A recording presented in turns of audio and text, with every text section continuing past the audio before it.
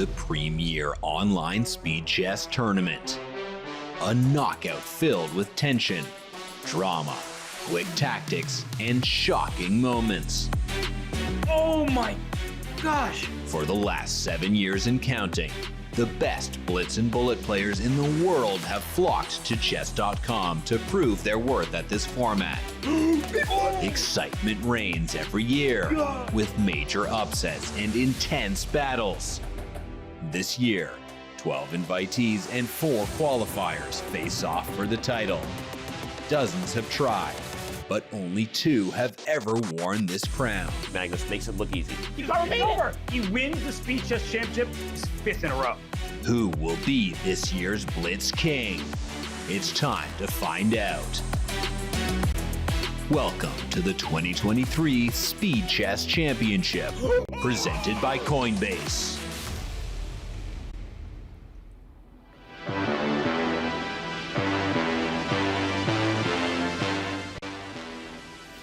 Welcome back, everyone, to the 2023 Speed Chess Championship presented by Coinbase. We are excited to welcome Coinbase as the presenting partner of the Speed Chess Championship. Yesterday, we saw some exciting action. Today, we promise to have another excellent match in store for you all. I am Grandmaster Robert Hess. Alongside me is Grandmaster Benjamin Bach. And Benjamin, yesterday, Wesley So made his way to the semifinals. Today, we go back to the round of 16 to watch Jan Nepomuk and Arjun. Hello everyone, hello Robert, great to be here. And yeah, Robert, like you said, yesterday was an absolute thriller between Ali Reza and Wesley So. But today we have another very exciting matchup. We have Jan Nepomuk against Arjun Erigaisi. Robert, I think Jan has to be the slight favorite in this one, but it's going to be close. I think Arjun is a very tough opponent. And Arjun, he's always hungry. He plays so much chess these days. Jan, well, he's happy just to be in the field. He was a last-second replacement for Ding Liren. And as we look at the bracket, we know one semifinalist, that was Wesley So, taking down Alireza Firouzja yesterday. And oddly enough, we have one match that has not been played in the first round, the winner of which plays Magnus Carlsen. Exactly, yeah. So here we see Nepo, the 7th seed, against Arjun, the 10th seed. So by the numbers, we can already conclude that this is going to be a close one. And yeah, I think that's what we're going to see for sure. And even if they make it through, they're going to play Magnus, so they definitely do not have an easy bracket.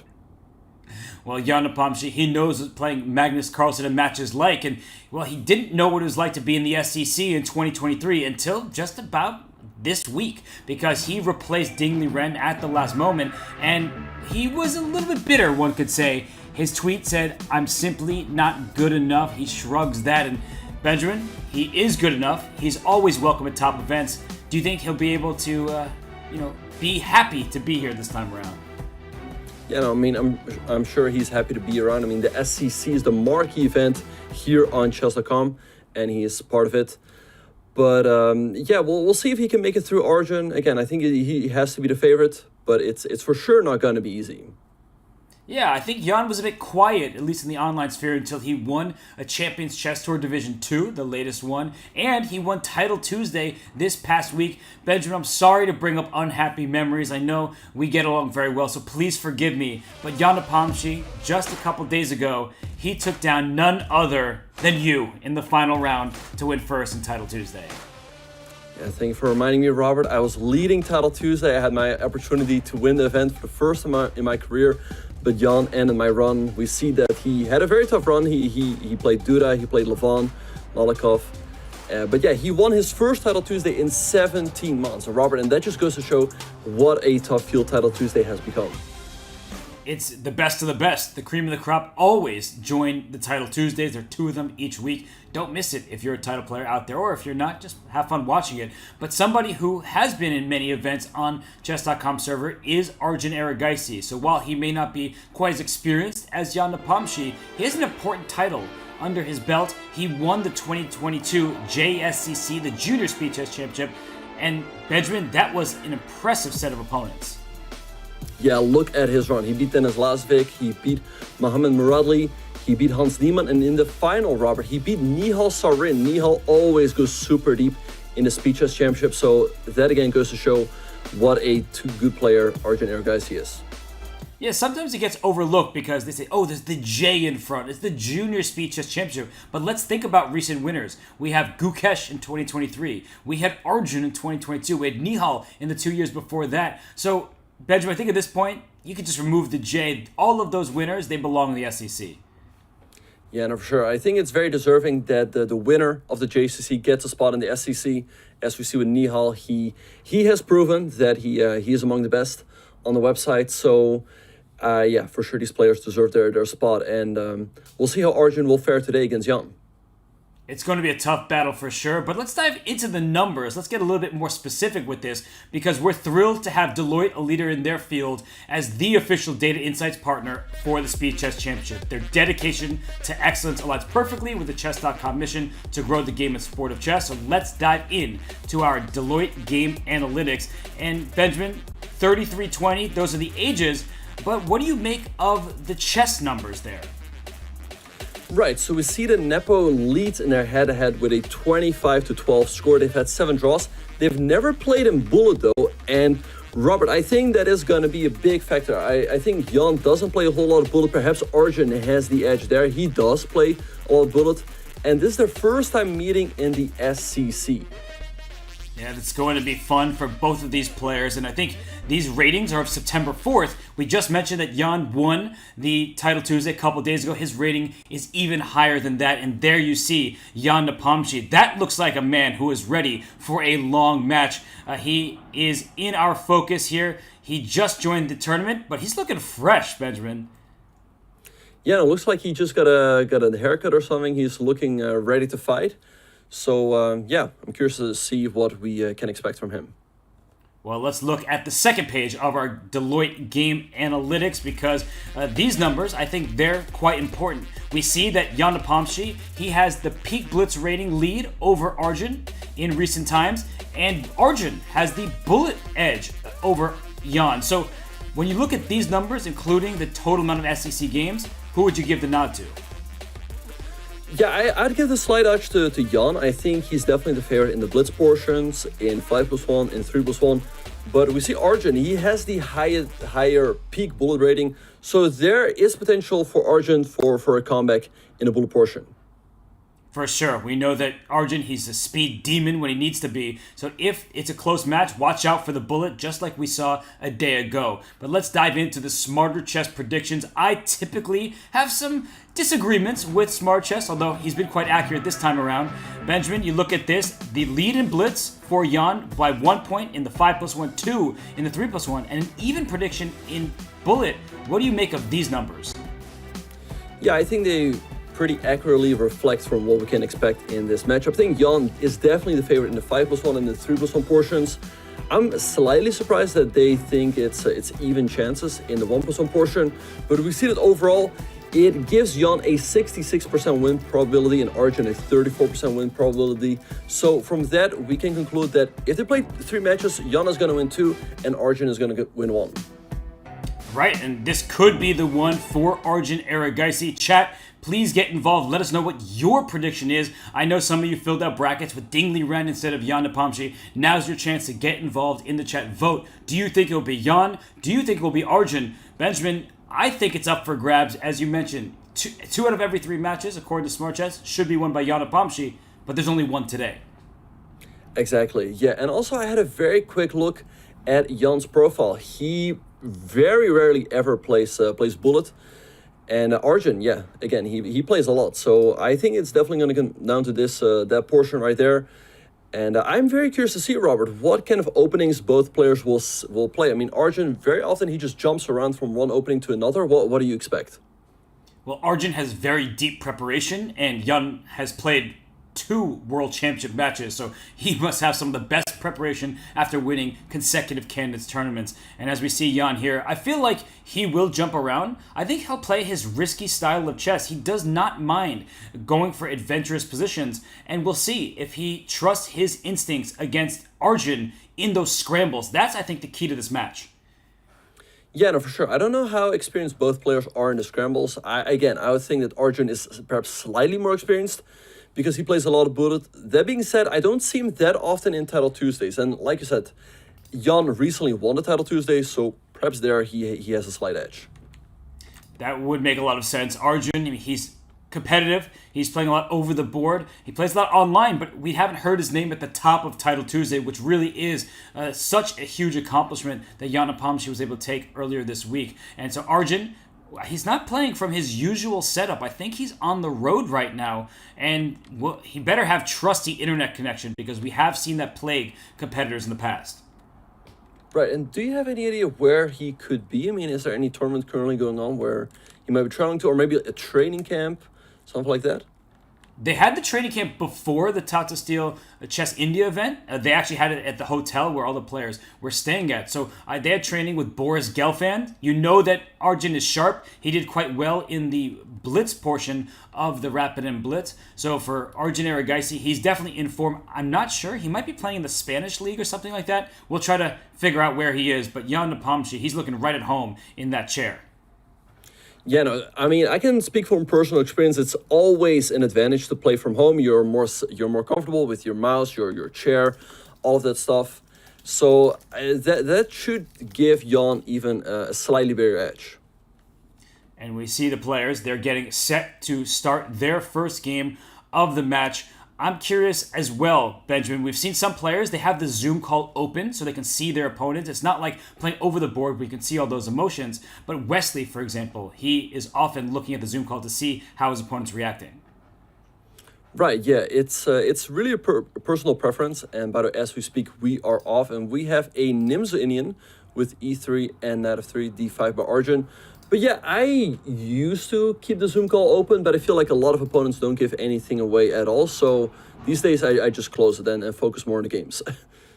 Okay, well, that makes a lot of sense. Why don't we do that here? And this looks like a position that Jan Nepomniachtchi is going to be excited about in this match. Isolated queen pawn on d4, but in exchange for the IQP, you get play in the adjacent file. So Benjamin, as we see the opening moves of the match, we see Jan playing with really great speed.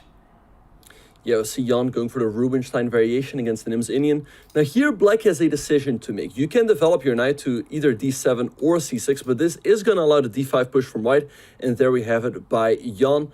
So let's see what Arjun is going to do here. I think the main line continues with bishop takes c3, pawn takes e6, then it goes something. At some point you take an f3, and after some long forcing line, you reach an endgame where white has a slight edge, but often it ends in a draw. But I forgot exactly how the line goes. But that's definitely it. It's bishop takes knight, pawn takes e6, bishop takes other knight. And Arjun, either he's unfamiliar with the exact moves in this position, or he's trying to remember his line. Because bishop takes c3, if you didn't know that it works out, it looks like it could just lose on the spot because of pawn takes e6. Exactly, yeah. But if you don't go for bishop takes c3 and you go for pawn takes d5, white is considered to have a slight edge after knight takes d5, and white has some activity in the center. Whereas black's pieces are slightly clumsy. The knight on d7 is a target. The bishop on b4 can often be hanging. So I'm surprised, Robert, that Arjun is spending his time here and he has not played the move bishop takes c3 yet. If you wanted to avoid all of this, there's also the move h6 instead of knight bd7 to avoid the d5 push. Right, he actually brought his knight in front of the queen, and rooks usually win showdowns against a queen on an open line. So if he takes on d5, I'm worried for him because after the series of exchanges, there are all sorts of threats for white to win a piece because the bishop on b4 is loose, the knight on d7 is pinned, and yeah, I'm just checking, I'm making sure that Arjun is still connected. It seems he is, and wow, he plays e5, so he doesn't actually take this pawn on d5. Right, and now we see Nepo pausing. e5, yeah, it's not a move that I am familiar with, and we see the evil bar slowly creeping up. White should have an advantage here. The question is, how do you prove it, though? Do you go for knight takes e5? Well, then there might be a move like rook e8, putting the knight in a pin.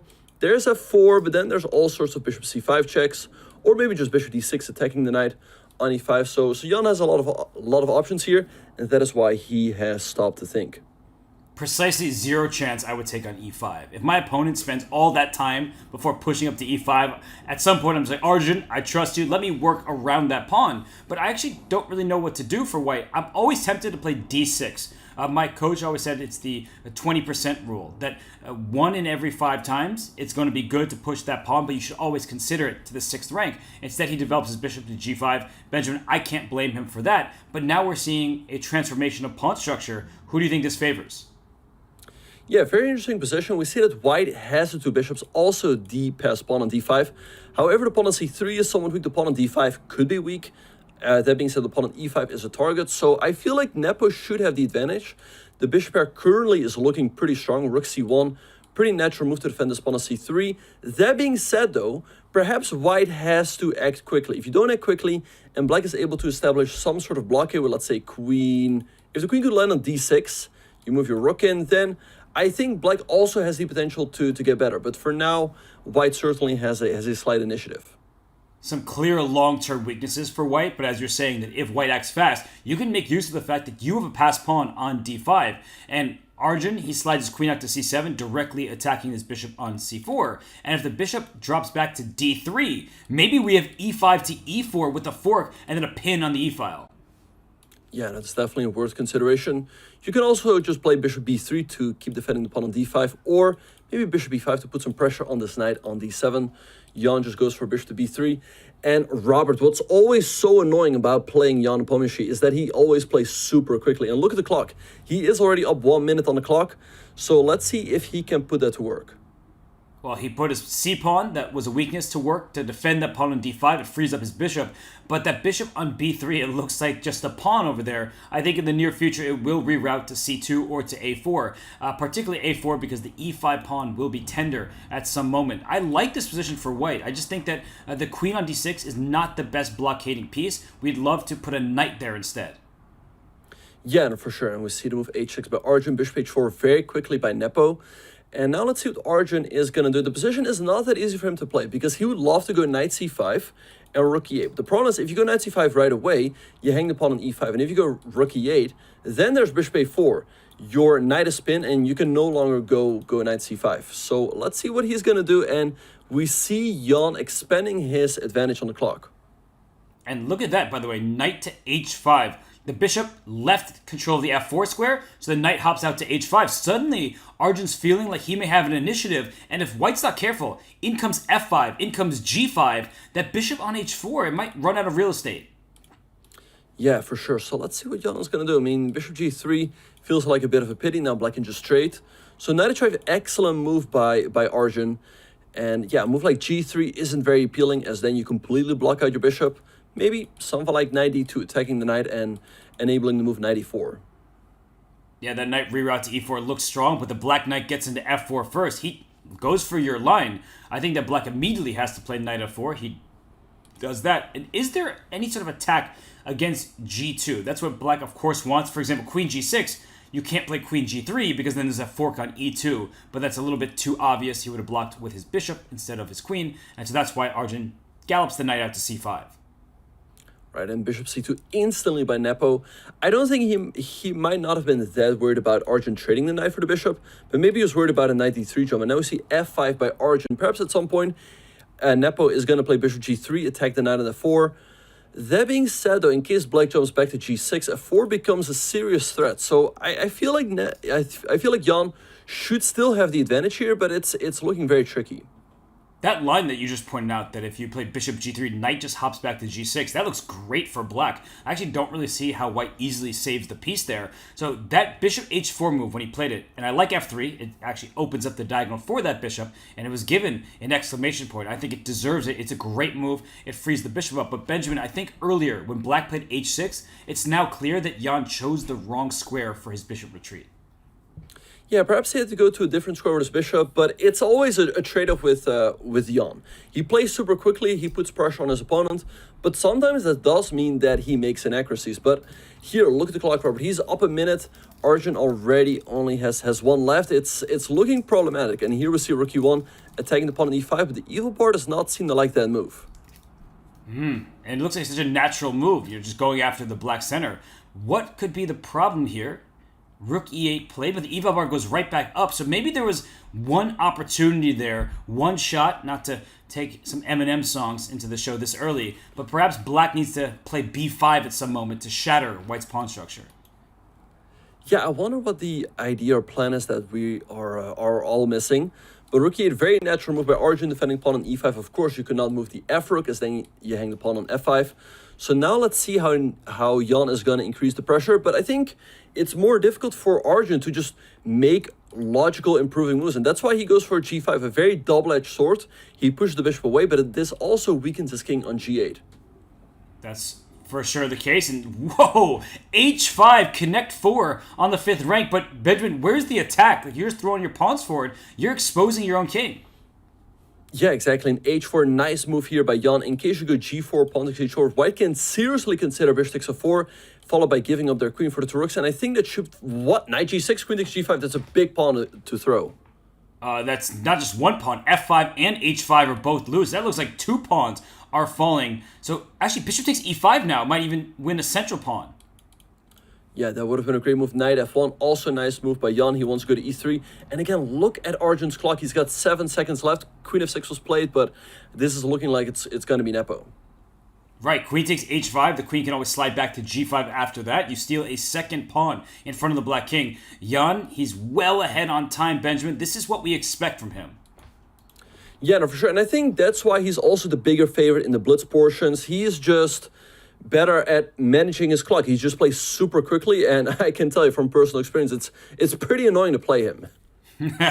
Yeah, because he plays quickly and well. It's that deadly combination. And there's a rook on h8 now. Is there any potential for an attack down the h-line? The knight for black is coming to e5. That's an amazing blockading piece. And the knight can slide into g4, and suddenly the white king is not perfectly safe. I see Arjun trading on f3 followed by rook h3. Wait, all of a sudden it might get a little bit tricky, but can't you just go king g2 and meet rook h8 with rook h1? And in case of rook g3, you just go king over. It still feels like Jan should be in complete control here. And he goes rook h5, step in the wrong direction because now he only has 1 rook activated for black. You need both of them there. If you swap rooks off on g1, that should be good enough for Jan, but he's taking a think, and that's very smart, Benjamin, because king f6, king e5, king d4 at some point could have been scary. Whoa. Wow, and look at that move, e5. Great find by Jan. In case you would have taken with the e rook, I guess there would have been rook h7. He takes with the g rook for that reason. So there is rook e2 at the end, but now maybe a check over here. He goes rook h7. So where exactly is the win? Oh wait, He just takes the he takes the bishop, but this looks like drawing opportunities for black. At least there's some chance of double your rooks on the second rank, but it's not quick enough. Oh, that's a brilliant move. I like the professional approach here by Jan. He just trades off 1 pair of rooks, now the game is completely over, and he wins his game. I thought, for whatever reason, that black had a fork, but the bishop is on b1. There's no fork at all. Yeah, no, this was not accessible to Arjun's pieces, and now we see Jan with the black pieces go to his trusty Petrov. We saw this line in previous matches. I like it a lot because f2 is hanging, and it gets very exciting. Yeah, for sure. So I wonder if this was his world championship preparation for Magnus. He takes a pawn on f2, bishop takes f7. This gets super sharp. King g6, I believe, is the move here. And now you are down a rook with white, but the knight on h1 is trapped, and the king on g6 is super weak. But I think Jan, perhaps he just knows it all. And this was played yesterday between Wesley and Alireza. Alireza, the white pieces. And he actually obtained a big advantage in that game at some point. It was really messy. The white knight went up to d5 and somehow won the black rook on a8. It was a forcing sequence. But look at Jan. He doesn't look bothered. He goes d5, but that's a mistake. Yeah, apparently that is not the move. And what happens actually in case white takes the pawn? Knight takes d5. Looks pretty tempting. A fun line here, Robert, is that king h7 runs into knight f6 check. And if you take, there's queen f7 checkmate. So what do you even do? I mean, bishop e6, knight f4 looks problematic. Well, what does he have in mind in case white takes? And there we go.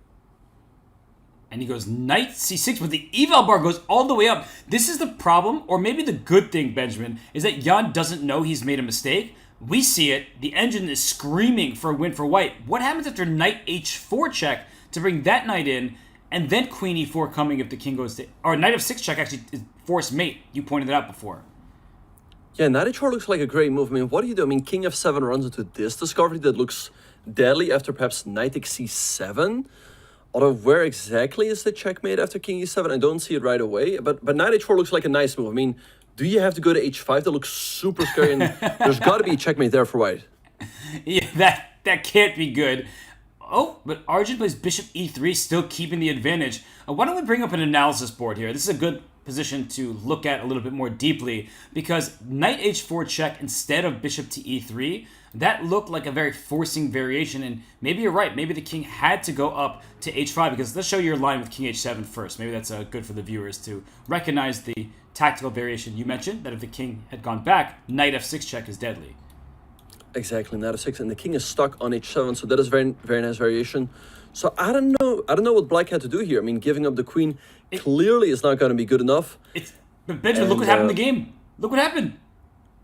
And Jan's laughing. If you refresh the board here, oh my gosh, he ran right into it. Knight f6, and he can resign. And Robert, this must be so frustrating for Jan. He won a great game with the white pieces, but within a minute or so, he's already thrown it away. Yeah, we didn't even have to analyze it apparently, because Jan let it happen. He's laughing because he can't believe he just missed this, and he walked right into a checkmating attack. He has to either give up his queen, in which case he's completely lost, or just resign because he's getting mated. Exactly, because king g6, knight h4 is checkmate. The king is stuck over here. All of the squares are covered. So yeah, I think he just has to resign, or well, perhaps he can give up his queen. You do have a rook and a knight, but your knight at h1 is going to get trapped in the next couple of moves. So let's perhaps have a very quick look, Robert, at what he should have done. Instead of d5, and there we have the resignation. Apparently the move is king h7 here right away. Wow, so he'll have to learn that during the break if he wants to repeat this line, because it's way too risky to play like this in blitz chess if you don't know all of the ins and outs. And we saw Arjun, he steals his first victory. It's 1-1, and for Jan, you just have to forget about that. And Benjamin, let me ask you something. As a chess player, as a strong grandmaster, when you lose a game like that, do you feel like they're easier to forget about because you're like, okay, I'll just look at my prep later? It's tough. It's tough because you just throw away a point, right? That's pretty much what happened. He did not lose because Arjun outplayed him or whatever. I mean, of course, the opening is part of the game, but again, in the first game, he outplayed Arjun pretty nicely, right? But in this game, he just threw away a point, so that must be pretty upsetting. And the question is whether he is going to be a little bit tilted from that loss. And Magnus said that between these two players, Jan is the more tiltable of the two. But let's see how he rebounds in Game 3 here. This promises to be an exciting opening. We see that White has regained the pawn, but Black has these passers on the queen side. In your experience, do you prefer this from the Black or White side? Yeah, it's an interesting. I've never had this actually with either White or Black. This is actually called the no-to-boom variation. I know probably most people will refer to this as the nude boom. But we see indeed that Black has these queenside passes, but White has big center. And after the move Queen e2, Robert, can Black just set the pawns in motion right away with the move a4? That looks extremely scary to my eyes. I guess the one idea that Black needs to be very careful about is if after a4, White plays d5 with bishop takes f6 to follow, because you need to make sure that your king side isn't getting shattered. This is exactly what's happening. So, Benjamin, can Black just play knight b8 to d7? That feels like the safest option. Yeah, that looks like a nice move for Arjun, just defending the knight on f6. Also, you can potentially get some control over the c5 square, and I like his position. I mean, Black has a very easy plan, just a3 to follow, b3 potentially as well. And I don't really see yet what White is going to do in the center. If you take an e6, no big deal, you just recapture with the f-pawn. And I mean, e4 can always be blocked with move e5.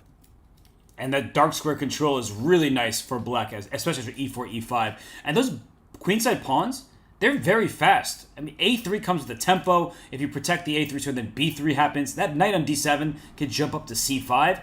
I think that Arjun should be very happy with his position from the Black side here, because I actually don't see an easy plan for White. He might have to stop those passed pawns immediately, like rook f to b1, and get defensive.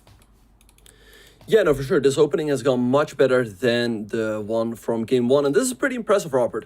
As some players, they will stick with an opening even though it's not working. And also because in a match, you just play one game after another. There's no time to search anything up. So if an opening is not going your way, very often it's just better to switch it up and play a different one. And knight d4 gets a question mark. Can Black just play a3? That would be my first instinct, to force the bishop back to c1. But sometimes the problem with pushing pawns too quickly is that you give up squares and you're not able to push that second pawn. So at least by having a4 and b4, it's kind of like hanging pawns in a way, that you have your choice of pawn pushes. Exactly. I think Jan wants to meet the move a3 with the move knight b5 attacking the queen. In case you take on b2, you can take on a8 first. So that should still be fine, but perhaps black just moves the queen. The question is where, though, because if you go to b6, there's going to be bishop d4. So let's see what Arjun is going to do. He can also take the pawn on d5. Why not?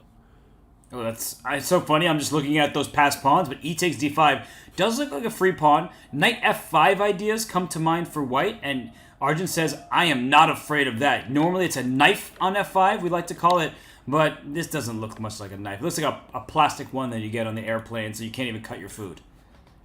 Right, and here we have the move rook a2-1 by Jan. Yeah, knight f5 doesn't seem to do a whole lot. Now, I guess he wants to meet a3 with bishop to a1. Keeping the bishop on the long diagonal makes a lot of sense.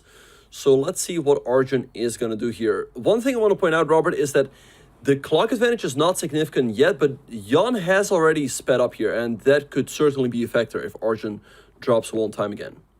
He recognizes that his position's in danger, so he's going to use the clock as that 17th piece. And something to note here is that as the board opens up, the bishops will be very strong. So I'm looking at this position. I think that staring at h7, staring at g7, as you point out, knight to f5 at any moment. The queen can go towards the king side, or even go back to a2 and just stare at the center and stop those black pawns in their tracks. I do feel like the eval bar suggests black is much better. I think it's harder to play in practice. Yeah, queen b6, nice move though by Arjun. He's now threatening to go b3 and b2. And here Jan has a tough decision to make. Do you go knight b3, blocking the pawns? Well, it's possible, but then you completely get rid of all of your attacking ideas with knight f5. You can also go knight f5 here, but then there's the move b3 for Arjun. So Jan really has a decision to make here, and he's going to have to burn some bridges.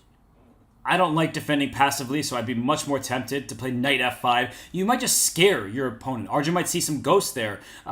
There are knight takes g7 ideas with queen g4 and queen to the h file to follow. That h7 pawn can be quite loose in some of these lines. Yeah, I like it. Perhaps knight f5 here, and after b3, maybe bishop d4 in between, making sure that your bishop remains active on the diagonal. And after the queen moves, then, like you said, there are ideas of knight takes g7 and queen g4, queen h5 to follow. So Jan certainly has some attacking potential here with the two bishops on these long diagonals. I have a line for you, Benjamin. Knight f5, if b3 from black, maybe c5 for white. Because black's queen is overloaded, so knight takes c5 will be a problem with bishop d4 to follow. And if you move somewhere, white plays pawn to c6 because there are tactics with knight e7 check in all these lines. Oh, that's a nice one. That's a nice one. So let's point that out real quick. So let's say knight f5. After b3, there is the move c5, and if you go, let's say, queen e6, there is c6, forking the bishop and the knight. And if you take the pawn, you take, and if you take the queen, there is another fork, and you win the queen with white. So very nice lines there by Robert, but instead, rook b1 was chosen by Jan. Makes a lot of sense. He's just stopping the pawn before it can push up the board. The engine doesn't like it, but I think we, as humans, understand it. But what's the follow-up for black? Because you can't push your pawn to a2. I would be nervous to do that. I don't like pushing my pawn so far ahead of the other where I can't keep them protected passers. Yeah, no, for sure. They can easily become blocked. Maybe knight c5 to prepare that b3 push again. And in case of pawn takes d5, you can then also take on d3, followed by bishop to a6. The question, of course, is what is going to happen after knight f5? It looks less scary if you start stealing the bishop. So he plays knight to c5.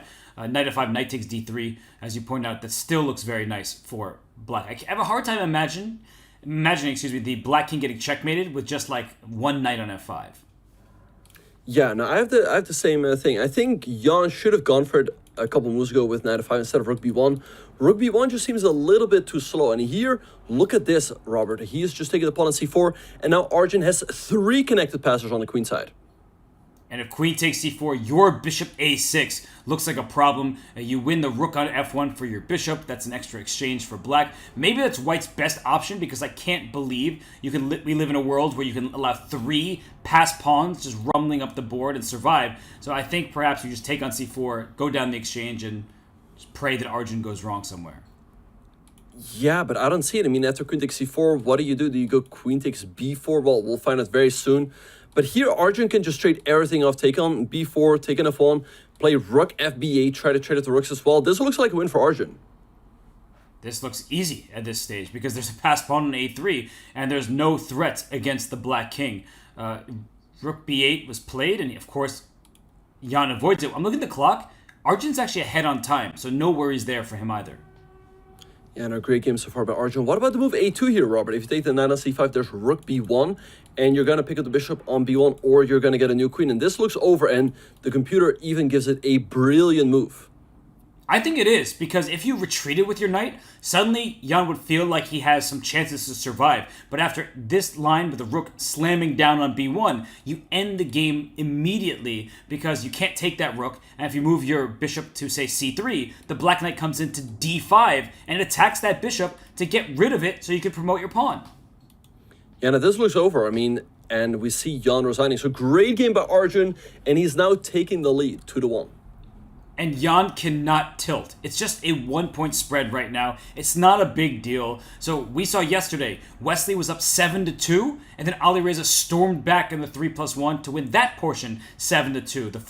The script flipped. Whatever it is, that's what happened. But he's going back to his trusty French. I'm a hater of the French defense. How do you feel about the opening choice? Yeah, so he goes into the Wiener variation of the French. So why do you hate it? Have you ever played it with white or with black, or where does the hate come from? I've played against it from the white side a ton. I played it 2 times in my life that I can remember with black. I have one very career highlight moment from the black side of the French. I played against Vichy, so that was a happy memory. But I just don't like what happens to the light square bishop on c8. It's a bad piece. Now it's going to get traded. That's the good news. If bishop comes to a6, you get rid of your worst piece. But in so many French defenses, you just have this horrible bishop, and white gets all the space. Exactly, yeah. So let's see if he's going to go bishop a6 here. Arjun anticipates the move bishop a6, so now he can go bishop to b5. And after take, this knight on b8 can no longer go to c6. However, often you can solve that issue by going for a very quick a6 move, trying to get rid of the pawn. Jan, on the other hand, goes a5. And look at the clock, Robert. He's still playing super quickly. And this is what I like. I think the French defense came as a bit of a surprise for Arjun. And Jan, again, has taken the lead on the clock. Yeah, and for Jan, the French defense is one of his trusty weapons. Like Wesley So. Wesley grew up playing the French. They know it extremely well. And now that we've seen it take on a6 and the king has castled, I don't see this being a problem for black. In fact, the underlying structure of the French is good for black. If you get to certain endgames, look at those double pawns on the c-file. That's an issue. That black knight can now go up to c6 and a5 and c4, and suddenly white does not have good control of some key squares. Yeah, for sure. The one thing, though, for Jan is that he first still has to take this pawn on a6, and after you do, your knight on a6 is going to be slightly misplaced. So then you're going to have to come up with a way to solve that. We see Arjun taking the pawn on c5. Interesting decision, and I wonder what Jan is going to do. He recaptures the b-pawn. Now, especially, black has a big structural advantage, so maybe Arjun has to go all out on the king side here with a move like h5. Yeah, he is the only one with the dark squared bishop, so h5 followed by h6 would carve out those squares. So Jan plays h6 himself, but there's good news that the king is uncastled for white. It got an exclamation point because allowing h6 would be too problematic. But Benjamin, g4, g5? Hello, that looks like a kingside attack. How will black stop that? I don't know. I think he just has to allow it to g4. Let's see what he's going to do. Maybe just rook takes a6, takes, and after g5. Maybe you can create some quick counterplay yourself with queen a5, but it seems like white's play on the king side is coming pretty quickly. But perhaps after g5, what if you take knight f5, there's h6, so I don't know. We see queen e2 by Arjun hanging on to the pawn for now. But the reason I don't love that move is because of this response. Now rook takes a6, we'll swap rooks, and then when the queen takes back on a6, white is not trying to trade queens. You don't go g4 and hope to trade queens. You don't ruin your own pawn structure on the c-file and hope to trade queens. The endgames will be favorable for black, so unless there's a move that I'm missing here, I don't like that queen e2 decision. It allows the queens to get in contact with one another. Right, and right now Arjun is in a tough situation. He might realize that g4 is the way to go to create counterplay on the king side. However, we see that he's already down 2 minutes on the clock, and going into wild complications while you're so far behind and your opponent's playing quickly and confidently is not something that's easy to do. He goes rook a4 with the idea to go rook g4 and bring some more firepower in the attack. But this is an idea that's so easily parried. Bishop takes h6 is a threat. The g7 pawn is pinned. The knight on f5 will sit there and be an incredibly strong piece. And then the knight on b8 goes out to c6 and maybe over to e7 to reinforce it. This looks strategically winning for black, so white needs to find a way to force some issues here. Otherwise, if black coordinates everything, it's big trouble for Arjun. Right, and we see that Arjun finally castles. The problem for him was that rook a1 was coming very quickly, forcing white to castle, so he figured that he might as well just play that move right away. Rook a2, nice move by Jan, putting some pressure on the pawn on a2, and maybe now he can follow with the move queen a6, offering the trade of queens. White is to move their queen, but I don't really see comfortable square to move it to. I mean, maybe d1, but that's not very active. And then black is going to follow up with that move 96 that you mentioned. So right now, it's looking like it's all Jan Nepomniachtchi, who has a 2-minute lead on the clock and a nice position on the board. And we see knight h4 and then queen a6. Jan says, let's get those queens off the board. It got a question mark. I don't mind it so much. It's not objectively the best move, but it's one that makes perfect sense. And look at this. Arjun, he's so committed to the kingside attack, he puts his pawn on c4. But there's something that Jan is relying on. If knight takes f5, e takes f5, the queen on a6 protects the h6 pawn all the way from that side of the board. Wait, but right now it isn't. Can Arjun take an f5, take an h6, sack the rook, queen takes, you are threatening checkmate? Is that a possibility, Robert? I love the idea of it. If it works, that is brilliant. I think it does work. I actually think that Jan just walked into this tactic. Yeah, because after g6, you can also take the rook here first. There's pawn takes g6. And Arjun is going down that line. Bishop takes h6, bishop takes h6 is on the board. So let's see what Jan is going to do here. This looks very critical for black. And it's a move that's so easy to overlook. Your pawn is attacking a rook. Of course they have to move the rook. No, great awareness from you and from Arjun. Pawn g4, queen g4. That actually looks losing for black. I don't really think you're going to survive that with the king being ripped open. But is there even another move here? Knight d4 is like hitting a queen on e2 and the bishop on h6 and the rook on g4. And after rook takes g7 check, king h8, I don't see an immediate checkmating attack, but it looks scary for black. It looks scary for black for sure, but the bishop on h6 is hanging, your queen on e2 is hanging as well, so you're going to have to defend that. Maybe queen d2. Is there a move like f4 for black with the idea that in case you take the queen, there is the move knight e2 with a fork, there is bishop takes, but then you hang the rook on g7. So Nepo, he goes for knight d4. Has he figured out that variation? I think he has. He kind of shook his head. That deserves an exclamation point. To kind of blunder, let's be honest. He blundered bishop takes h6. He didn't see it coming. But then to regain your composure and play knight d4 and work through these tactics, Benjamin, look at how much time he's up as well.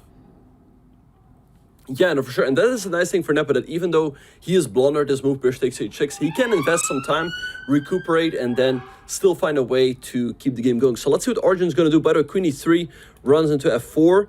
And your queen is under attack, so then in case you take, again, there's king takes g7. So I think queen e2 is a little bit better to make sure that f4 no longer comes with a tempo. And he goes for that, but look at how quickly Jan plays f4. What is the best move here for white? Rook g4, you take the bishop. Maybe there's rook g6, so that when black takes the rook on g6, white takes the rook on f8. This is so messy. Yeah, no, for sure. I think that is the line he has to go for. There, the material remains even.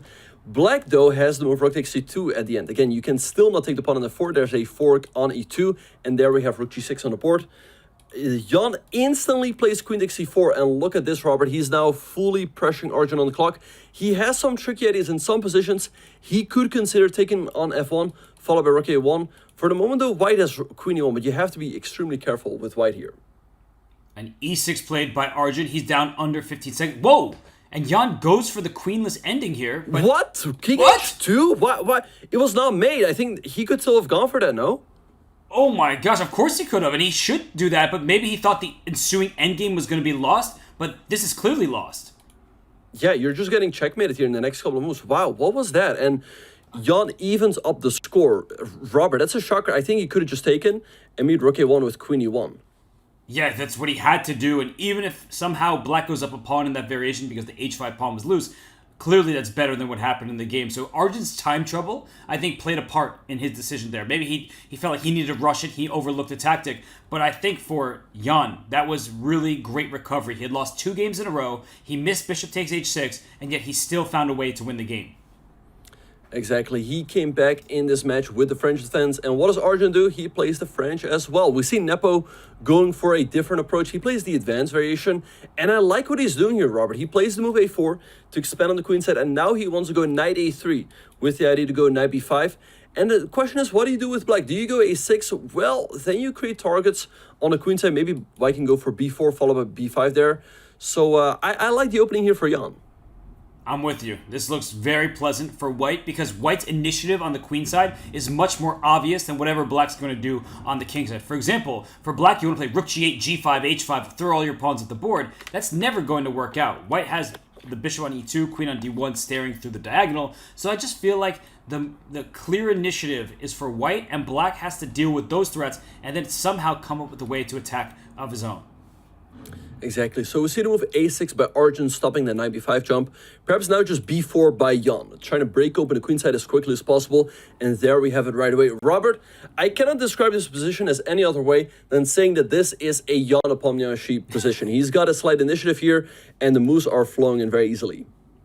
It really is, and it's also an Arjun Erigaisi position, but if he had the white pieces. I don't think Arjun likes defending. It's not something that most players enjoy, although some are really good at it. But here it just seems like a free hand on the queen side, but Arjun goes knight f5, and now the big question, can you push these queenside pawns? But b5 might be met with a5 to shut the queenside down. Exactly. Arjun wants to keep these files close, so b5 will probably be met by a5. You can consider going b6 there, though, to open up the queen side. He goes bishop g4 right away, trying to put pressure on that knight on f5. Does he want to take on d5? Certainly a possibility.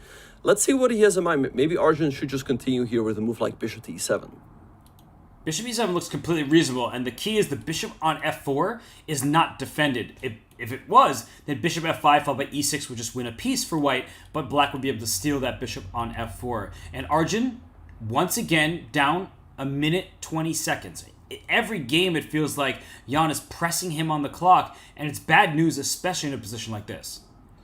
Yeah, for sure. So let's see what he's going to do. I mean, taking on b4 looks very questionable, as white has rook c1, and after bishop c6, a nice move, Robert. A knight to b5, attacking the queen. And in case it takes the bishop on c6 under attack. So he goes knight h6, attacking that bishop on g4. Perhaps he was really worried that Jan was going to take an f5. And Jan probably will not take on h6, I don't think, because that hands black the bishop pair and an open g-file. There's not going to be a checkmate down that line, but the e5 pawn is very, very tender, and if you have to make moves like f4 to defend it, now all of your dark squares are weak, and only black would have a dark square bishop. So I would not take on h6, I don't think. And Jan says, well, I'm not going to do it either. Let's just go for the attack. Yeah, he does not care about the bishop pair. Arjun can take here, but the problem is after queen takes, it's also going to be difficult to develop that bishop on f8. If you go bishop e7, there's queen takes g7, and there's not a very comfortable way to defend that bishop on e7. So let's see what Arjun's going to do. I think the move a5 looks like the most natural move to me, just keeping the queen side close for now. But your point is well taken. a5, b6 is what you should play. Especially if this were bullet chess, you throw that pawn up the board. And Jan, he's doing that chess player thing. He's looking away, but he's really calculating. Can I throw that pawn up the board, give it away to open a file? Yeah, let's see if he's going to go for it. And there we have it, b6. Nice move by Jan. Now rook b1, attacking the queen. The queen has to move. And then there's going to be knight b5. What a great game so far by Jan Nepomniachtchi. Every move has had a purpose, and now the b5 square is carved out for his pieces. Bishop e2 comes with tempo against that queen, but maybe black wants c5 to c4. It's a committal move in terms of the pawn structure, but it opens up that bishop on f8. So bishop e2, it's a one-move threat. Probably not the way to go, but there could be tactics with sacrifices and things of that nature. It's going to heat up here. Yeah, for sure. And Robert, what about this? Bishop takes h6 followed by c4.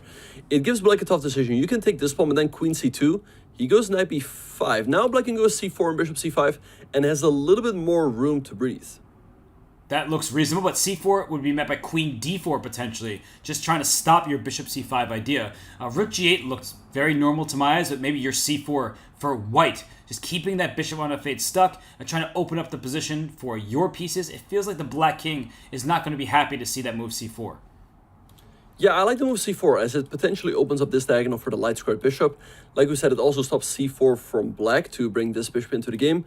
So let's see if Jan is going to go for it again. It's another typical Jan Nepomniachtchi move. And the issue, I would say, or the downside of playing c4 for white is it opens up that diagonal not just for white's bishop, but for black's bishop, because the g2 pawn could be a potential target. So it's a very committal decision, and that's why Jan is correctly spending his time. And I sort of want to correct the record about Jan Nepomniachtchi. Sometimes he has a reputation for playing too fast, which is true, but he knows when to conserve his time and when to spend it, and he does spend it before playing c4, correctly evaluating, assessing that this is good for white. Yeah, nice move here by Jan. I think in case black takes, you should wait for a second to play the move bishop f3, because if you do, black gets bishop c6. So maybe in case black takes, you play a move like queen e2 first, trying to regain the pawn. Black can not go bishop c6 just yet, as it hangs the e6 pawn with check, and you pick up the rook. So let's see how Arjun is going to deal with this pawn sacrifice. He goes bishop e7, but what does he have in mind in case white just takes here? He's going to take back, I guess, and the bishop on g4 is under threat. So he wants to trade pieces. And his claim is that, well, he's up 2 pawns on c5 and d5, but then white gets these pass pawns of his own. So, Benjamin, it's a race. Do the c and d pawns, do they shine, or is it going to be the f and e pawns? I'm not sure. Yeah, good question. Let's see what's going to happen. Maybe just queen e2, keeping the status quo, preparing to take on d5 at some point. And black doesn't have any easy moves. You cannot move the bishop. You're going to hang this. Moving the d-pawn has its drawbacks as well. Perhaps there's king b8 to slowly improve the position. And there we have to move queen e2 by Jan. I feel like you're the Jan Nepomniachtchi whisperer right now. You're really calling his moves, and he's playing with force. So I like the way this is happening, and it's non-committal. And that's a good thing right now when Arjun only has a minute and a half on his clock. This is clearly a trickier position to figure out for black. Yeah, so let's see what he's going to do. Maybe just king b8. Although, perhaps Robert, he has an idea to take on d5, followed by e6, attacking the bishop, and then queen e5. That looks pretty scary for black.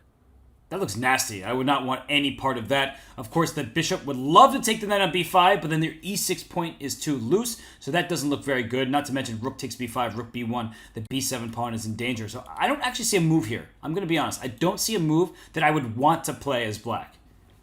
Yeah, and this is such a tough situation for Arjun. Like, he knows he has to move, right? He's got a minute on his clock. His clock is ticking, but it's like, what do you play, right? You're like, I gotta move, but what do you actually do? And he comes up with the move rook to g6. All right, okay, but now, in case of takes, and f4 would always come with tempo. And Jan apparently missed something. He went rook f to d1, but the evaluation is still in his favor. So perhaps c takes d5 was more forceful, but rook f d1, to my eyes, looks like another improving move. If rook doubles in the g file, you bring your bishop back to f3, defending the g2 pawn and striking in the center. Yeah, so rook f1, nice move by Jan. He's keeping the pressure on Arjun, and he finally decides to take on c4, so let's see what Jan is going to do here. You can recapture the queen, you can slide your bishop back to f3. Lots of tempting options. Also, knight d6 is there. So I think we're going to see Jan investing a little bit of time here again. And bishop f3 is so powerful because bishop c6 is not really available to black. As after a swap on c6, you can't take with the queen because knight a7 check would be a nasty fork. Right. Can you take with the b pawn though? I know it weakens the black king, but I don't see an immediate knockout just yet. But I can't even look at that pawn structure. Look at the double H pawns, the triple isolated. Oh my goodness, we're about to see this pawn structure. Right, and there we have it on the board. Look away, ladies and gentlemen. So now what do? He goes knight d6 right away. I guess he just wants to recapture with the pawn. Looks good for white, but for now, black is still keeping it together.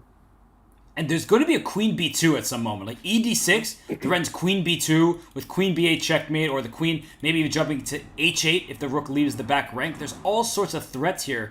And he does take with the pawn. The king slides out to d7. How do you get to that king? Good question, Robert. I mean, maybe queen f3 to go queen f7. But again, look at the clock. Arjun's got 17 seconds. It's going to be so tricky for him to keep this one together. Jan, at some point, can also just go pawn grabbing and be like, hey, my king is safe over here. Black's king is weak, so he should always have the advantage. So let's see how he's going to work his magic here. Rook b2. What a quiet move, especially in your opponent's time trouble. King to e8. Does the king actually get to escape? I don't think so. You might even have d7 check in that position, or queen e5 as you're pointing out. So rook to g5. Rook d5 is black's next move. That would help save the king. Yeah, for sure. That'll be a nice move for Arjun. So let's see what Jan is going to do. Maybe rook e1, targeting the pawn on e6, which is now unoffended. He goes queen f3. Is rook d5 a move, or are there some scary tactics for him? Maybe something like check on rook e1. And he got the move off with 1 second. Barely gets it off, and now e6 is under threat. He goes queen c8 with just a second on his clock. There's no checkmate right now. But is there a move rook b8, attacking the queen? He goes rook b7. Rook e8 by Arjun. For now, he's keeping everything together, and he is up a couple of pawns. Robert, has Jan let this one slip? Watch out for those triple pawns. They can go up to c3 and c2 and cause back rank problems for the white king. I don't see a checkmate. Queen f4 check. The only move for black is e5. You could take on h6 after that, sure, but then maybe the rook slides up to e6. This feels like one of those Sam Lloyd puzzles where there should be a checkmate, but I just don't see it. He goes rook a7, but c3, nice move by Arjun. e5, okay, you take the pawn, but rook e6 or queen. Okay, I guess you take the pawn on h7, but what about rook e7 here? And at least, rook... Okay, 0.2 seconds when he made the move. What is going on? Okay, Jan also now very low on time. Okay, he's got a move. He goes rook c1, and Arjun lost on time. Wow. Robert, what a game. Jan was outplaying Arjun, but in the one position, Arjun had the advantage. He loses on time. And that's what happens when you're down to your dwindling seconds. Even when you play perfect defense, as Arjun did, there was that one moment where rook c1 suddenly froze him. He couldn't make his move in time. So unfortunate for Arjun Erigaisi, but a win there for Jan Nepomniachtchi. He hunted that king. He was persistent. Right, and we saw that Arjun was a little bit rattled there. I wonder if perhaps he lost a connection there, or maybe he had a little bit of lag there for a second, or maybe he just had trouble getting that move off in time. It's so easy, Robert, with the 1 second increment to lose on time. Especially when you have only 1.2 seconds for your move, but you can regain time on the clock. Arjun was doing such a good job of that, but unfortunately for him, he now trails 3-2, and we have another fun position, a H-pawn push, seemingly out of nowhere. Benjamin, I have not seen this exact position before. What do you make of what's going on? Yeah, so pretty interesting opening. We see that black has the bishop pair. However, the position is fairly closed. And I think the idea behind the move h4 by Arjun is to restrict this bishop a little bit. It can no longer go to g5. Also, he perhaps wants to go g3 and bishop h3 to trade off these light squared bishop. All of black's pawns are on the dark squares. White's pawns are on the light squares, meaning that this bishop on f1 doesn't have a whole lot of scope, and therefore it would make a lot of sense to trade it off. But we see a pretty interesting move here by Jan. He goes bishop to d8, and I wonder if he somehow wants to activate this bishop on one of these diagonals.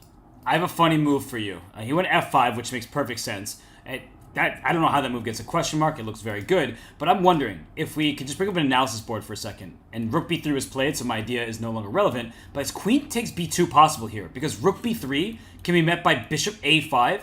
And I was wondering, once you take the queen on b2, bishop c3 check, does black have sufficient compensation? The answer apparently is not full compensation, but you have that Lasker compensation of rook, minor piece, and pawn for a queen. Exactly. Yeah, I think it was definitely worth consideration, especially if white had to go king e2. So perhaps that's why Arjun played bishop to e2. But we have more moves, Robert. f5 was played. So we see rook b3, queen c7. We see trade on f5, bishop g4, and c4. I like it for Jan. I think he's creating sufficient counterplay. Maybe now queen b6. Queen takes b2 is a real threat, as there's no longer that move rook b3. And also the queen is eyeing that pawn on f2. What does Arjun even do here? This looks problematic. He decides to swap bishops, which probably means knight e4 is coming. He plays that, but queen takes b2 is a free pawn. Although the engines say great move from Arjun, it was the right way to defend f2, but Benjamin, that's a pawn that's hanging, and how is white going to respond? Yeah, it's pretty incredible. After queen takes b2, maybe white just moves the rook, and after bishop a5, you can just play c3 or king e2. And even though it looks terrible at first glance, you're down a pawn, your king is being attacked. Maybe it's not too bad there. Ooh, rook f4 got a question mark, but it also looks like a pretty natural move. You're hitting the knight and the h4 pawn, but white has all of his forces towards the king side. Knight e2 comes with tempo, kicking that rook away. I feel like suddenly white is feeling much happier with much more space and control, and black is the one who's underdeveloped on the queen side. Yeah, so let's see what Jan's going to do there. After knight e2, you can perhaps take the pawn on h4, but like I said, black is behind. He goes knight h3. So I guess in case black takes, maybe you just go castles. White is down 2 pawns for the moment, but this rook on h4 is somewhat misplaced. White's got a nice knight here on e4, which is attacking the pawn on d6. So, yeah, white certainly has compensation there. In general, do you prefer to have the material advantage or the quote-unquote compensation when you're playing blitz? Often I like to take pawns, but I think, in blitz, it might make a lot of sense to just go for the attack and sacrifice a pawn or two. Bishop e6 by Jan, but what happens in case white just sacks? That's probably really good for white. There's also that knight retreating back to f5 at the right moment. The black king is clearly in a vulnerable spot. The white queen would jump out to f3. Knight takes d6. Looks like it's really going to hurt Jan here. Yeah, it looks scary for black. I mean, there's also the move knight f5 attacking the rook. If you combine it with a move like queen g4, the king on g8 can come under serious fire. So perhaps Jan played a little bit too quickly here. And Arjun just made the move rook to g3. He lost most of his advantage, and you could see Jan's face. He was confused by this, but rook takes e4. Is there queen h5 followed by knight g5, things of that nature? Yeah, that looks nice for white. In case rook takes c4, there's queen h5, threatening checkmate on e8. And in case you go knight d7, I think there's knight g5. You take the rook on e4, you hit a pawn on f7. In case of knight f6, you give a check, king h8, you take the rook, and there will be checkmate on g7 at the end. So I think Jan really has to bring in some defensive forces with the move knight to d7.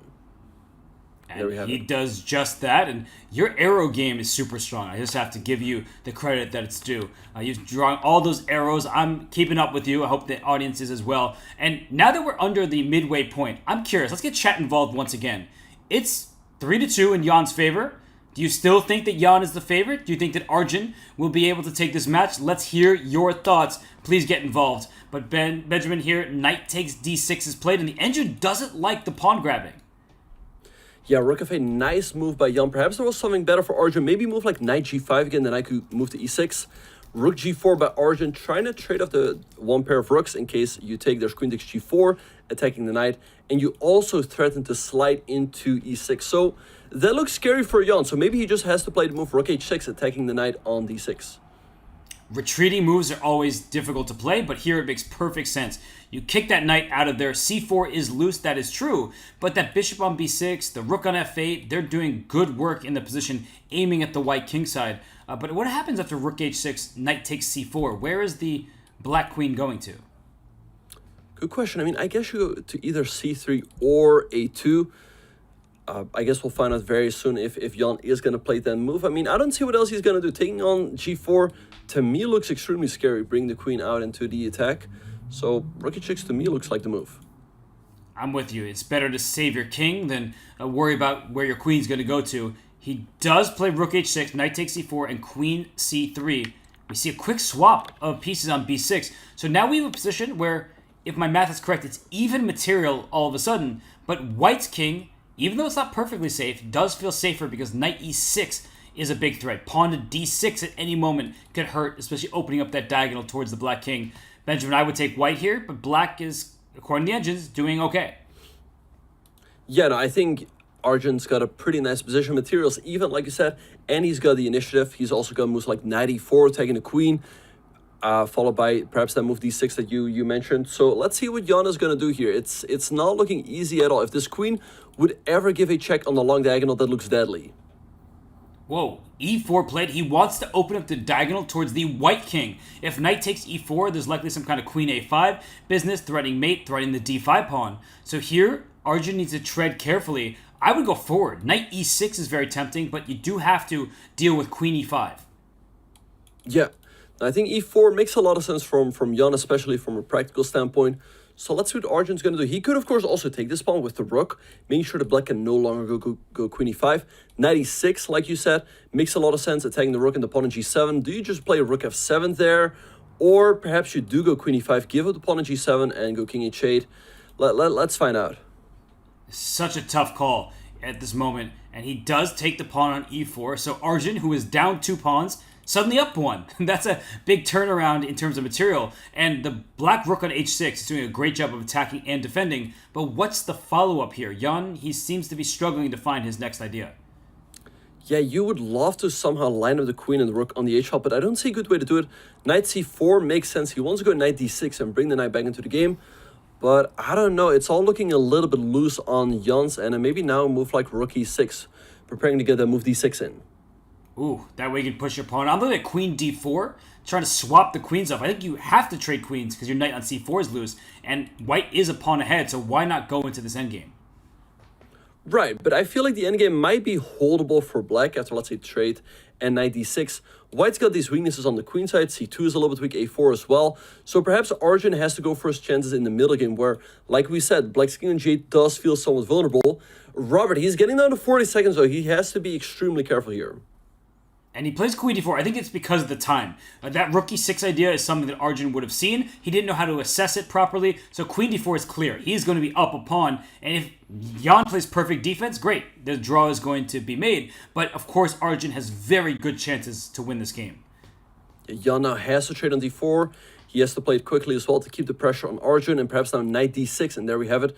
Maybe Arjun should play a move like knight e4. He goes c4, preparing to go c5. What about rook c8 here? So rook c1, if b6 is there a5, is he going to sacrifice his a-pawn to push through c and d?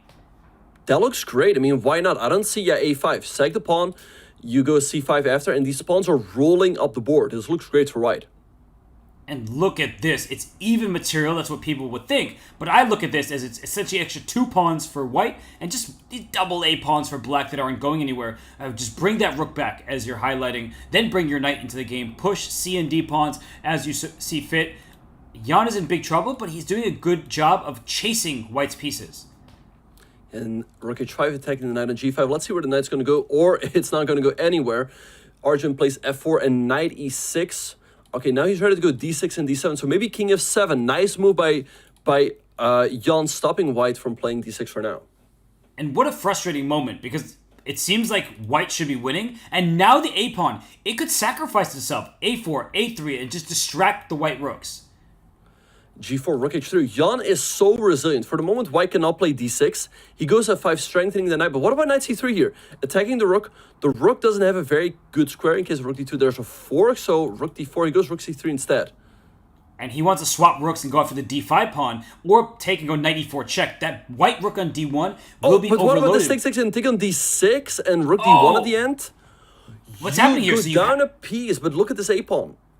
Yes, and you don't have time to play king to g3 because a3, a2 is happening. He's chasing the pawn down, but that means the knight is passive and he should be a losing move. Apparently, black was winning after king e5 with the idea to go king d5 and king f4. He goes h5 now. If anything, Jan can win this. Let's see if Arjun can hold the draw. I think king f3 was precise at that moment. And now, it's his table-based draw at this stage. The white king going to the a-pawn, and then the knight will chase the g-pawn. Yeah, apparently you're just in time to pick up the a2 pawn and bring your knight back to the defense. Yeah, g3, knight e3, and you're just in time. Wow, and if that were an h-pawn instead of a g-pawn, maybe some of it would have been trickier, but this is well-known stuff. Jan, he shakes his head. I don't know why he's shaking his head, because he's lucky that he was able to secure this draw here. Yeah, he's so resilient. Robert, he had a win in this position. He had that move king e5 with that to go king f4 and king d5. You go king up, I guess you go king here. King c4. So that was a big missed opportunity by Jan Nepomniachtchi. As we see, he still had around like 26 seconds on his clock. So perhaps if he invested a little bit of time, he would have found it. And you saw Jan, he's still shaking his head. Arjun leaves his chair. The players, they get to take a break. But you're right, Benjamin, there was that one moment where it looks like Jan could have won the game. He couldn't find it. It didn't happen. But Jan Nepomniachtchi still leads this match by a point. Benjamin, what do you think of what we've seen thus far? Yeah, it's been a very up and down match. I think overall Jan does have the upper hand. That being said, it feels like Arjun is very capable of mounting comebacks. So perhaps Jan has to find a way to play a little bit more solid and keep his lead when he has one. Wow, I mean, what a start in this match. Arjun, he was able to storm back after losing the first game. Then Jan was able to win 2 in a row himself. So this has been trading wins for these sides. It's a decisive affair. We'll see who can continue in good form. But before we head to break, just like the players, we want to remind everybody of what month it is. It's September, but it's also Subtember. So it's that time of year. Through the end of this month, claim up to 30% off all new subs on Twitch. Subscribers gain access to exclusive break time content during broadcasts, unlock new emotes, use those Jan Nepomniachtchi heads, spam Danny Wrench emotes, go with it, mittens, and even more. Score an ad-free experience on chess.com. Don't miss out on the deals this September. Subscribe right now. But right now, I will be back along with Benjamin Bach. This is the Speeches Championship presented by Coinbase, and this is the match between Jan Nepo and Arjun Erigaisi. Do not go anywhere.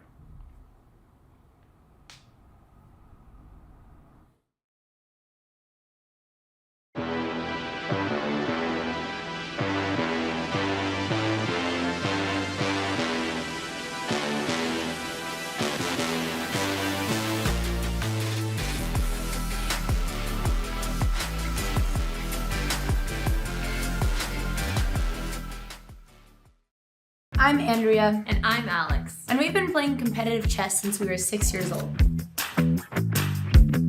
We started by focusing on classical chess, but later we fell in love with playing Blitz and Bullet online. Chess has been around for more than 1,000 years, but that doesn't mean that we can't modernize it. Financial systems have been around for even longer. Sounds like it's time for an update. And Coinbase is doing just that, re-envisioning an entirely new financial system that is decentralized and fully transparent. Also, huge thank you to Coinbase for sponsoring competitive chess and making events like the SCC happen. Go to coinbase.com/update the system to learn more. Love playing chess variants? Or just looking for something new? Join us for the Variants Community Series. Every 2 months, we'll be featuring a different variant in a series of events and competitions.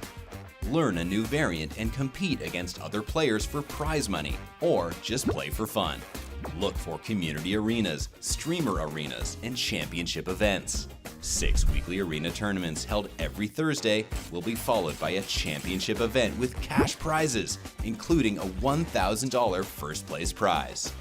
The third and final weekly arenas will be streamer arenas, featuring gifted subs as prizes. Win any of these events to qualify for the championship. The Variants Community Series kicks off on September 7th with King of the Hill, where the first to occupy the center wins the game. But getting checkmated still loses. And join the Variants Club today to learn more about upcoming events, how to participate, and much, much more.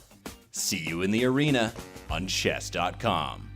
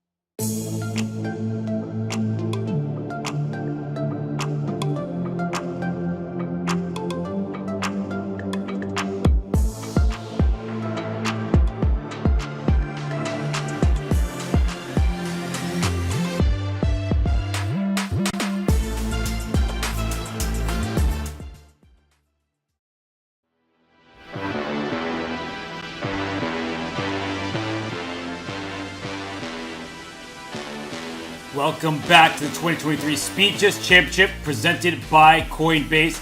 Jan Nepo leads Arjun Erigaisi, and Jan is no stranger to the Speed Chess Championship. He has had previous successes.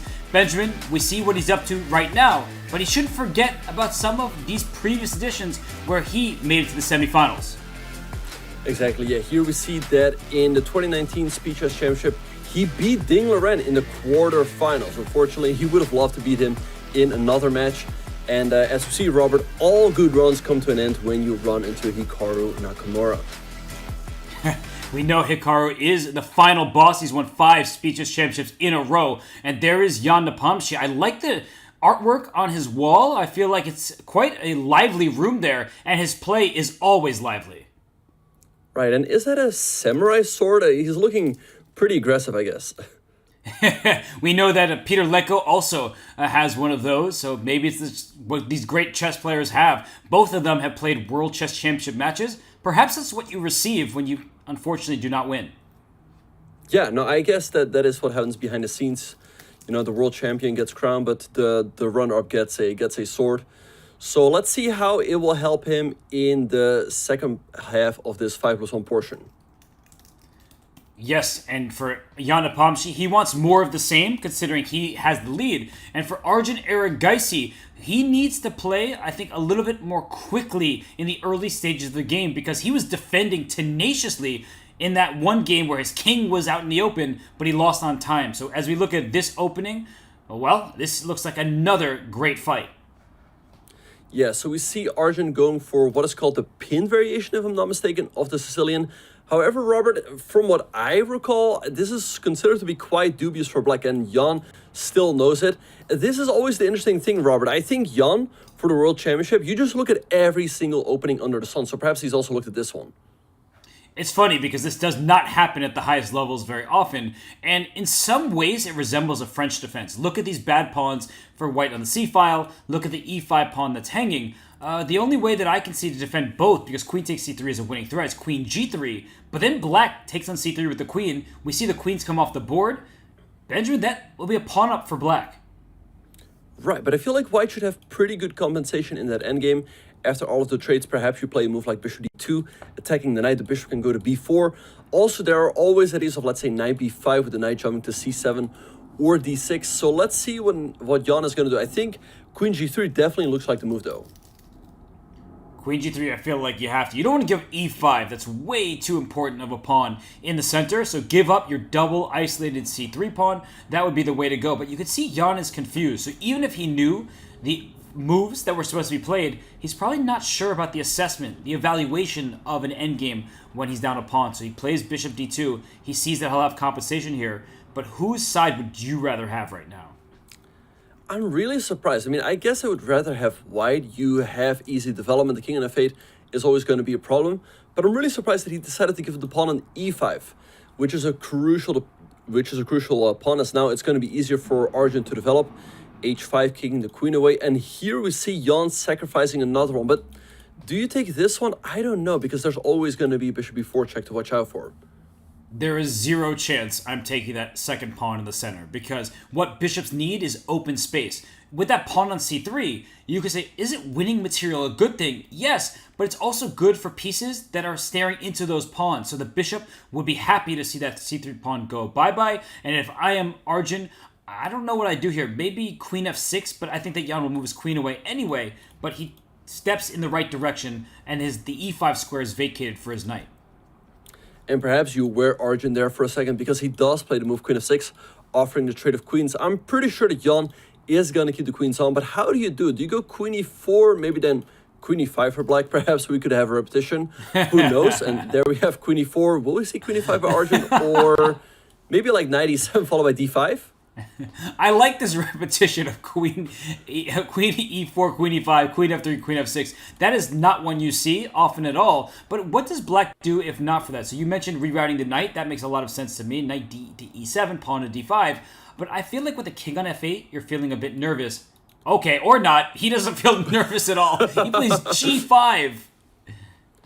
What a move. I was not expecting that one at all. And rook f1, I'm slightly surprised that Jan played that one so quickly. With the pawn on g5, I would be very tempted to go for f4. We see knight f4 by Arjun. And we see Jan trading on c6 very quickly. I think this position still favors Jan, as it's just easier to play. Black is always going to have problems with this king. And knight takes e2 check could have been thrown in just now. But what Jan was claiming is that opposite colored bishops, we say endgames they can be drawish, but when there's so many pieces on the board, the side with the safer king is happy to have opposite colored bishops. The king on f8 on a dark square would have been in harm's way, so that knight on f4 is very important. It's both aggressive and it helps defend some of the key squares for black. Right, so we see queen a4 by Jan, attacking the pawn on c6, e5, nice move by Arjun to defend it. And I don't know, it feels like black is getting more and more control of this position. The king will probably be sitting pretty safely on g7, c4 by Jan, but it doesn't do a whole lot. And I think after king g7, black's doing pretty fine. Yeah, bishop c3 attacks e5, but black always has d4 to kick that bishop off the diagonal. So the king on g7 is safe. It's such a weird position, but suddenly I love black's pawns, all of those on the 5th rank. Exactly, yeah. And it's going to be difficult for white to kick this knight away. In case you go g3, there might be knight h3. And also after that, black can go h4 to open up this h file for their rook. So we see bishop f5 by Arjun. Also a good move, bringing the bishop into the game. So let's see how Nepo will try to work his magic here. I mean, we know that he always does find a way. He goes queen a5, but I wonder what the idea is. Perhaps Robert, he wants to take on d5, take on a4, and regain the d5 pawn? That looks very strong. He's trying to collapse black center, and that queen can also slide to c5 with check. If the black queen isn't looking out for it, the c6 pawn will be loose. So I like what you're pointing out here. It seems like black center is on the verge of collapsing, but maybe you have to give up the pawn. Maybe you play king g7, allow white to restore material equality, and say, at least my king is safe. Robert, I just wanted to point out, I think after king g7, he has this idea in mind of rook takes e5, followed by bishop to c3. The bishop is defended, and there's no d4, as that will hang the queen. So I think that is the idea Jan has in mind.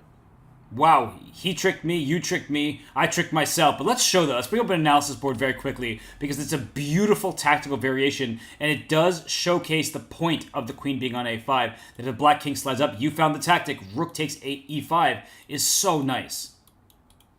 Exactly, bishop c3 wins the queen, the bishop is defended, and again, in case d4, there's queen takes e5. So we see the move rook to c8 by Arjun, bringing his rook into the game, but I don't know, it looks a little bit slow, and this gives Jan some time to maybe take on d5 and go c4 to break up the position.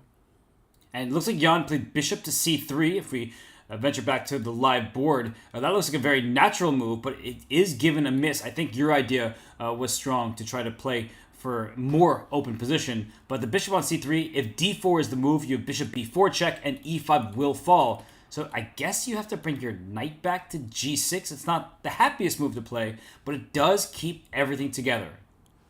Yes, a knight g6 play by Arjun. Again, Robert, look at the clock. Jan up almost 2 minutes. Maybe just a move like rook a1, bring the rook into the game and attacking the pawn on d5. This looks tough, and again, Jan's moves come so easily. The thing though is with Jan, he makes it look easy in a way, because before the position looked very messy, but somehow he finds his way through these complications, and it's impressive.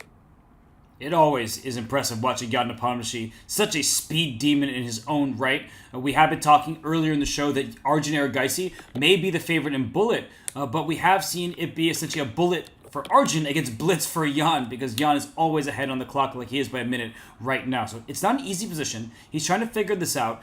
Do you take on d5? Do you start with rook a to d1? Black can take on c2 if you're not looking out for it. That bishop does stare at that pawn over there. And of course, black wants king g7, but is that walking into some kind of rook takes e5? That's one of these critical questions.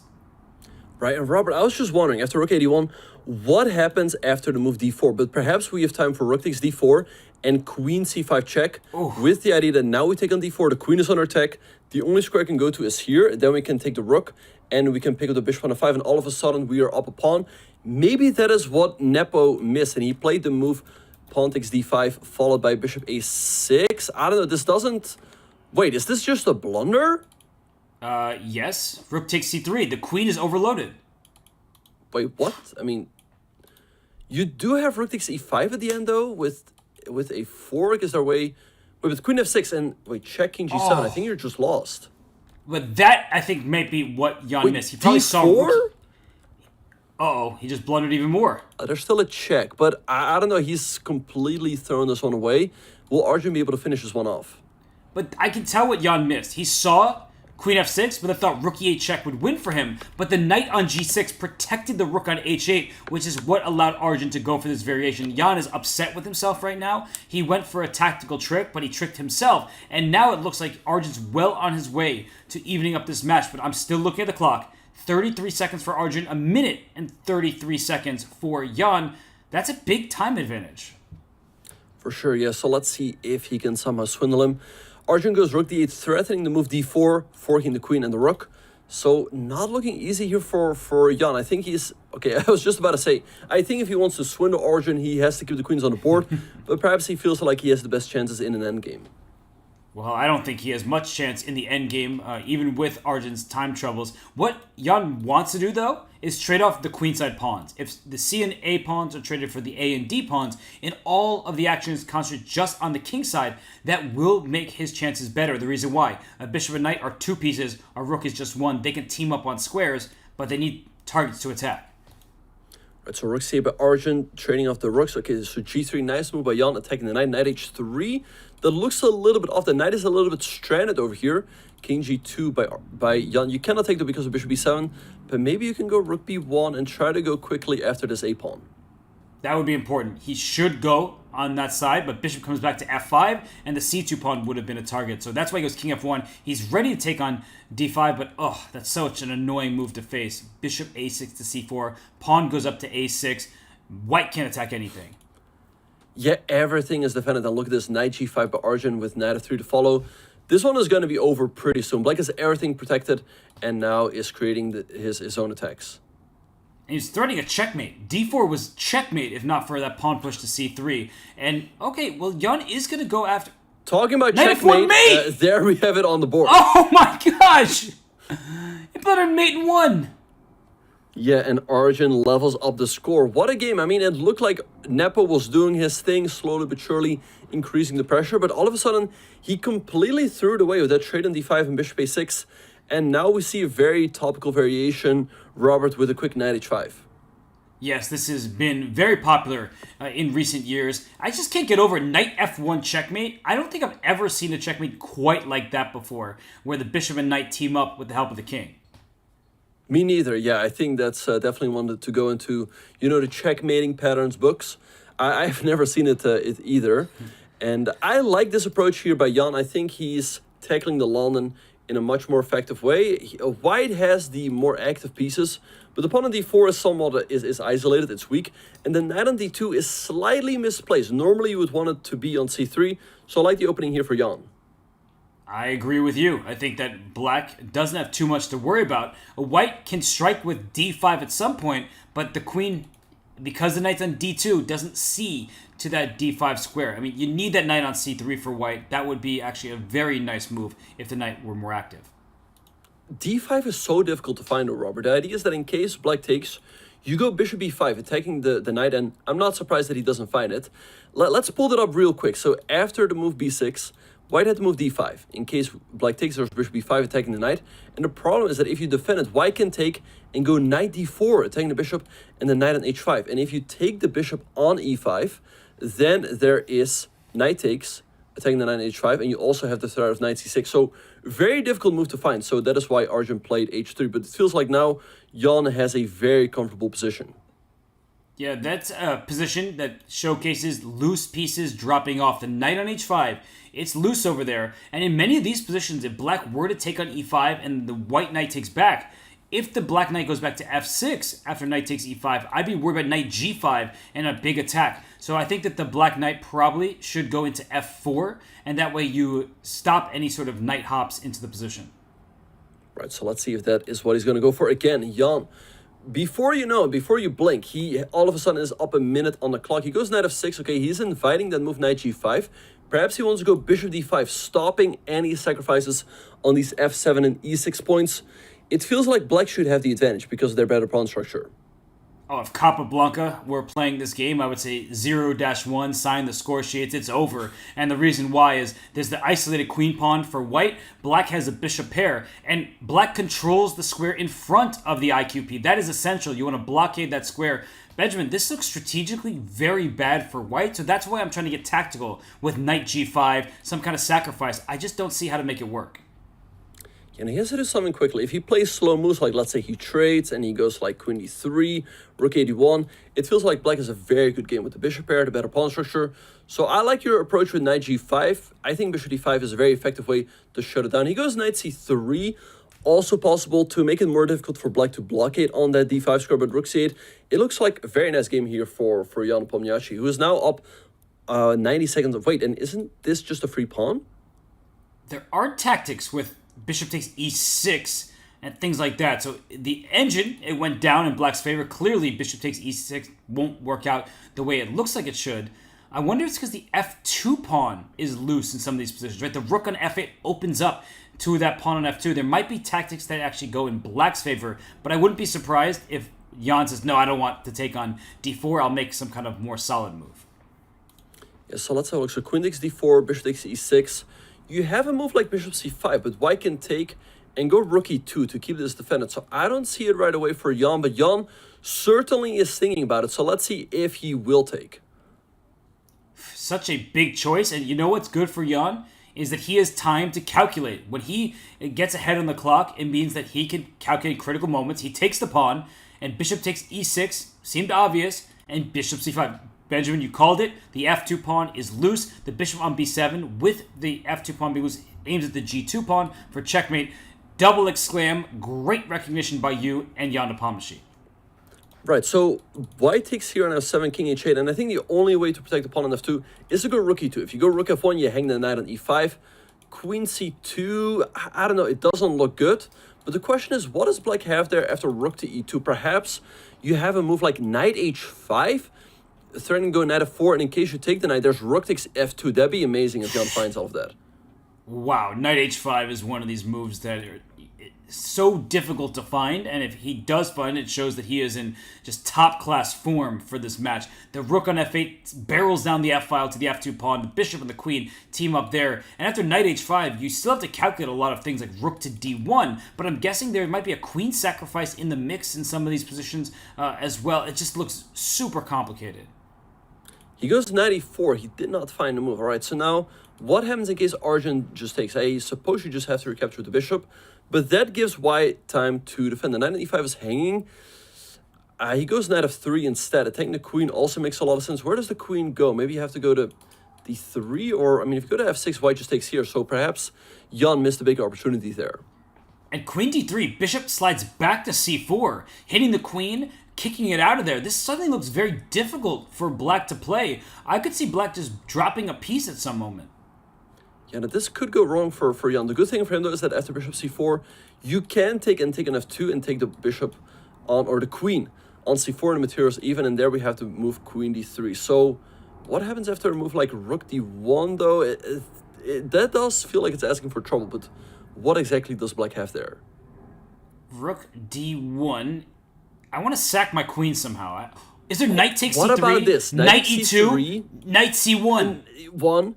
You take on d3 and then you take on f7. That looks like the way to go. That's a great fight, Robert. That's really cool. That would be unfortunate for Arjun, so he sees that. But maybe bring up the analysis board, because you don't get to see a knight hopping around like that so much. So if instead of bishop to c4, we had a cool variation where knight takes c3, giving up the queen, but you fork the house. First with the check, then knight c1, you win the rook, and the bishop on f7 is hanging. Right. But a fun point, after rook takes f7, there's knight g5 at the end, so apparently you had to flick in bishop takes f3. Anyway, let's get back to the game. So bishop c4 was played, the moves are flying in. Jan took on c4. We have queen takes, bishop takes f2, the material's even, and Robert, as it often goes, after all of these fun complications, we are in an endgame that is even. Even material. And we see that 4 pawns, 2 rooks, and a minor piece per each side. I'm looking at the clock. That is not even. 30 seconds, maybe make it 40 seconds in Jan Nepomniachtchi's favor, but it's not complicated enough for him to really have huge winning chances. Yeah, I would slightly prefer to be black here, especially given the fact that black is up on time. But that being said, the knight can always be a little bit tricky. Knight g5, you cannot take the rook on f2, as rook d8 will be checkmate. So rook e8, very logical move by Jan. Now perhaps Arjun, if he wants to steer the game into a draw, he can go knight f7 followed by knight d6. So let's see how he's feeling. I would do that for sure. Knight f7, knight d6, just swap off the pieces. I'm looking at the clock situation. The knight where is it really going to? Okay, he goes rook f7, similar concept, trade down to make a draw. Yeah, that's a tricky move though. So I guess in case it takes and king g8, you just go knight d6 or rook d7. Although black can play a move like bishop c6, and in case you take, then there's rook e2, and then we have a double-edged game on our hands. So let's see how Jan is going to deal with this. He takes on on f7 and goes king g8.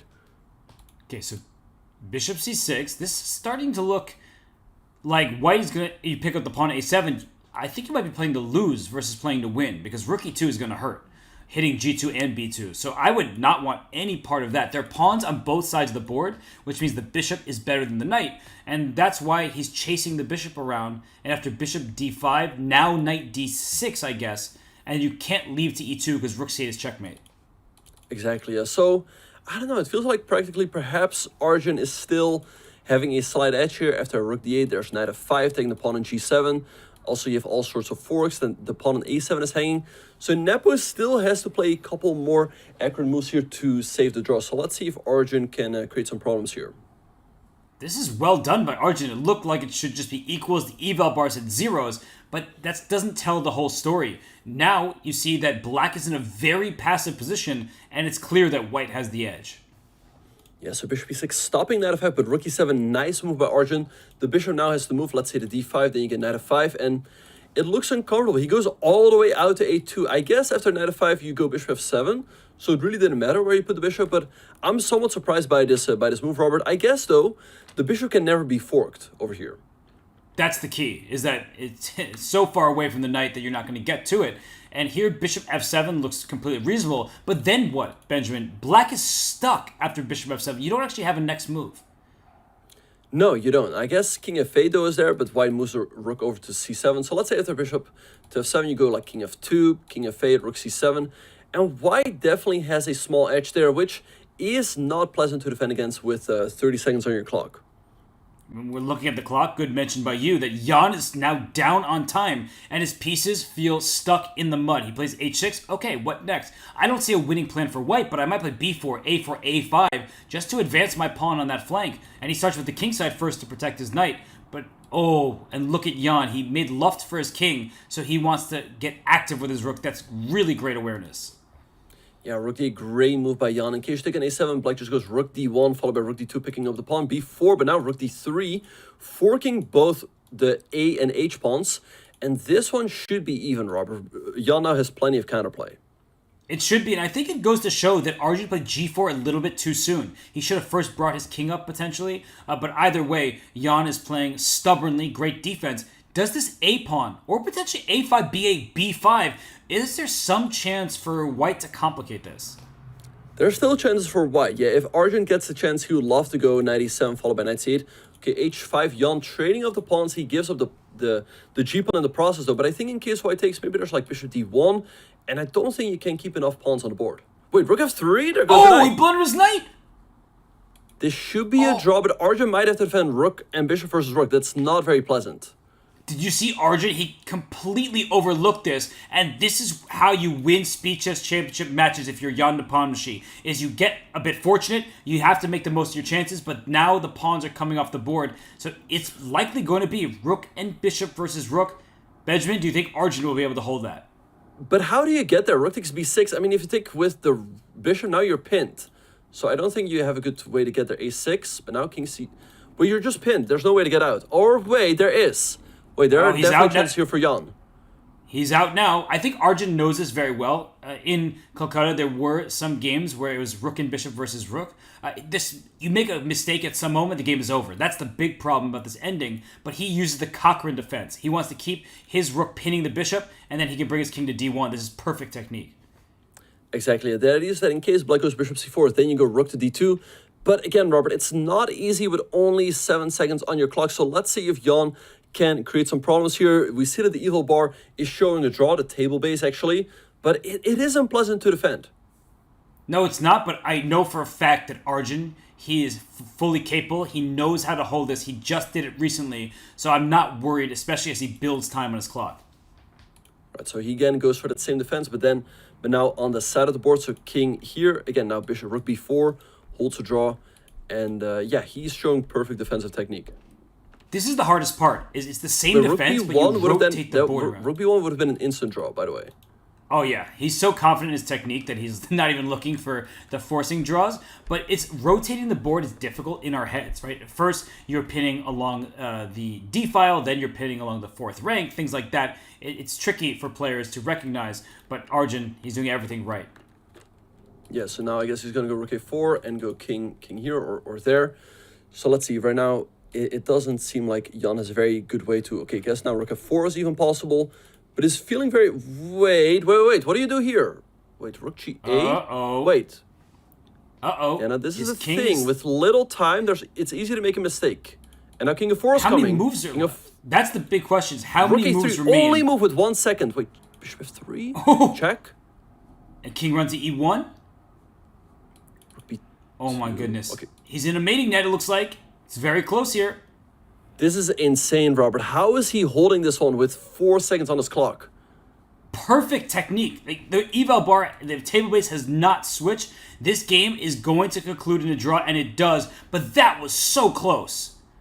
That was incredible. That was incredible defense by Arjun. He was pushed with his back against the wall. He had a couple seconds on his clock, but he made all the perfect moves, and he did not break. Yeah, bringing the rook to the e-file there, that looks scary near the black king. But Arjun with the perfect execution of rook versus rook and bishop defense. Now he gets the black pieces. It's still an even match. And Benjamin, this might be our final game of the 5+1.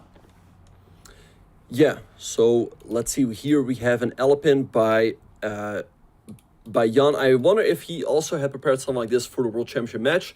The nice thing about the Alpin is that there's only so many variations you have to know. You don't have to worry about the dragon, the knight of the Sveshnikov. You just have to know like the d5 variation and the knight of 6 variation. And I guess there are some sidelines, but you have a much better idea as to what you can expect on the board. And I like what Jan has here. He has a slight initiative. Rook d1 is coming and very easy piece play. Right, that bishop on c1 can jump out to a square like g5. This bishop on c5 can be kicked with pawn to b4 at the right moment. So it does seem like white has more plans than black does in this initial position. And so look at Arjun playing h6. He's not committing to anything just yet, but look at how quickly Jan plays in response. Right, so I wonder if Jan is still somehow in his preparation. I guess black has to play queen e4, offering the trade of queens. Queen c6 is possible, but it feels like you're giving white too much of a free hand. And there we have it, queen e4 and bishop e3. Jan's still playing super quickly. Robert, what do you think? Do you think he still looked at this? Or is this just Jan playing super quickly and confidently, working his magic?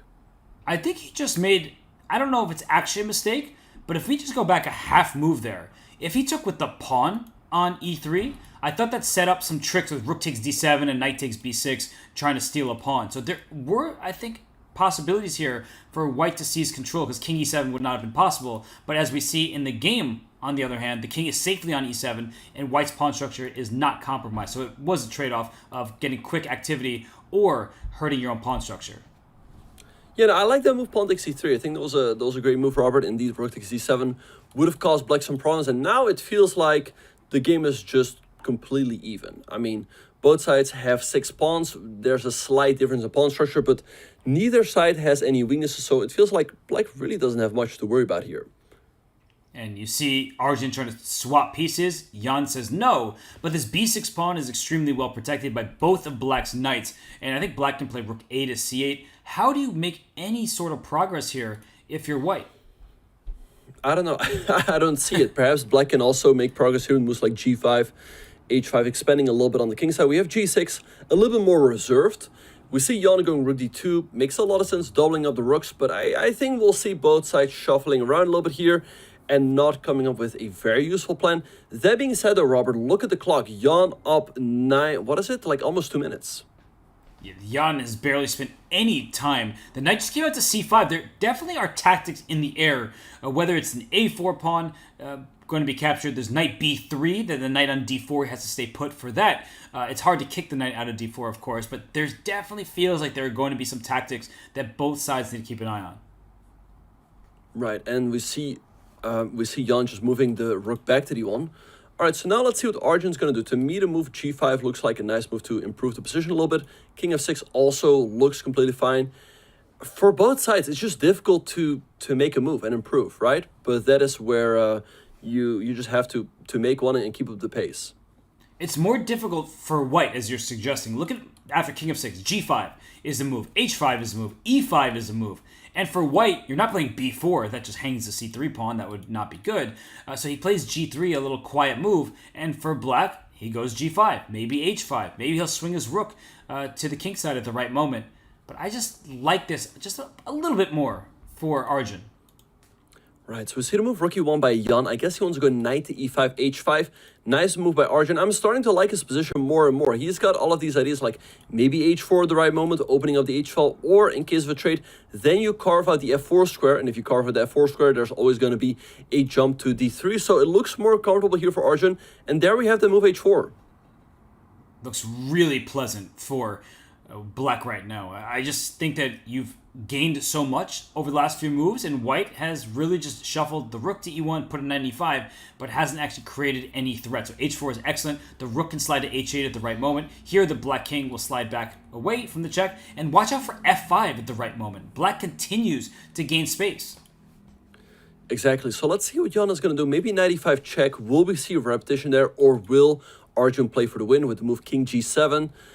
Jan can also, of course, move out his bishop at any moment to c4. That being said, moving the bishop to c4 does not look that appealing to me, as the bishop can always be hanging. So it's tough here for Nepo to improve. I don't really see a way he can make progress here, and I think Arjun definitely has a slight edge.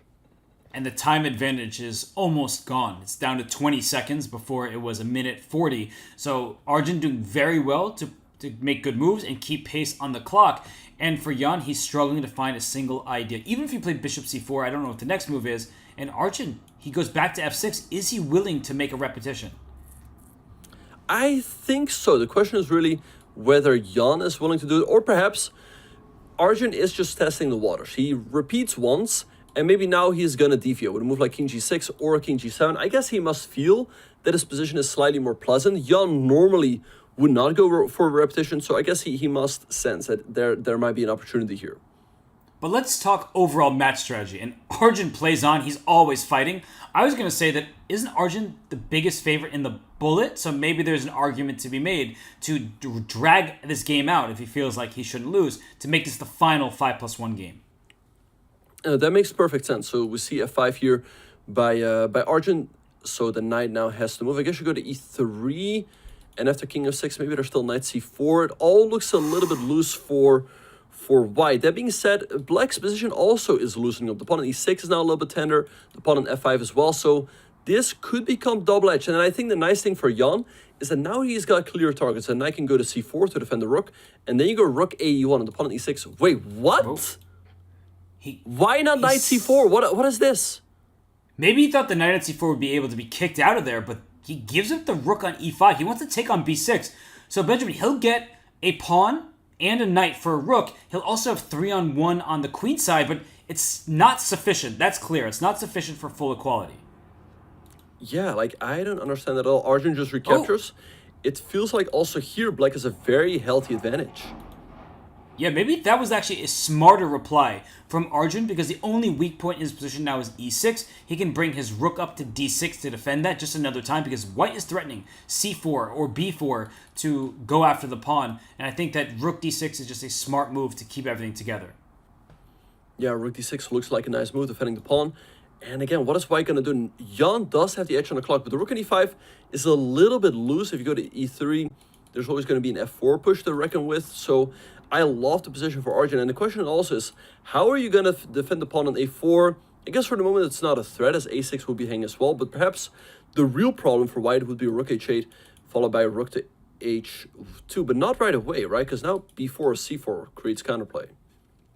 Yes, yeah, b4 rook h2 check is just a single check. So can he bring he does bring his knight back. And we saw an exchange sacrifice on offer once. Of course, Jan goes for it again, and now we have a position that's super interesting. It is a rook for a bishop and a pawn, but make it 2 pawns, because f5 and a6, they're falling down too.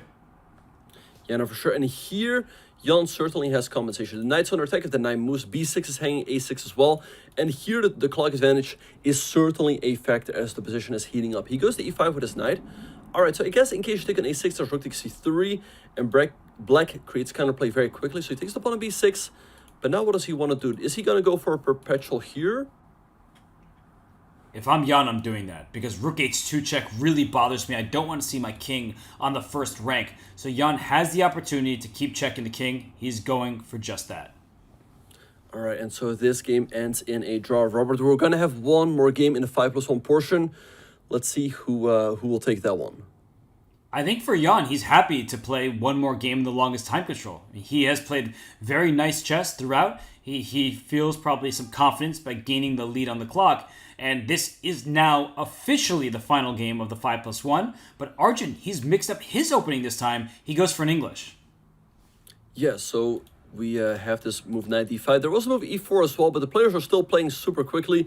Robert, this is sometimes what impresses me, that players play very, very quickly into something that to me looks completely random, but apparently it might be some sort of theory.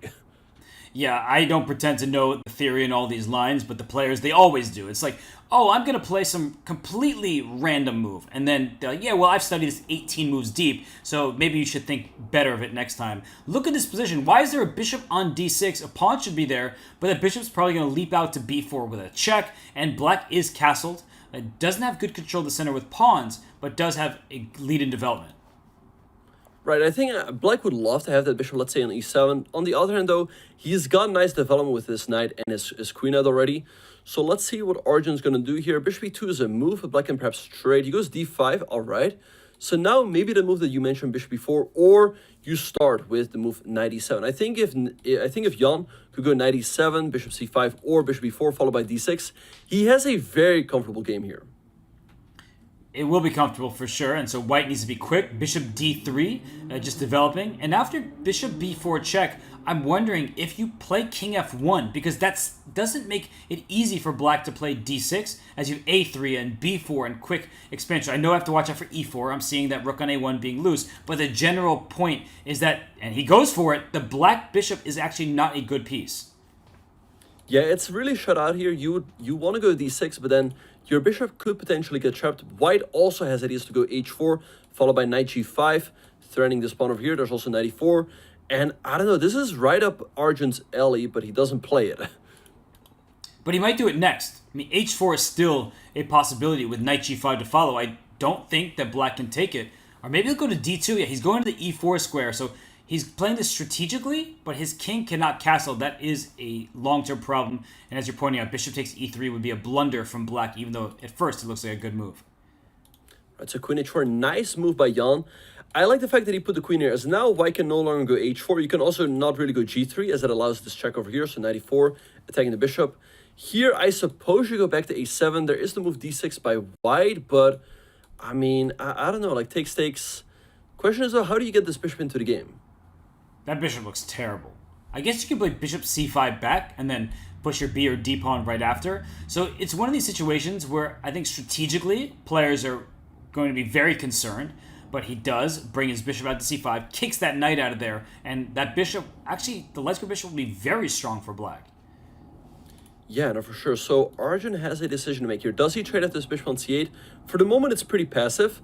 And also, his king problems have not been solved yet. He goes knight e4, attacking the bishop. I guess you just defend it with a move like b6 or d6 to continue your development. Because also after bishop a7, white can just go back. But it really hinges on whether Jan is able to bring all his pieces into the game. I think if he can, with a move like d6 followed by bishop b6, or b6, bishop b7, he has a very good game, as white is really struggling to consolidate with the king and a pawn. And Jan left his chair. He probably went to take a quick bathroom trip, but he is not seated right now. You don't usually see Jan spend this much time, and that's because he's not at his chair. So Arjun takes a lead on the clock. You made some great points there, and it's going to illustrate the fact that the white king uncastled can be in danger. But first, Jan has to return, and there he is. There's the two-time candidates winner. All right, and he plays the move b6, defending the bishop on c5. All right, so let's see what Arjun is going to do. I think Jan would love to go f5, followed by e4 or f4, trying to break open the king side. And it's difficult for Arjun. I don't really see what he's going to do here. So perhaps Jan can still take a lead here in the 5+1 portion. So it was important for Jan to make that quick repetition in the previous game to get this final 5+1 game. It looks great for black. If knight takes bishop on c5, the b pawn takes towards the center. White's dark square bishop is a bad piece. You don't have open diagonals for it, and black is the one who controls pawn breaks. And I like to say this, the side who controls the pawn breaks is often the side with the advantage. Black can play f5, maybe f4 at the right moment, and White's pawn seems stuck in place. And that, all that said, maybe rook b1 to play for b4, but I know black will play a4 to stop me. Right. So let's see what Arjun's going to do. There's no easy plans for him. I mean, bishop d2, black just goes f5.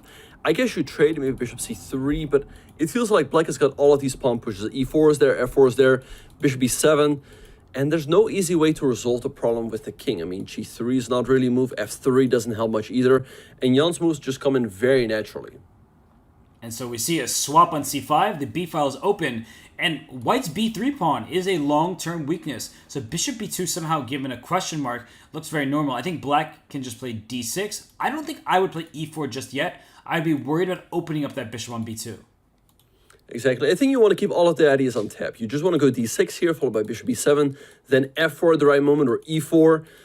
It's not easy for White dealing with all of these pawn pushes. And like you said, the pawn on b3 is somewhat tender, so I think White should have gone bishop d2 to c3. Same idea, but just a little bit more solid. And Jan, again, he's working his magic. He's playing quickly and confidently and putting the pressure on Arjun. And it's looking tough. f4 is coming, e4 as well. White doesn't have any moves, so as far as I can see. I don't see any good ideas right now. f4 looks very scary, or e4 followed by f4. Can't play g3, that opens up the diagonal, because h3, which I don't fully know what it does, and black's moves, the follow-up, seem extremely easy. Right, so rook f6 by Jan. He's defending this pawn on d6. The one drawback, though, is that now you can no longer go e4 as you hang that rook over here. So we see f3 by Arjun. I guess he realizes that e4 is no longer an option, but I don't know, it all looks a little bit loose. e4 still looks kind of interesting, but he first brings his rook to f8, and now the white queen goes to f2. This is very smart play from Arjun, because if the queens come off, then there's no attack, and that's why Jan brings the queen back. Yeah, queen h5, Jan, of course, wants to keep the queens on the board. It's looking great for him. King e1, clever move by Arjun. He perhaps wants to walk his king out of the danger with king d2, king c1. Queen e8 by Jan. Perhaps he's looking at some a4 push.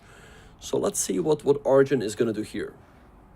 a4 would be nice to hurt White's pawn structure. And the king on e1, where is that going? Maybe at some point you just run Petrosian king march.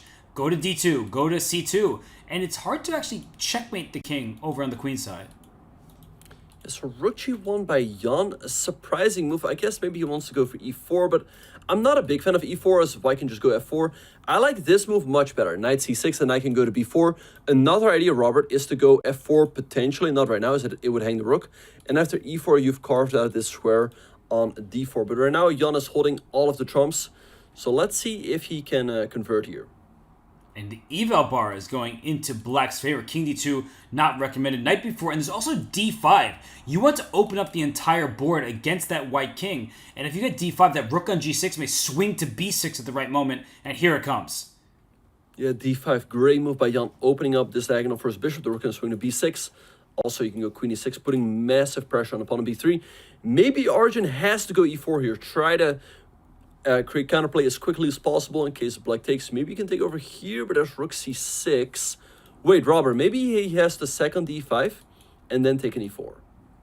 And that's something that Jan for sure would do if he had the white pieces. Now Arjun has to return the favor. We saw Jan do this a game ago, sacrificing in exchange for that initiative. And Arjun plays g4. And look at Jan. He sacks the exchange on g6, gets the double exclam. Who cares about this rook? A queen landing on g6 will help deliver a checkmate. Whoa.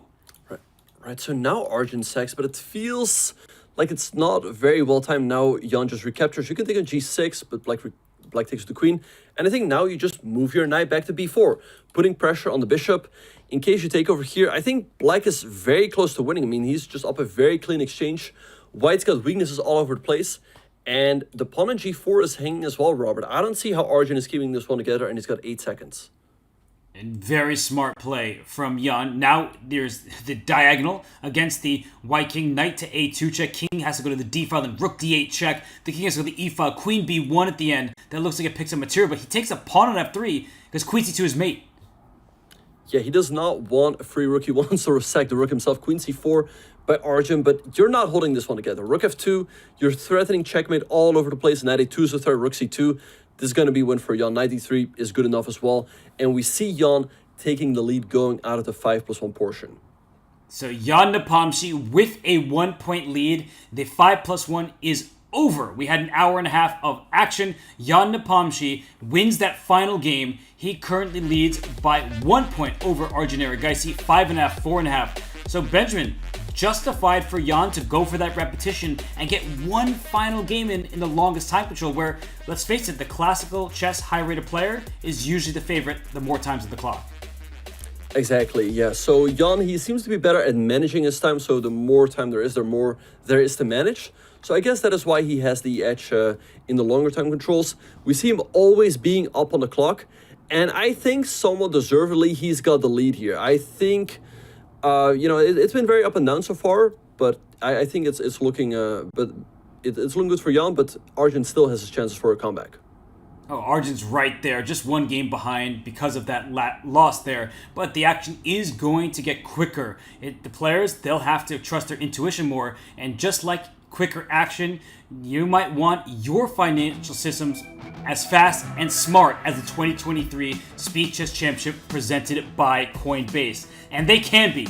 Check out coinbase.com/update the system or use the command Coinbase in chat to learn more. Again, the command is Coinbase in chat to learn more. So, Jan Nepomniachtchi leads by 1 point right now. Arjun Erigaisi will get the break. He'll be able to review some of those opening lines, fix some of his weaknesses, and hopefully play quicker chess because right now, Jan has been too fast for him. This is the Speed Chess Championship presented by Coinbase. We'll be right back for more from Jan Nepomniachtchi versus Arjun Erigaisi after the break.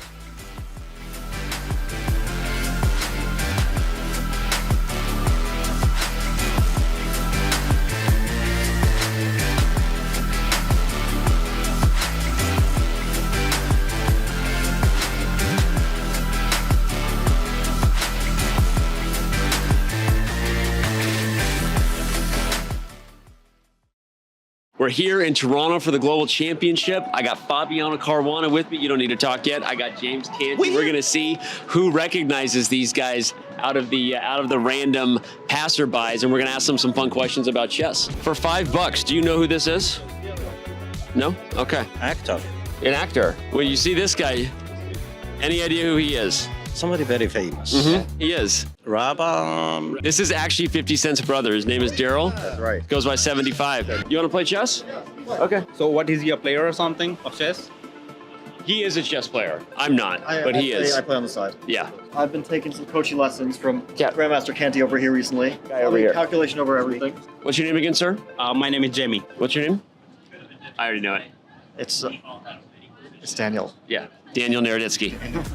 Okay. There it is. Come on. On the attack, baby. On the attack. If he wins, I know the guys at chess.com. We'll get him a diamond membership. Okay. Do you know what that is? Yes. Okay. Is that something you want? Yes. Yeah? Okay. Look at you. Look, is this a London? He playing a Yo, we got a pro here with the London. full on London. How'd it go? I won. Won the You game. won. for Okay. fun. That's You won. great. Hey, good game. All right. I should have said youtube.com/CSQ pod. What is the URL? Just YouTube. I actually don't remember. Okay. look at the pod. Become Chessable's next best-selling author. Enter the 2023 Create Your Own Course Challenge and earn a shot at $5,000. Here's your chance to bring that course in you to life. Share your passion for chess on an international scale and bank while doing it. Zero course creation experience? No problem. Grandmaster Maurice Ashley will show you the contest mechanics. Then our team will guide you through the publishing process, step by step, like we've done for over 250 authors. And best of all, the winner will have their course presented by Grandmaster Maurice Ashley himself. Visit chessable.com/create to join.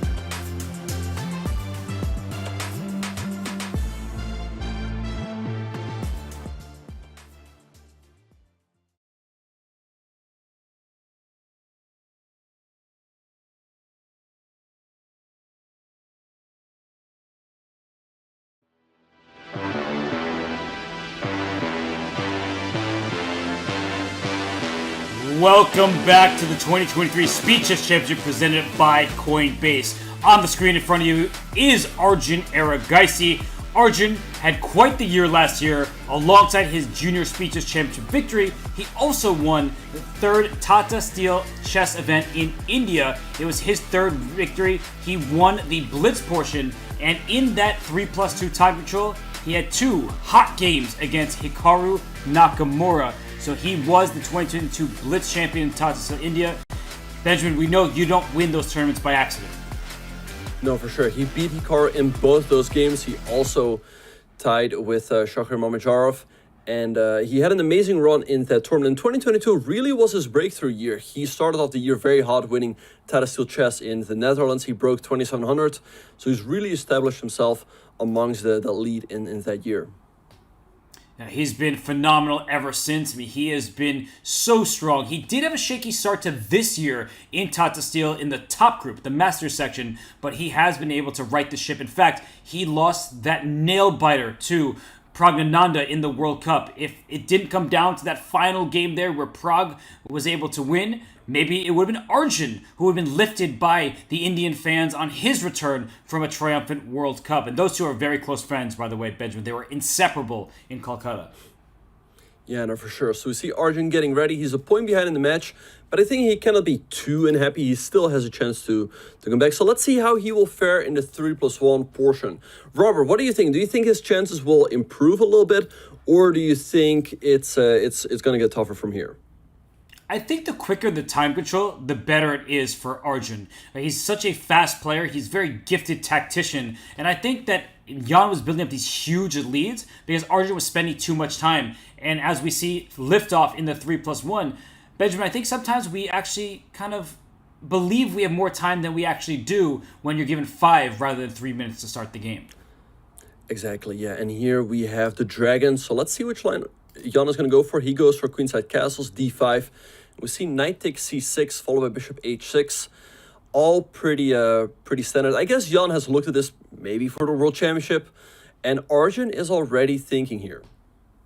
That's not a good sign, because when you play something as sharp as the dragon, you need to know every single variation, otherwise your king might just get hunted. And Jan has played instantly to this point, but finally he slows down, or not. He throws his pawn forward to e5. Benjamin, I think we know what he wants. h4, h5, develop the rook in its starting square by going for a checkmate attack. But what about this, Robert? After knight d7, what if you go rook to d4 with the idea to go for a very quick rook h4? And how do you actually defend against that? Knight d7, are we gonna... We see the move h4, also a nice idea. This one also does not look easy for black to defend against. So knight takes e5, I guess, is forced. h5, maybe there's bishop f5, so that in case you take, there's bishop takes. But Robert, what about this? h5, bishop f5. Oh wait, is this a line? g4, f6, takes g5, and then knight f7 is coming. No, I think this is a line, right? f6. Yeah, it takes g5. Now that would be a tragic blunder for Jan. That deserves 2 exclamation points. The point, everybody, is that your bishop is captured on f5. The black pawn steps up to trap the queen in enemy territory. So that is why in the game we just saw Jan Nepomniachtchi drop his queen back towards e3. That was a necessity. But even here, this still looks very difficult for the black king.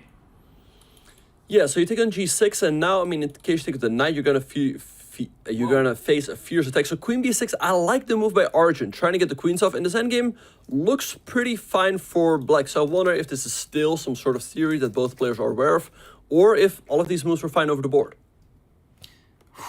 And this moment here, queen to b6, forcing the queen trade, because if you keep the queens on the board, queen takes b2 check is of course going to hurt the white king. Great awareness from Arjun, and even though temporarily white is up a pawn, white's remaining pawns are all in harm's way. The f3 pawn, the g4 pawn, and of course the h7 pawn. That one probably is not going to be so long for this board. Yeah, so let's see where Arjun's going to go. He can go either to g7 or h8, also f7, but really these two squares make the most sense. And then you're going to pick up the pawn with rook to h8. In the meantime, though, Jan can try to create some problems with a move like rook e1, eyeing the pawn on e7. And we know how good he is with developing an initiative. Rook e1's a great move. He instead plays bishop e2 just defending, and now he's going for the outside pass pawn. This is where the engine can be misleading for viewers, where it says 0 is not a big deal, but if the rooks, all 4 of them, get traded, white might have a winning endgame with b4, a5, and so on. That outside pass pawn is dangerous. Yeah, he goes king d2, moving his king to the center first. All right, so let's see what Arjun's going to do. He could go d4, king g7, also very logical, bring his king to the middle. Rook h1. Rook h8 is possible, but I think you made a great point, Robert. It is strategically dangerous to trade off all of the rooks. White does have b4 afterwards. a5 is coming, and it's not very obvious to me how you're going to stop that pawn. No universe where I would play rook h8, even though I want to compete for that open file. Instead, Arjun plays d4, kicking this knight, and if the knight goes up to e4, maybe the a4 pawn becomes tender with c5, and potentially even c4 for black. You're fighting for some critical space in the center. Yeah, so I like the move d4. You're going to have to move the knight here. Knight e4 looks like the most logical. And then you go c5. Black has a lot of space in the center. And also, you stop white from expanding with moves like b4. So I think Arjun's has done a good job here. And I'm a little bit surprised as to why Nepo was thinking, as knight e4 to me looked like the only good square. But that, I think, is what he wanted to do, is play the second move quickly. He knew Arjun would play c5, so he wanted to put Arjun back on the clock. And now the knight on g3, is it going to h5 with check? If the bishop goes to c6, which looks very strong, is there knight f5 check? Or bishop takes a4? That may be a free pawn, but knight f5 looked too risky. Uh-oh, look at the eval bar. It's because these endgames are difficult for black because of white's outermost pass pawn. Right, and look at this, Robert. Jan could consider knight f5, and there we go. Black has to give up the bishop. Now you trade and take. And this looks scary for black. If you go f4, king d3 to c4 to b5, and in pawn races, the bishop is always so much better than the knight. So let's see how Jan is going to create some problems here. Maybe c3 also could move. Like, this pawn d6 is always excellent. so weak. Oh my goodness. Jan Nepomniachtchi, he is displaying just unbelievable technique right now. First, doubling his own pawns, getting into a pure bishop versus knight endgame. Now c3, he wants to take on d4, play b4 and a5. And if you take on c3, the king takes back. Then white plays b4 and takes with the king over there. And then the b6 pawn will be hunted. Right, so let's see how Jan is going to continue here. b4 makes perfect sense, trying to get the king up, or f4, kicking the knight away. Black can go knight c6 and meet king c4 with knight d4, but you just move your bishop to d3, and then b4 is coming to dislodge the knight on d4. So this feels like a technical win for Jan, but bishop d1 seems way too slow. What was that? King I don't d8? even understand the point of it. Black is in time here. Knight c6, king c4, king d7. This is just a draw now. You know what he did? He saw knight c6 to d4 was stopping the king coming to b5, but I think he forgot that knight d4 is not forced here, and the black king goes to d7. He just threw away his entire advantage. Yeah, no, Jan must be upset about this one. I mean, yeah, it felt like he had this one in the bag. He just had to make a couple more accurate moves, but now it feels like Arjun is holding the draw. So let's see, though, if Jan can still create some problems. If anything, you would still prefer to be white here. The bishop is more active than the knight, and white does still have some pawn breaks. And these two double pawns, they may look bad, but it's not like black has a passed pawn and they're all defended. Knight e2, the pawn up to a5, and you just shatter the defenses there. Oh, and the queen side, the white king will pick up c5, then go over and hunt a5, but this should be a liquidation. Knight takes f4 and e6 next. Yeah, this one is just headed for a draw. Knight takes f4, king b5, and e6. This f-pawn is going to get traded off. White takes over here. That being said, if anyone can still win this one, it's Jan. Also, Arjun getting along the clock. But I'd be shocked if this one does not end in a draw. At this point, king the king c7. Nah, it's sits over. in front of the it's pawn. just a draw. It's easy draw. Yep. All right, but that was a shocker, Robert. Let's pull that up real quick. I mean, this game is going to end in a draw. Apparently, he should have played f4, followed by king c4 right away. And I think sometimes maybe you can even sack the bishop and go for the a-pawn. Oh, that would have been nice. The a-pawn runs so quickly. It was surprising that Jan, who typically goes full steam ahead, he went bishop back to d1. I think he's upset at himself still, and he must have looked at this in the break. We saw this line earlier today. You don't repeat a variation where you got checkmated in the first 15 moves of the game unless you have studied it. Right, but is knight c6 the move? So white can again go knight d5. You don't have king h7 because of knight f6 check. I'm sure he has looked at this. Otherwise, this would be insane. But let's see how this one is going to continue. So knight d6, maybe move like d6. And now we see Arjun is the one thinking. But this happened yesterday between Alireza and Wesley. Knight d5, d6, e6 was what was played. And we are getting a repeat of that. Jan, all these top players, they're frequently watching other people's matches because they're learning opening ideas. They just want to have some fun and watch high-level chess and speed chess time controls. But in general, they do pick up opening ideas from one another. And so Jan, he might have learned from Wesley, and now he's fixed his decision-making in the opening. Right, so e6 white is turning checkmate here with queen e4, so now you have to step the king back. There's no more knight f6 check as this pawn has been pushed up. And there we have it, king h7. So I think I've also seen a game here recently. It goes like queen e4, king g8, e7, queen here, knight takes. Everything gets traded off. You take an a8. And somehow it's a draw. That's often how it goes. I don't know exactly how, but yeah, I guess that is the line we're going to go down. And this is the Alireza Wesley game. So this is, look, we're seeing just that. We're going to see knight takes c7, and the white knight that's on a8 doesn't get out of the corner, nor does the black knight on h1. So somehow it gets to an equal position where in that game, white stole a pawn, but the computer didn't mind so much. Right, bishop e3 by Arjun. Okay, so he's continuing his development. He's going to go queenside castles. Mind you that for the moment, black is down a full rook. But again, this knight on h1 is going to get trapped sooner or later. Jan thinking again, but he does come with the best move, bishop d7. I think now is the time for white to take on c7. We'll go down this endgame, but I think with accurate play, black should hold the draw. And the reason why knight takes c7 is needed now is if you castle queenside, black plays rook c8 and stops all of that nonsense with the knight capturing the pawn and winning the rook. So then black would be up material, white would still have this passed pawn that's dangerous, but I think objectively black is holding on, and that's scary to play into something like that from Arjun. He knows better. He is going to swap queens and take that rook. Right, so we're now in that endgame, king f7, attacking the knight. I think here you go knight c7, rook c8. We were talking about the knight on h1 that's going to get trapped, but the knight on c7 is trapped now as well, so take. I think then you go queenside castles, and the knight is still trapped as this bishop over here is still covering that square on f2. But one way or another, black manages to hold the balance here. I don't know how to. You really have to know what you're doing here. Yes, and king d2. Yesterday we saw castle queenside, and here Arjun was king d2. That way there are no pins on the c-file, and that's actually what happened yesterday. So this is a bit more precise from Arjun. He really knows openings extremely deeply. There's this famous video of him from Tata Steel Chess India where he's talking to Vishy, who was commentating, and Vishy's like, do you actually know more of this line? He's like, yeah, here. It just never stops with him.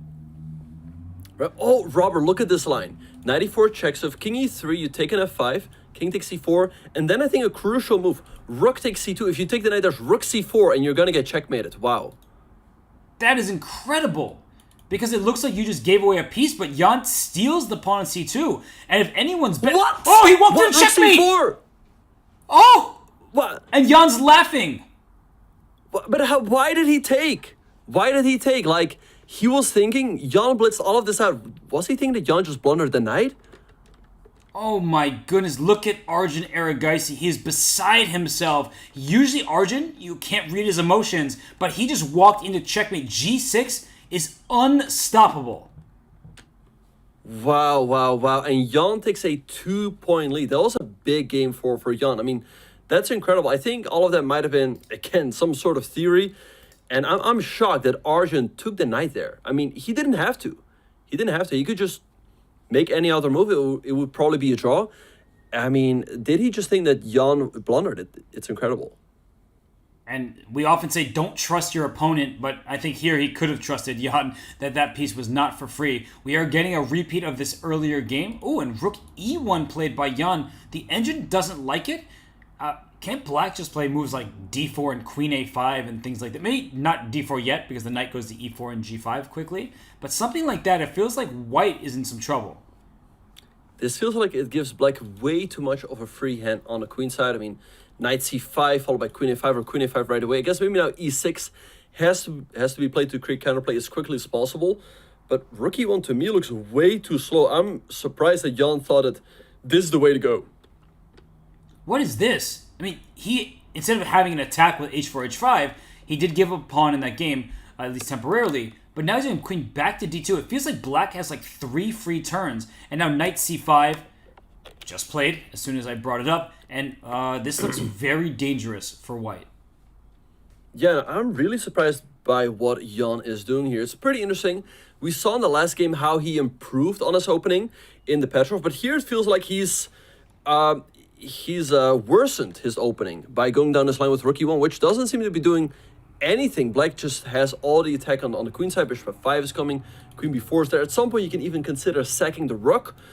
And now Jan is thinking, but he goes a3. Now! Rook takes b2! Yeah, because knight a4 check to follow. That looks great. Is he gonna go for it? I mean... There's no way Arjun will miss this. It is just brute force. And I think Jan now sees it. The way he's looking at this position, like, uh-oh, what am I doing here? How do you win a game like that? By delivering a checkmate and then immediately walk into a mating attack? Right, I think that is Jan. Like, we've talked about this before the break. We said that it feels like Jan is having the upper hand, but it feels like he's letting Arjun win games too easily. He had that game earlier in the Petrov where he lost right out of the opening. And the same thing here. If you're playing a match, you're going to have to work hard to win games. But if you just throw the game after, all of your hard work has been for nothing. Because he's still going to be up 1 point. That's the good news. But he was up by 2 and immediately let Arjun feel like he's right back in this match. When you crush somebody, especially one of the top players in the world like this, you start feeling really, really good about your chess. And what is happening? Rook b8, rook b1, queen takes a3. That's the mating sequence.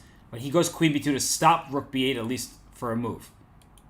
Yeah, exactly. And c5, great move by Arjun. White would have loved to go queen b4 to offer queen trade, but now that is not available. You simply do not have a way to get rid of this knight on c3. And black probably has all the time in the world to go, let's say, d4, maybe king g7 even, to prepare rook b8. White does not take with a check, and then you take here with checkmate. Knight a4. Robert, this one is over. The queen is under attack. You have to defend the rook, but if you go here, there's queen c3, there's d4, and there's rook b8. Arjun's gonna come back within the point, and there we have it. I mean, it's one of the easiest wins you'll see at this high level. And for this match, as you mentioned, Benjamin, we've seen 2 absolutely horrific games from Jan, where he just hands Arjun extremely quick victories. So Jan, at his peak, we've seen some great games from him, but then he also has the other side of Jan, where he's lost in pretty much 20 moves in 2 different contests. Yeah, again, it feels like he should be in more control in this match. Like, I think it's really been some unfortunate losses that, to me, seem quite unnecessary. So he just has to get rid of those, and then I think he's got a really good shot at winning, but right now, Arjun is very much in the match as well. So here we see in English with black taking sort of a reversed closed Sicilian setup. 92 by Arjun. He wants to go b5 and target that pawn on b7.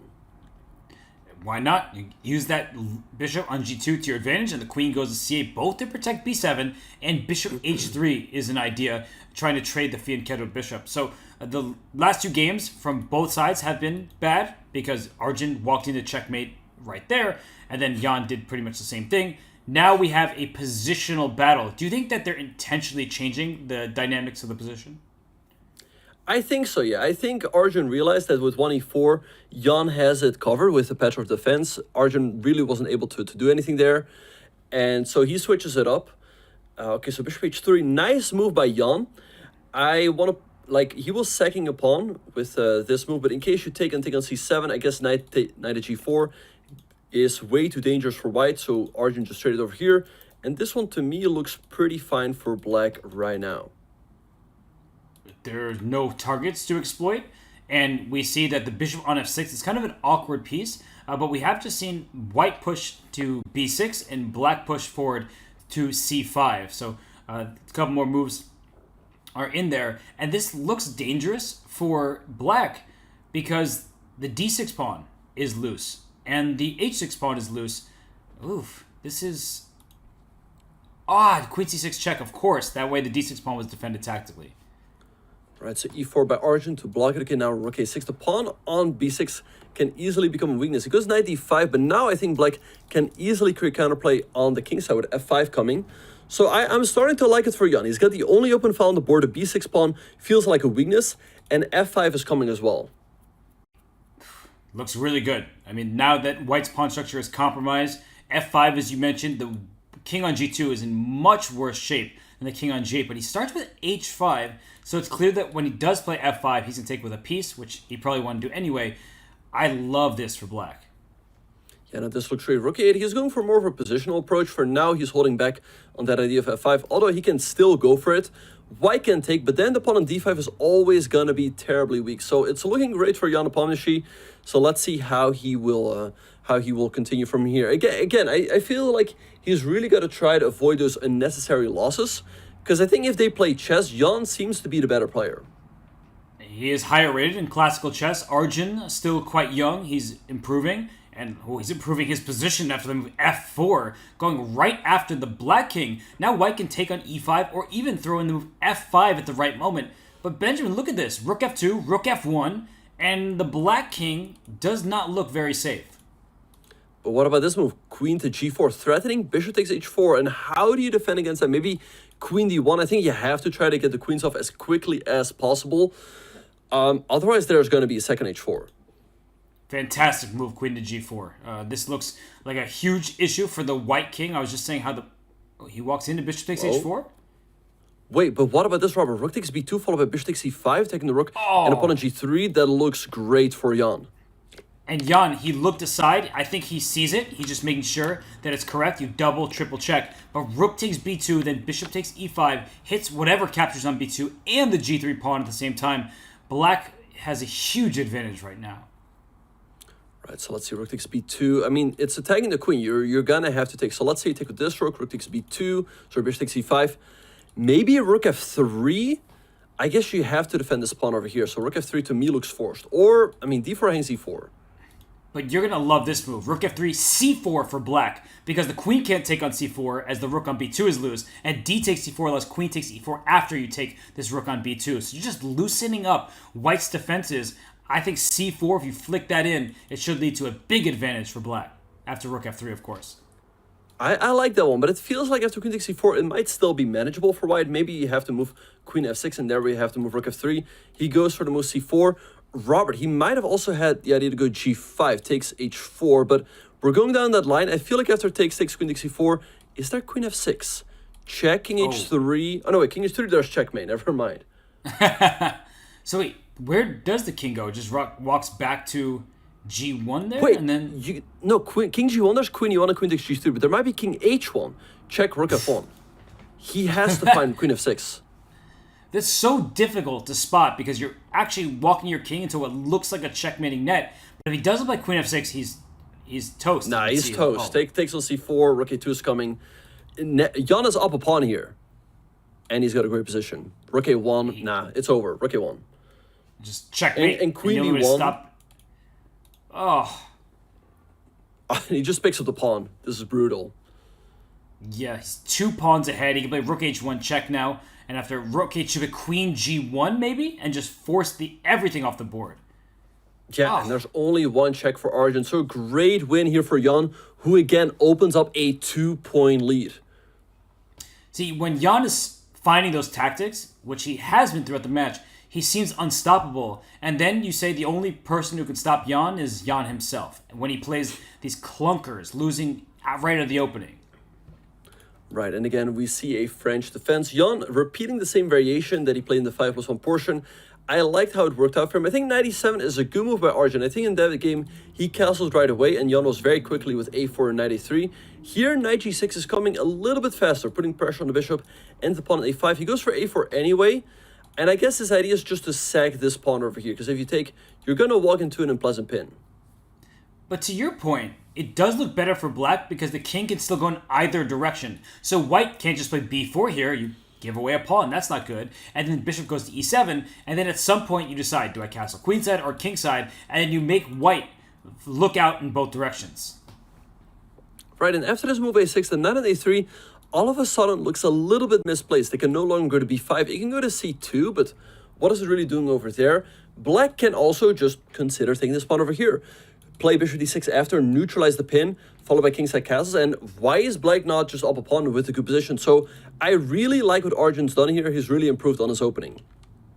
And I feel like for white, you need to save that pawn e5, so rook e1 makes sense, but bishop e7. Black's next few moves seem very obvious, and white is struggling to keep everything together. Black can throw in c4 at some point, and whoa, speaking of struggling, Jan's internet connection is struggling. His camera just went out, his connection is gone. He needs to get that back because this would be another game where he's handing a point to Arjun. You can't afford that in an SEC match. Yeah, let's hope he gets back quickly.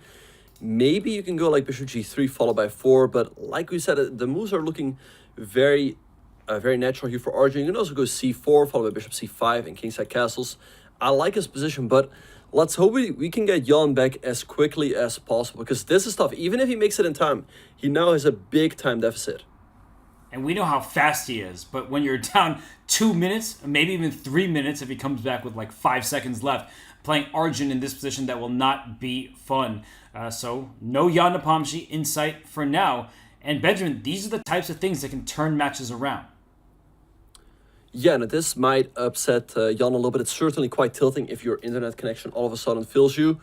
And he's down at 50 seconds, Robert. I don't know if he's going to make it back in time. I mean, sometimes there might just be an issue that is very difficult to resolve. So let's hope he can make it back, as nobody really wants to see him lose this way. Even Arjun, no player really wants to win on time in a... honestly, this position looks pretty good for Black, so he would rather win over the board. And if Jan is not back, he will lose this game on time, but the next game will not start. They will give the players some time to figure out the connection, because as you said, no one wants to win a match like this, especially not Arjun Erigaisi. He wants to beat Jan over the board, and he still has a good chance of that. Whether he's down 1 point or 2, he, I believe, is the stronger bullet player, so he always has that time control to look forward to. And Jan is down his last 6 seconds. I don't think he's going to make it back. And Robert, it reminds me of that Title Tuesday last round. He showed up like 40 seconds late. And I thought to myself that, hey, if he doesn't show up, I don't mind. I just win the Title Tuesday. But yeah, we see Arjun here winning the game. It's very unfortunate. Yeah, Jan lost his connection. And now it's back to 1 point.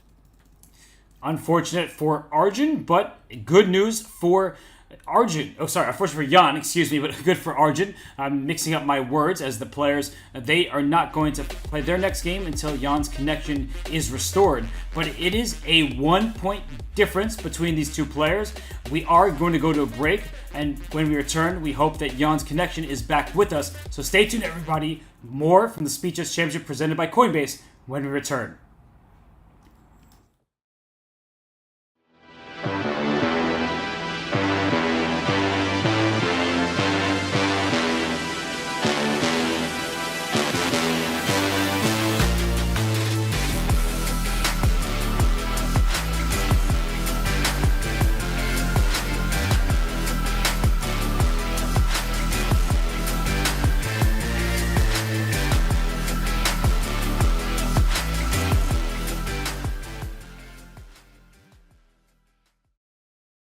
God, it's the same thing every time. Why did you en passant, bro?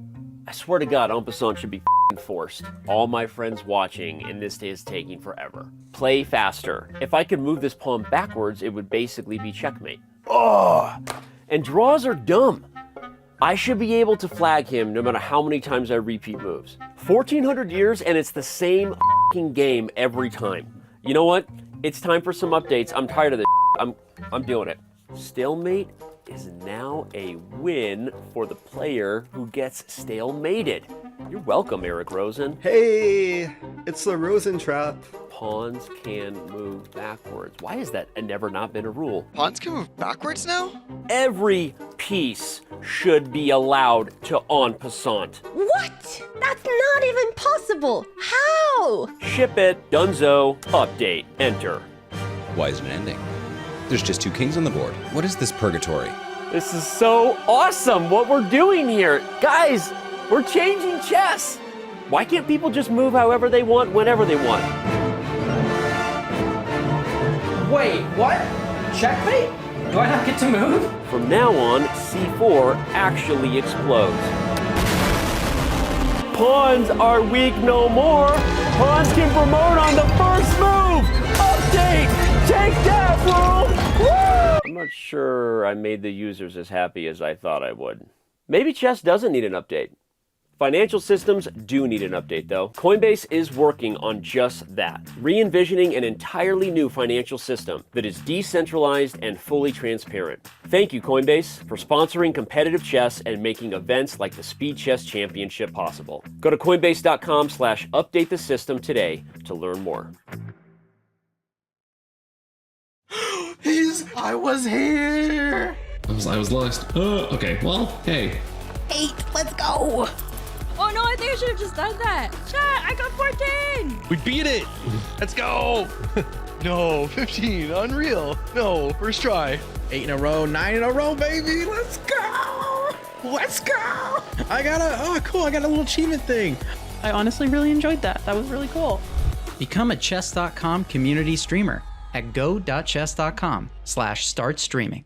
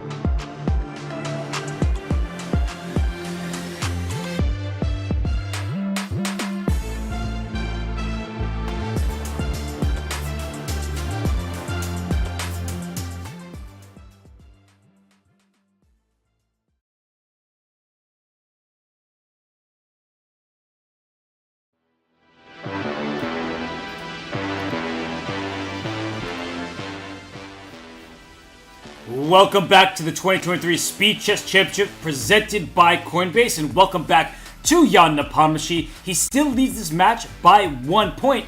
His internet is back. Benjamin, hopefully he's fixed that situation in its entirety because he cannot afford another loss on time due to disconnection. Yeah, no, that was a really unfortunate loss there for Jan. He finally opened up a 2-point lead again, but we see Arjun makes it back into 1 point, so really it's anyone's match. And yeah, it must be frustrating for Jan, especially to lose like that with the white pieces. So let's see what's going to happen in the next game. Well, Jan, he is such a strong player. He gets a loss with the white pieces there by disconnect. Now he has to have the black pieces. And Arjun, well, it's uncomfortable for him too, because you don't like winning games by disconnect. You want to win over the board, but he'll take any point that he can get. Right, and here we see a Catalan Arjun going for a quick 95 against the Bishop e7 variation. I'm sure Jan has looked at this for the World Championship, but there's so many lines to remember. And you know, when he played the World Championship against Ding, I'm sure that he did a lot of repeating before every game. And also, even during the game, you can think for a couple of minutes, but here that's not the case. You have to blitz, and we see Arjun still playing very quickly. Arjun, he knows his openings extremely well, and here with the white side, he's shattered black's pawn structure, although white's double A pawns don't look too impressive.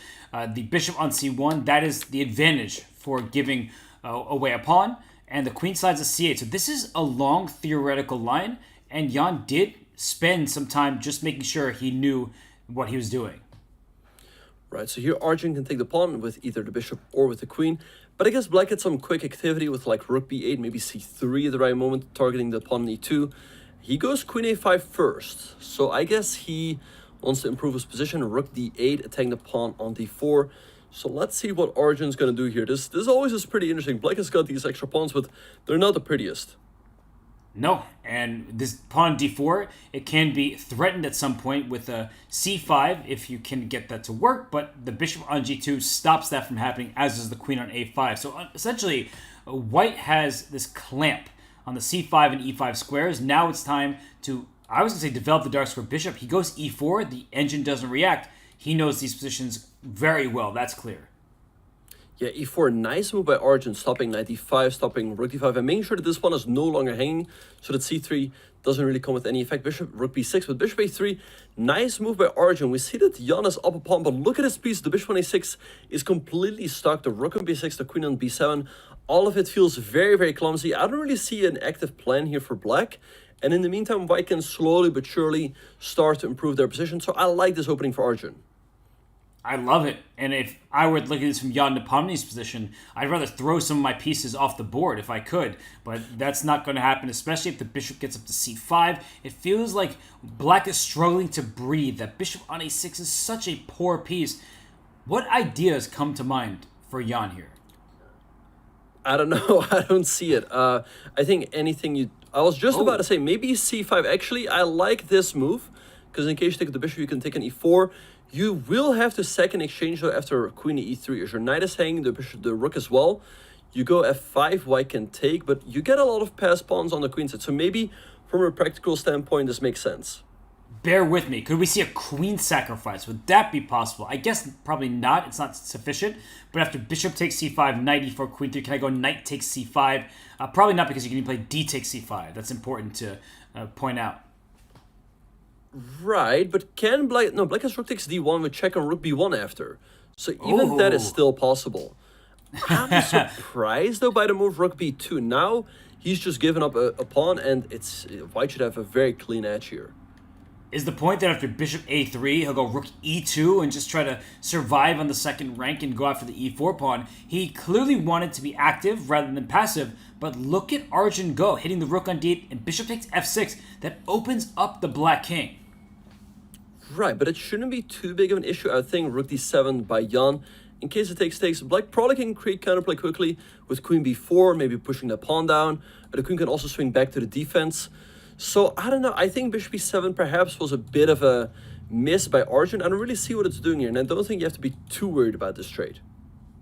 And Jan is not worried. The eval bar unconcerned itself, and it says that in fact black is completely fine. And I think a very important point is what you mentioned. e5 is met by queen b4, because if white could play e5 and take on f6, white would have a huge attack, but with a queen trade on tap, that would not have been possible.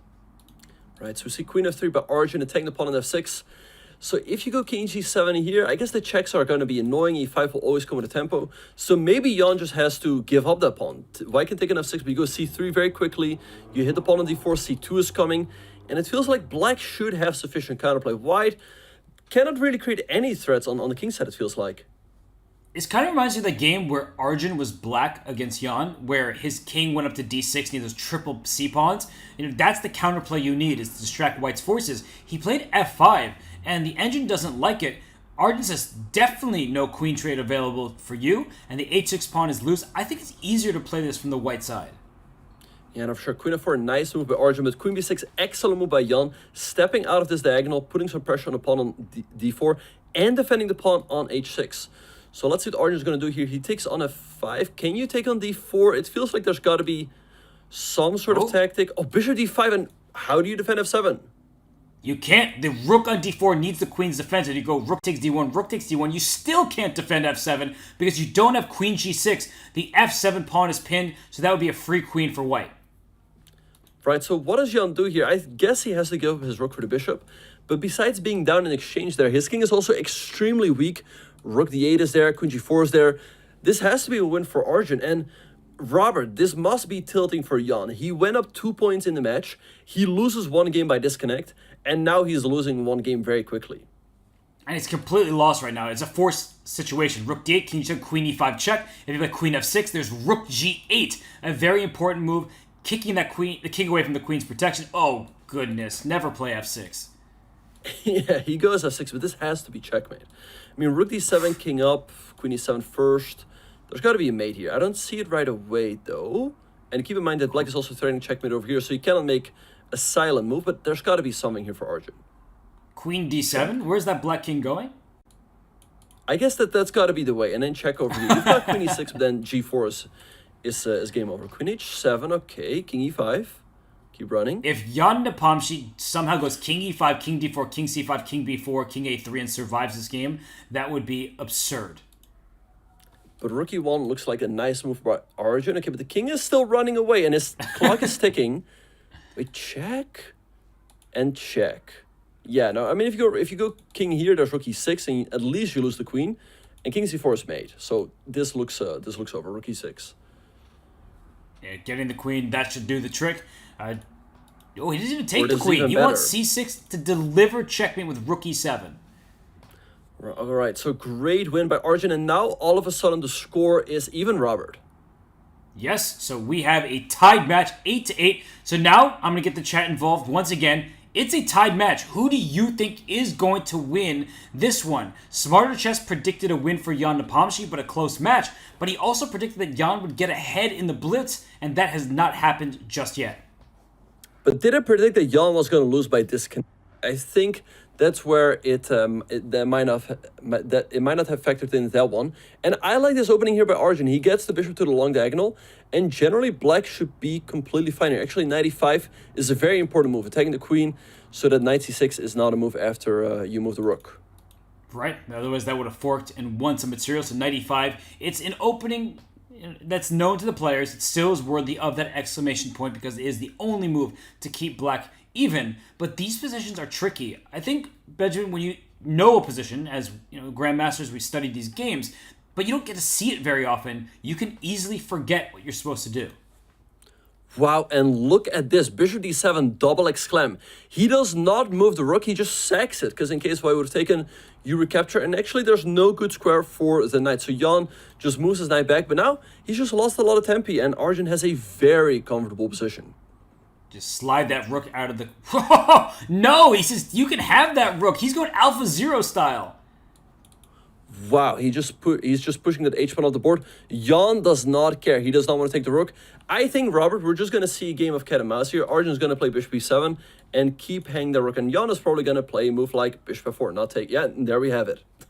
And as long as black doesn't castle, you can't take that rook on 8. But if black makes the mistake of castling, then I take your rook because you don't have a checkmating attack.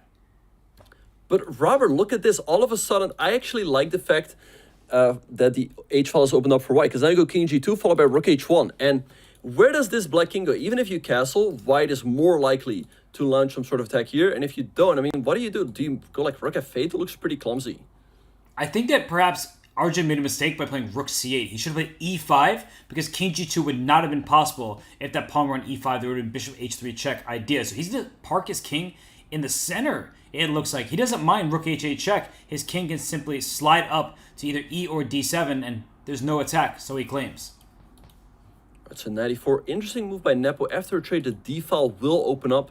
And with this rook sliding over to h8, that might be problematic for Arjun. So we see this trade f6. Okay, I guess you move the bishop Arjun now getting a little bit more room for his king, but wow, e5, Whoa. did not see that one coming. So bishop takes e5, there's queen g6 check, and that is huge trouble because the rook on c8 is loose. If you try to block with your queen on f7, rook h8 check skewers and wins that rook on c8. So you can't take with a bishop on e5. He first takes on f3. Wait, how does this work? Check. Okay, so check. Maybe you can go like king e7 in case it takes. There's king d6, and you still wiggle out of it, but I don't know. Wait, check. Wait, check. King c6, queen e4 looks deadly. King b5, and then... There's no checkmate I just don't yet. know. b3? b3 maybe? Threatening checkmate over here. If you go king e6, you check on rook d7. But rook d1, you can play bishop d4. I think that's the obvious reply that we both overlooked, that you just clog the d file. But yeah, that king also could consider running, and probably will run after queen takes g7 check. Right, so bishop d4, a nice move by Arjun. I guess now bishop e3, putting pressure on the bishop, and you can still take on g7 whenever you want to. So Jan definitely still in the driver's seat here. He's got the safer king. I think especially in a blitz game, this is going to be so difficult to play for Arjun. Oh, his pawns are all hanging. There's a g7 pawn weakness. d4 is hanging now. Even finding a move at this moment, e5 looks bad because of queen takes g7 check. He plays it, and the engine doesn't really budge. So queen g7, king e6, and you protect this f6 pawn. Yeah, you have to go king e6. If you hang this pawn, it feels like white's doing very well. But then check, and the attack continues. Jan, we know how dangerous he is in these positions. He's got the initiative. He's putting pressure on his opponents, and that's where he's the scariest. So let's see how he will do it. Well, he can also take on d4 first, but I think it makes sense to take on g7 for now and keep your options open. In some positions, you actually want to keep the bishop on the board. That's true, because the bishop on d4 isn't doing all that much. He was b4, opening another avenue. After bc5 at the right moment, the rook can come to b1, and maybe there are threats on both flanks. So b4, I think that if I were black, I'd be running with my king. He runs in the center. He runs into the fire. He does not care. Arjun Erigaisi says, I'm up a pawn. Yeah, I don't know. I'm a little bit surprised by Jan, though. I think he really should have taken the g7 pawn. The king in e6 for the moment is sitting pretty safe. There's limited material on the board. There's queen f7 coming, queen d7 potentially. And it's going to be difficult for Jan to really create some sort of attack. He's only got this rook and the queen and the bishop. But for the moment, Arjun is keeping everything together. And another annoying thing is, let's say you play queen f7, queen g4, f5, queen h3, you don't really see fully how to get your king safe. And look at Jan's rook. It goes up the a file. Watch out for rook a6 check. If you go rook b6 to block, queen e8 check, and it's scary for the black king. And bishop d2, nice move taking the pawn on a5.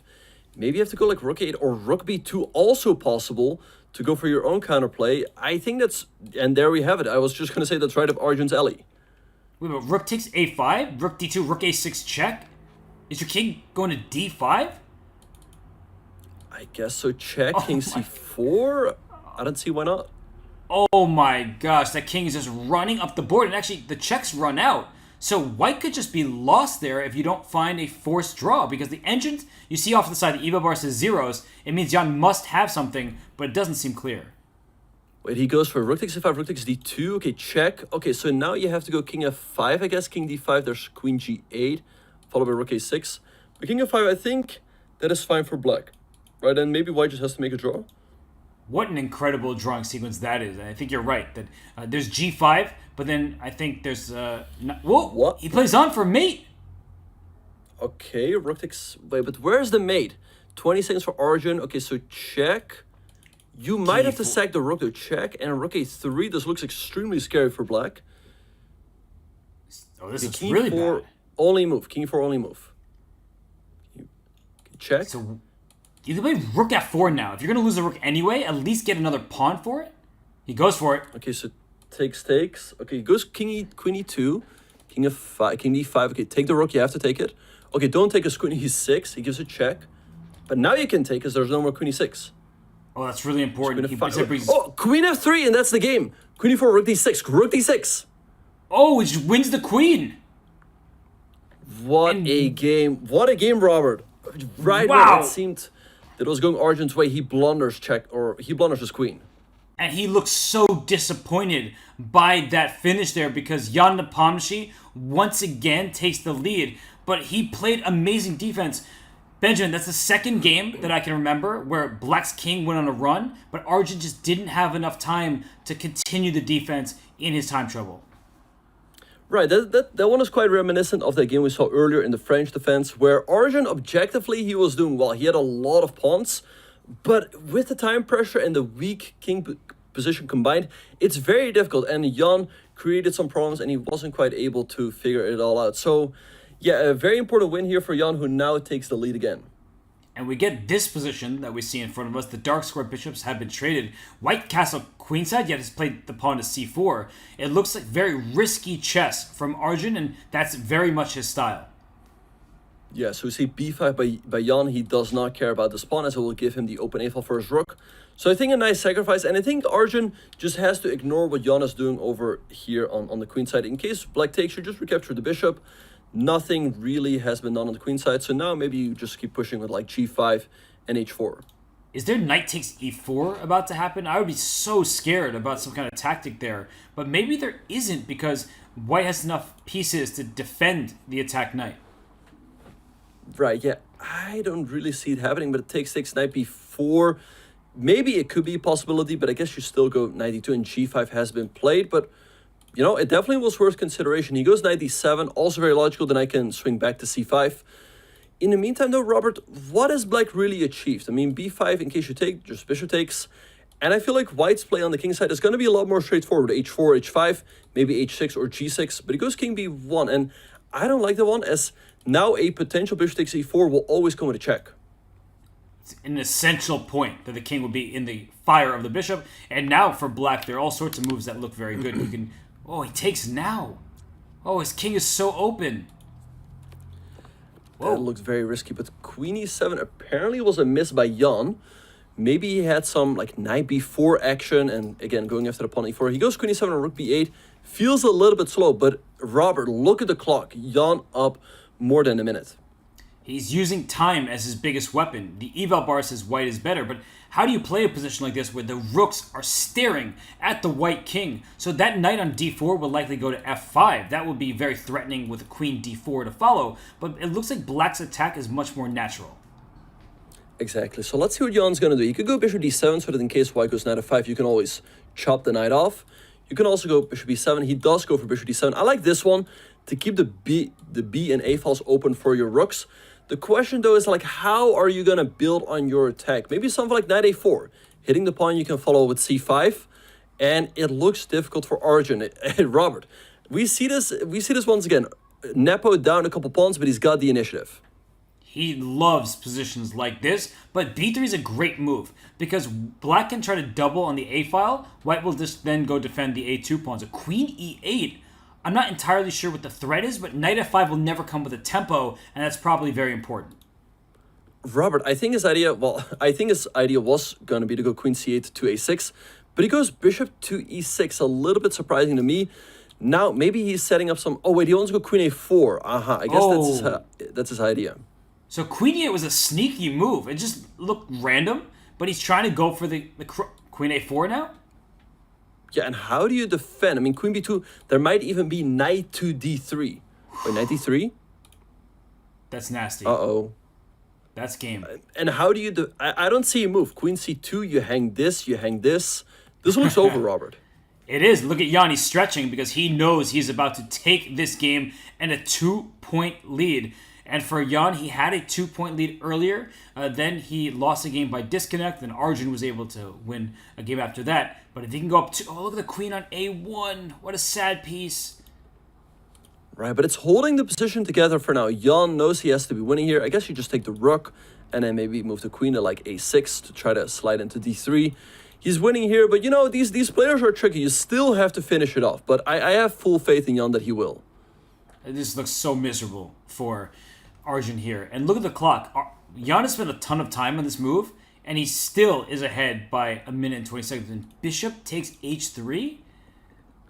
I'm a little bit surprised by that one. Why not just take the extra material and play on from there? Why take this pawn on h3? Right? Why I didn't even notice that there was a pawn over there, but he's taking all the pawns. Some f4? Okay. I don't know, Robert. I mean, maybe takes and, hey, knight f5 is not an option right now, but it might be in the future. Yeah, if you could play rook takes 12 h3 seconds and of knight Arjun. f5. Wait a second. Rook The f3 knight's is a under tricky attack? move. How do you deal with this?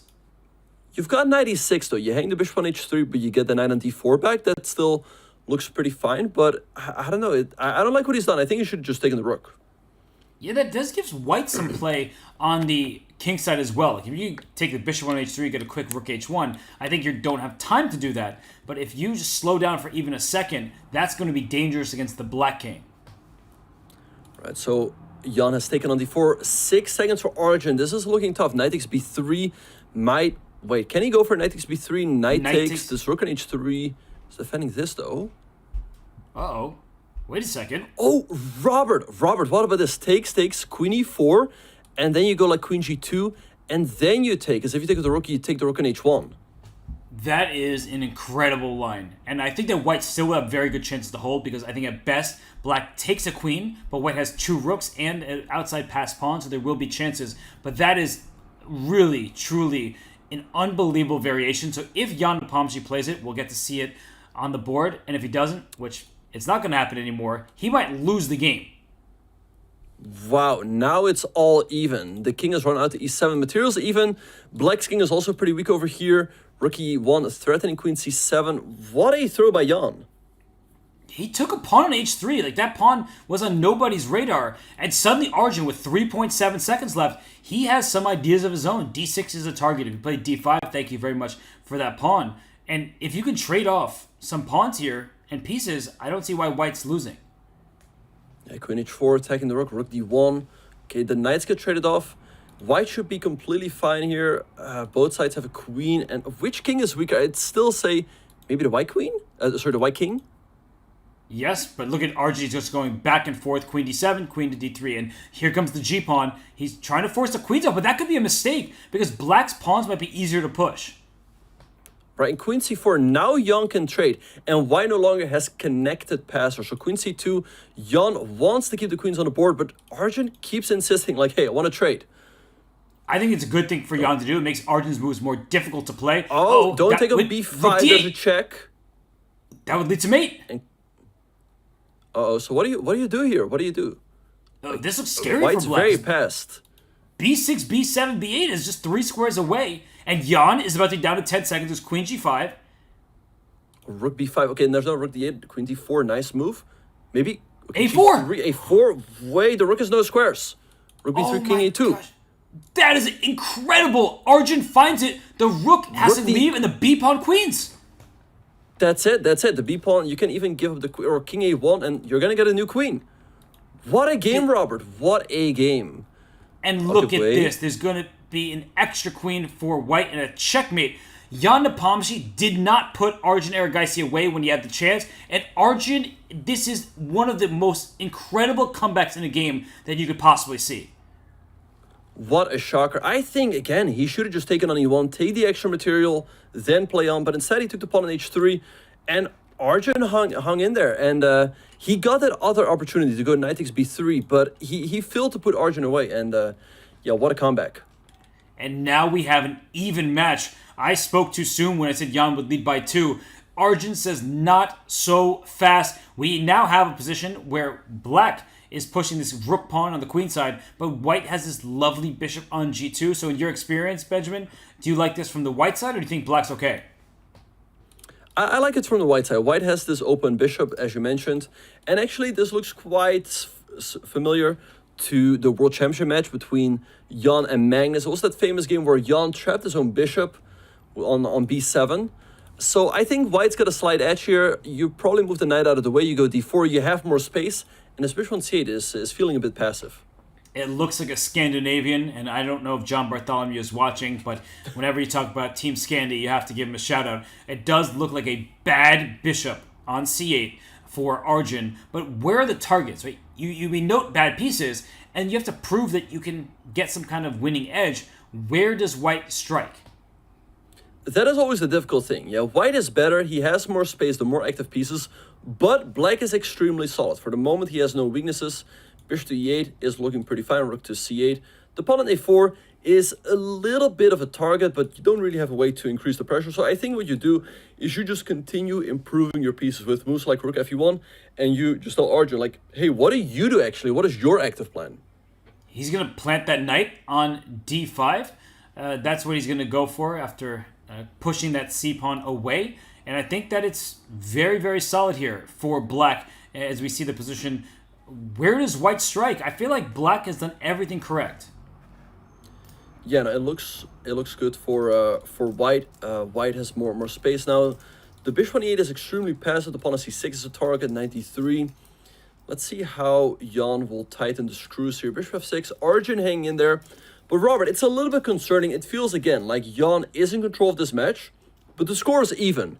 And we see that Arjun is better in these time scrambles. So I really feel like Jan should try to take a lead in the blitz portion with like, you know, a point or two, but for now he's not managing to do so.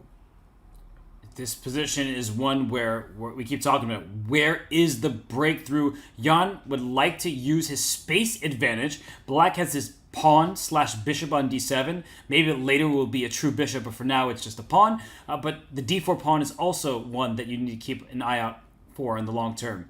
I don't really love these positions because I feel like there's a lot of shuffling. But then I miss a way to break through, and then I regret not paying more attention. Exactly, yeah. So we see the trade on b4. I think what Jan eventually wants to do is maybe push out this pawn to h5 or go bishop b1 right away, followed by queen c2. Although, if you go queen c2 right now, black can still go g6, so maybe now is a good time to go h4. And I guess that's why Arjun played queen f8, to be able to go g6, as now the pawn is no longer hanging. G6, then queen g7. You can also defend your king with your queen's help and stare at the d4 pawn in the center. But rook f3, as you're indicating, maybe there will be an exchange sack at the right moment on f6, but you need to take care of the d6 pawn first. d4 pawn, excuse me.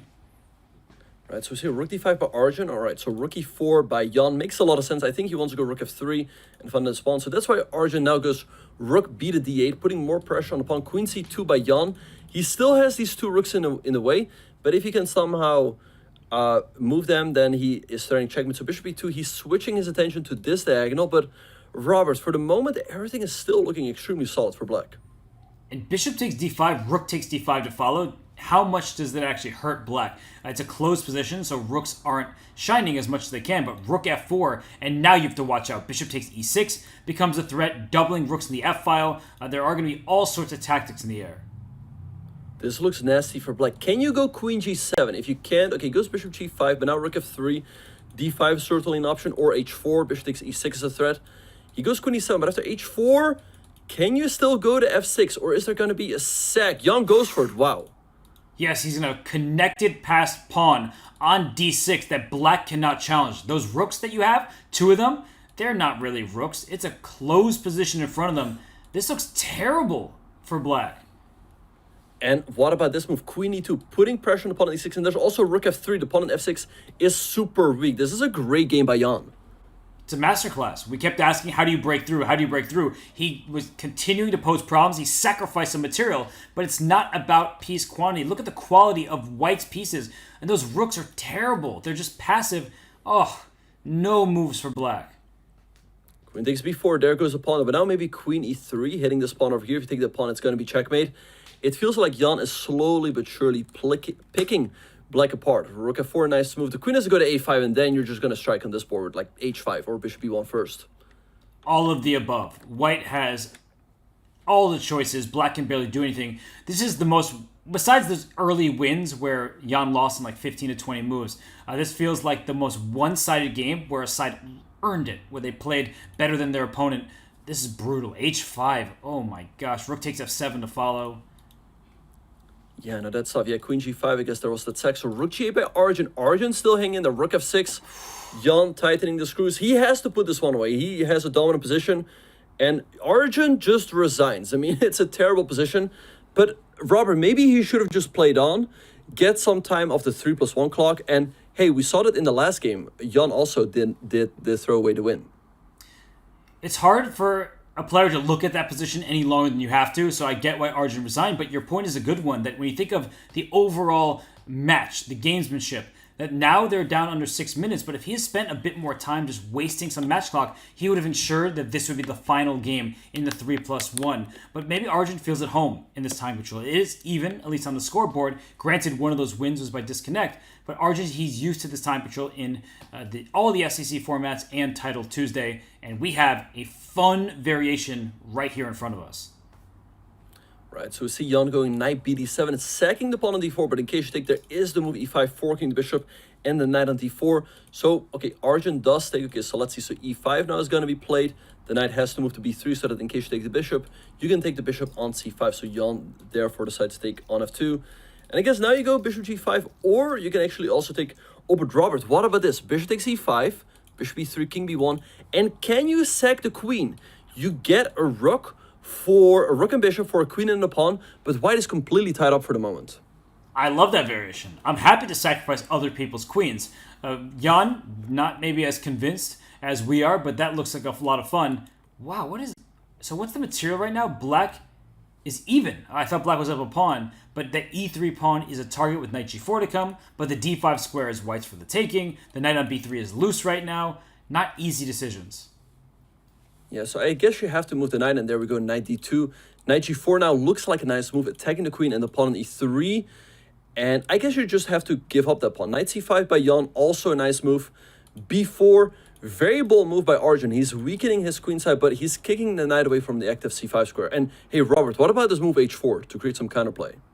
Yeah, the counterplay has to be fast. You see the eval bar in black's favor. And speaking of fast, we have the Penguin GM in the chat rooting for Jan. And Jan, unfortunately, has not heard his supporting message, because look at this. h4, trying to rip open the king side, Benjamin. This looks really dangerous for black.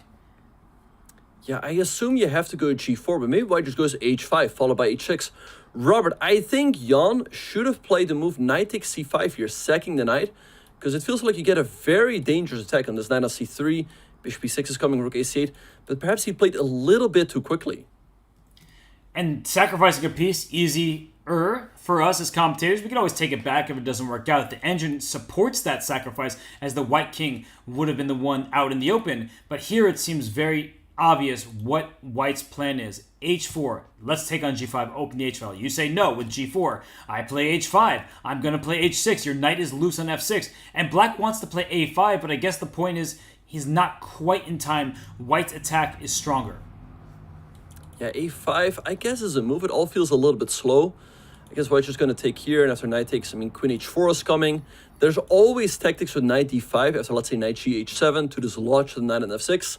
So it feels like white's attack is coming a lot faster. So, and now Jan is thinking, he should have thought on the last move with knight takes c5. But, Robert, this really seems to be the storyline of the match. Like, Jan is in control, he wins a game, but he's letting Arjun back into the match too easily. And this is both his blessing and his curse, that Jan is such a fast thinker that he will be able to blitz out all these moves, but sometimes he plays a little bit too quickly. And here, the knight goes out to g4, and he sacks the piece, but it might be too late. I still like what he's going for. You have to cause problems for Arjun's king.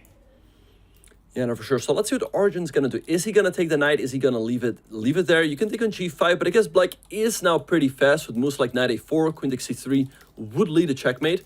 So I don't think he can completely ignore what Jan is doing on the queen side, and he does take. And he goes knight c4, but the engine says black is right back in this thing. The knight on c4 is loose. This looks much more difficult to play at the moment for white, whose king is about to be exposed. Yeah, bishop e6, nice move by Jan. White can take here, but I guess you take on c4. And a good thing for Jan is that after queen h4, you always still have a move like f6 to create some loop for your king. And queen Wait, it's saying mate in 10. Wait, oh, queen b3 is check. Just over? Yeah, queen b2 it's there. It's just mate. Oh. Wow. Do you think Arjun just missed the move queen takes a3? Wait, this is over, Robert. Yeah, I think he did. And you see Arjun, he's holding his head. And now here's a big question for you. If Arjun wants, he can wait out the rest of his clock, and this will be the final game. Do you think he wants one more? Good question. I mean, it will be a game with the black pieces in the 3+1 portion.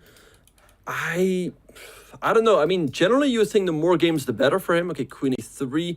Jan still has to finish it off, but I think it's pretty straightforward now. I mean, king c2, there's knight takes c3, and after king b1, you go bishop a2 check. Okay, bishop b3, that is fine. And resigns. Jan does win the game. All right, so there is still time for another game in the 3+1 portion. And if Arjun comes back to win this game of the match, we would have to ask him about this point because he could have let his time elapse. We could have headed straight into the bullet. But perhaps when you have a deficit, you feel, I need to get these victories right now. I can't wait until those final 30 minutes. At least this gives you another game in the mix. Right, and so here we see another French. Jan switches it up, and he goes for the Tarrasch variation with knight e2 and move 3. Bishop g5. White often wants to go bishop h4 to g3 to trade off this bishop on d6, which is black's best minor piece. Now Jan goes for a3, trying to expand on the queen side. And what does Arjun do here? He goes bishop e8, and he wants to go bishop h5 to bring his bishop into the game that way. Yeah, this is a vintage French position where instead of having a bad light square bishop, you bring it out into the open, go after white's knights. And you see Arjun, he's happy, he's moved quickly, and Jan stops bishop h5 before it becomes a thing. That's definitely a good move. Yeah, knight g3, stopping bishop to h5. I like it. Now he can also go rook e1, putting a lot of pressure on that pawn in e6, which is no longer defended. So I like Jan's position here. Here, I guess he's going to take with the h-pawn. Bishop h5 is there, but is black really threatening to take? I think for the moment not, as white always has to move bishop takes h7 at the end. And knight takes d4 first is definitely an option, but bishop takes h7 still going to be white's reply. But these are tactics that need time before you can just make your move. You need to calculate these things. And here he does play rook e1. I do not think Arjun will be playing knight takes d4, but he might play h6 because then knight takes d4 is a threat. Nice point there. So maybe Jan now has to go bishop to e3, as otherwise he would go down a pawn. And there we have it. But this gives Arjun the opportunity to go knight to e4, as now the e4 square is only controlled once by white, and so he cannot take. So he goes knight g4 instead, putting pressure on the bishop. But I think white would not mind the trade. You can just recapture with the rook. You keep your pressure. Here goes bishop f4 instead. I like the position here for Jan. I think strategically, he's got a lot of trumps with the bishop pair, the weak pawn on e6, and this potential outpost for his knight on e5. This is strategically terrible for black, and that's why he strikes with g5. He agrees with you, Benjamin. He says, I'm going to be in trouble if I let white go moves like queen d2, rook e2, rook e1, so I need to act right here and now. And this bishop on h5, it does pin this knight on f3, so there might be some tactics available, some knight takes d4, or knight takes f2 first, followed by knight takes d4. Things of that nature is knight f2 and g4. These are all ideas, but you have to make them work. Yeah, so let's see if he's going to go for that. I think knight takes f2 certainly is tempting. Like I said, strategically, it all looks very dangerous for black. If white can go like queen e2, bishop c3, goes queen e2, but the evil bar hates that move, Robert. Is there maybe something like e5, takes, knight takes, and how do you solve the problem with the knight on f3? I don't see it.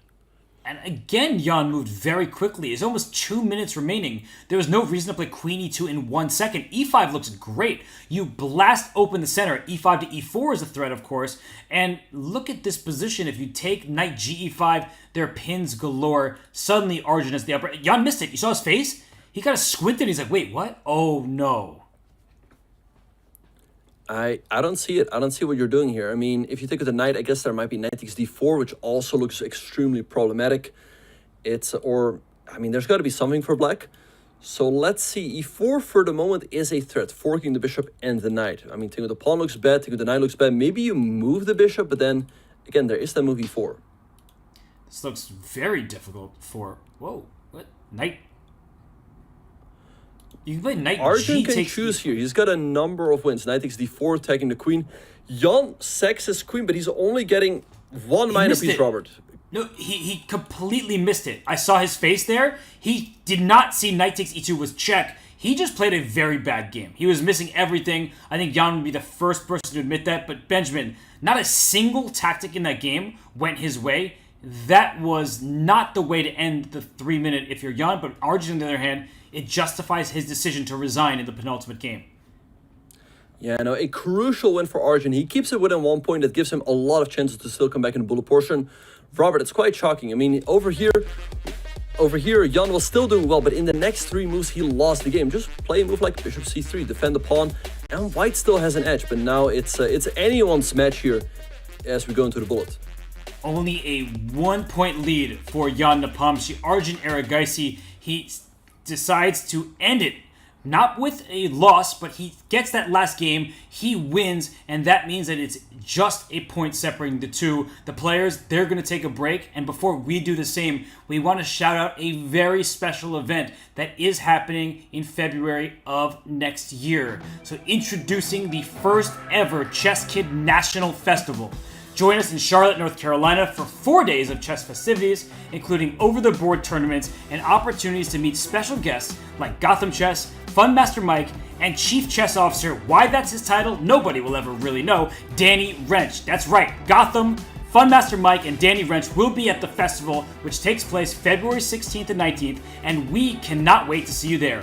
Use the command FESTIVAL in chat to learn more and register today. Subscribers, stay tuned for a special message from Fun Master Mike during the break. So Benjamin and I, we might be at the Chess Kid Festival next year, but that's a year away.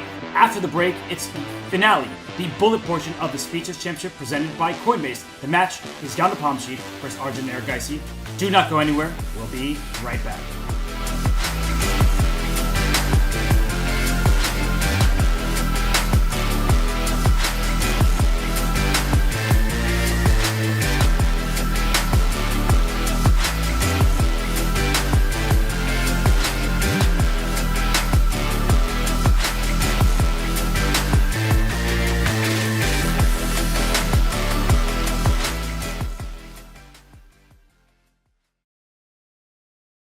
For 4 years, Chess Kid has had lots of fun online events, but it's finally time for us to go IRL, in real life.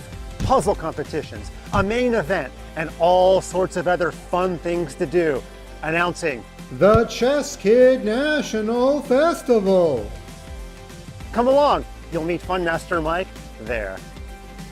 I'm going to the Chess Kid Festival. I'm going to the Chess Kid Festival. I'm going to the festival.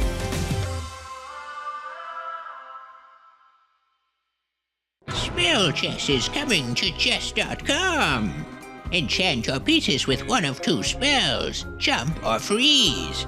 Players start with 2 jump spells and 5 freeze spells, which recharge after 5 moves. You may cast your spell whenever you wish, before making a regular chess move. Jump is a spell cast to 1 square, wherein if there is a piece on that square, other pieces can jump over the charmed piece. The freeze spell is cast over a 3x3 square area, and the pieces in this area are temporarily frozen in place. Combine your powers of chess and sorcery to defeat your opponent. Come see what Supercell and Chess.com have cooked up in our new variant, Spell Chess, dropping on September 1st.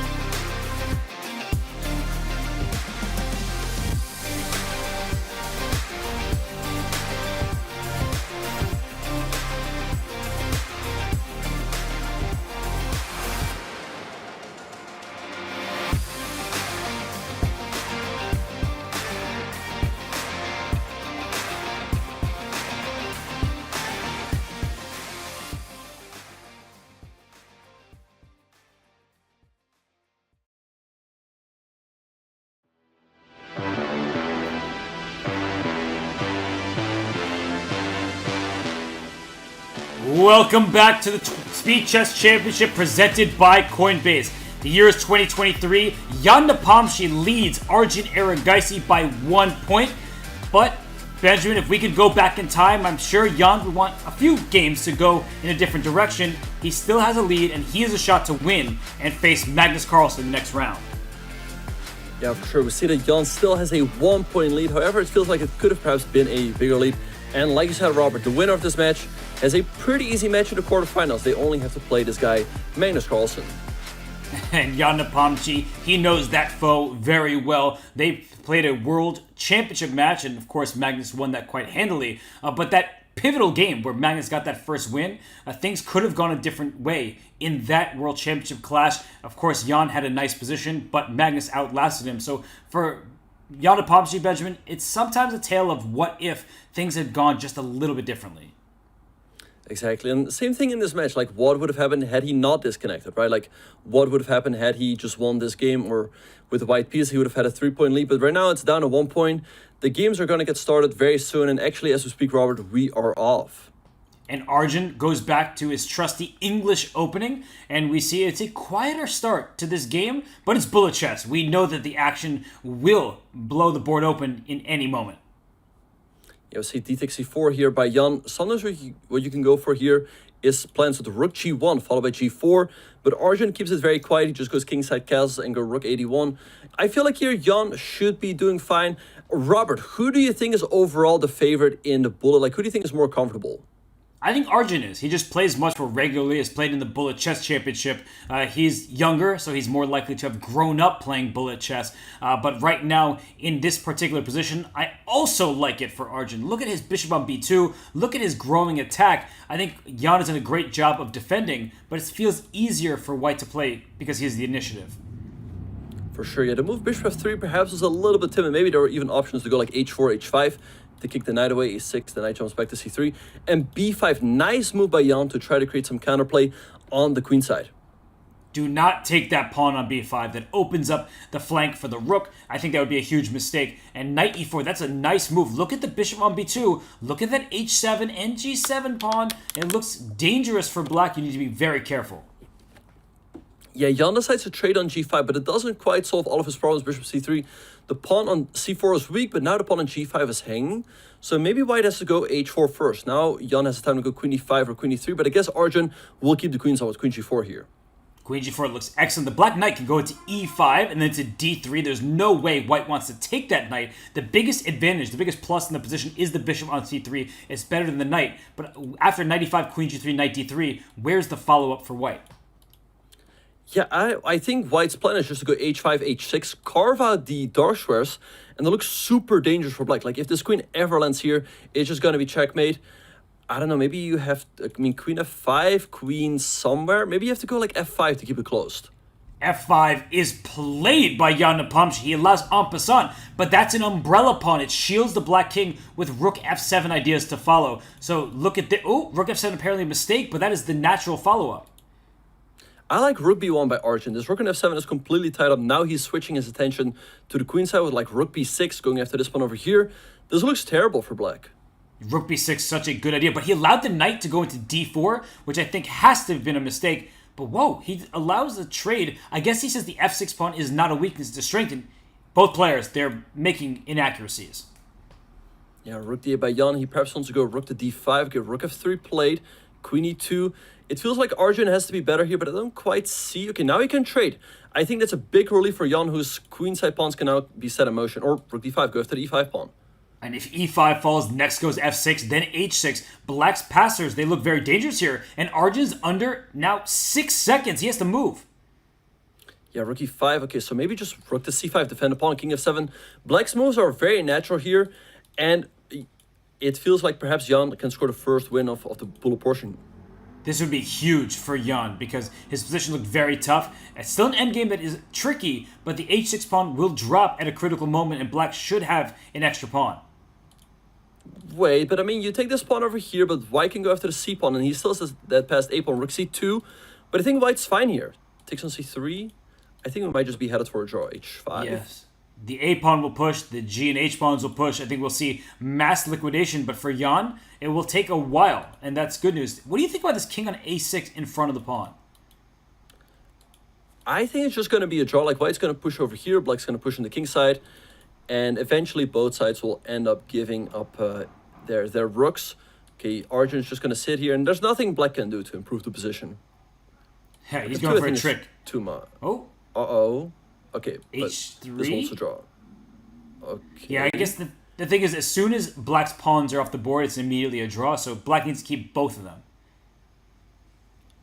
All right. Okay, yeah, it's still just a draw. Takes an A8. And that All game... right, what a game, Robert. It started off pretty well for Arjun, but at some point, Nepo was definitely in the driver's seat. It took nearly 5 minutes off the clock, so Arjun did have a winning position at some point, but Nepo defended well and had the edge even into the end game. So what I'm asking you, Benjamin, after that start, it may have been spoiled chances for both. Who do you think is feeling better with the rest of the bullet? I think Jan. He hang on in the time scramble. We were saying earlier that we feel like Arjun is a better player, but I often actually see Jan not playing him in the time scramble. So this one can really go either way. And Robert, we have an interesting change of pace. We see Jan opening up with like a reverse modern, but actually in the opening, Arjun hung that pawn on d5. Look at this. H-pawn up the board. Arjun shows no fear. He's playing like Alpha Zero. Maybe we should just call it Arjun Zero. But this is zeroing in on a checkmate attack. How do you stop this? I guess, well, there's no way to stop queen h3, but it doesn't hurt us that much. We go like king g1 or king f2, and then later kick the queen away with like knight g1. But black has a long-lasting initiative. You go like knight f7, maybe queenside castles, f5 at the right moment. And white's king is always going to be weak. So it's unpleasant to play this for Jan, especially given the fact that this is a bullet game. And Arjun, he's up on the clock. His position is far easier to play. Castle queenside, f5 as you mentioned. I don't see how white survives this with no time on the clock. Yeah, and I'm really surprised by Jan. I don't like this move at all. I thought he should have just gone queenside castle. But I just wanted to point out, I think Jan should have just stuck with e4. It seemed to be working out pretty well for him. He was getting advantages. He was getting some initiative. If you play the reverse modern, I guess the nice thing is that after g3, you can pre-move bishop g2. But other than that, you can easily end up in a worse position. How did he get out of this? I think I know the answer. Black castle kingside instead of queenside, and now there's no more attack. White is completely stabilized. Benjamin, Arjun needs to make the most of chances like that. He can't be castling kingside in that position. No, that definitely felt like a missed opportunity. Queenside castles would have given him a nice attacking chance. It goes knight g5, but I guess we just take. And does he just want to take with the f-pawn? It would threaten rook takes f2, and would also allow him to put the knight on d4. So maybe you just ignore what black is doing. If you take, you recapture, and white is doing completely fine. So that was a really good move of rook d7. I thought there'd be queen h3, but of course the knight on f2 covered that square. So we're seeing trades. And at this point, without an outside pass pawn, the game should be level, but mistakes happen without time. Yeah, knight d4, nice move by Arjun. The king could now move to e3 due to knight c2 with a fork. So maybe now you go a4, followed by king here. Okay, goes h4. Maybe there was knight b5 by Arjun, followed by... And here again, knight b5, followed by knight c3. And that's why he went a4 to stop the knight from getting there. And knight c2 doesn't threaten anything. The knight on d3 is in a perfect situation. The black king is very close. Like knight e6 to c5, you have to look out for that. I think Jan is taking way too many liberties with all of these pawn pushes. Knight c5 here. There's still knight b2, knight c4 to follow. This feels like it should be a draw, but how? We can give a check and like g5? Is g5 a move? Wow, he goes for it. An amazing find. That is so nice. You play h6 there, and then g6. You don't take back on h6, so the black knight would go to d6 and f7. And here we see it's going to be a pawn race. The black king go after the a-pawn. What is white going to do here? I feel like both sides can lose this. Yeah, Jan going all out on the king side, but it feels like black's pawn is running way faster down the board. a4, a3. How do you stop that pawn? Knight d3, but you should be able to shoulder the knight away. Yes, king c3, and then after knight moves knight c5, take away all the squares from that knight. Okay, knight c1. How do you do it? He's got 3 seconds. Knight a2. Wait, now, okay, can you take... no, that was not the move. Knight d3. Okay. It's going to be a 3-time repetition if he goes back to c3. Knight d3, I think that's a 3-fold. What an escape by Jan. Wow. Jan Nepomsky survives and keeps the 1-point lead. That took a lot of time off the match clock. But Benja, what we're seeing is Arjun coming oh so close to tying up the scoreboard. But Jan, he refuses to lose. Exactly. Yeah, very, very close match. I think this one should have just been a draw. But Jan was taking way too many liberties with all of those pawn pushes. And all of a sudden, Arjun went for it on the queen side. And he should have won the one. But yeah, Jan keeps his lead. And as we see already, almost 10 minutes off the clock. So with every draw, Jan is getting closer and closer. And Robert, what is this move? Rook to g1.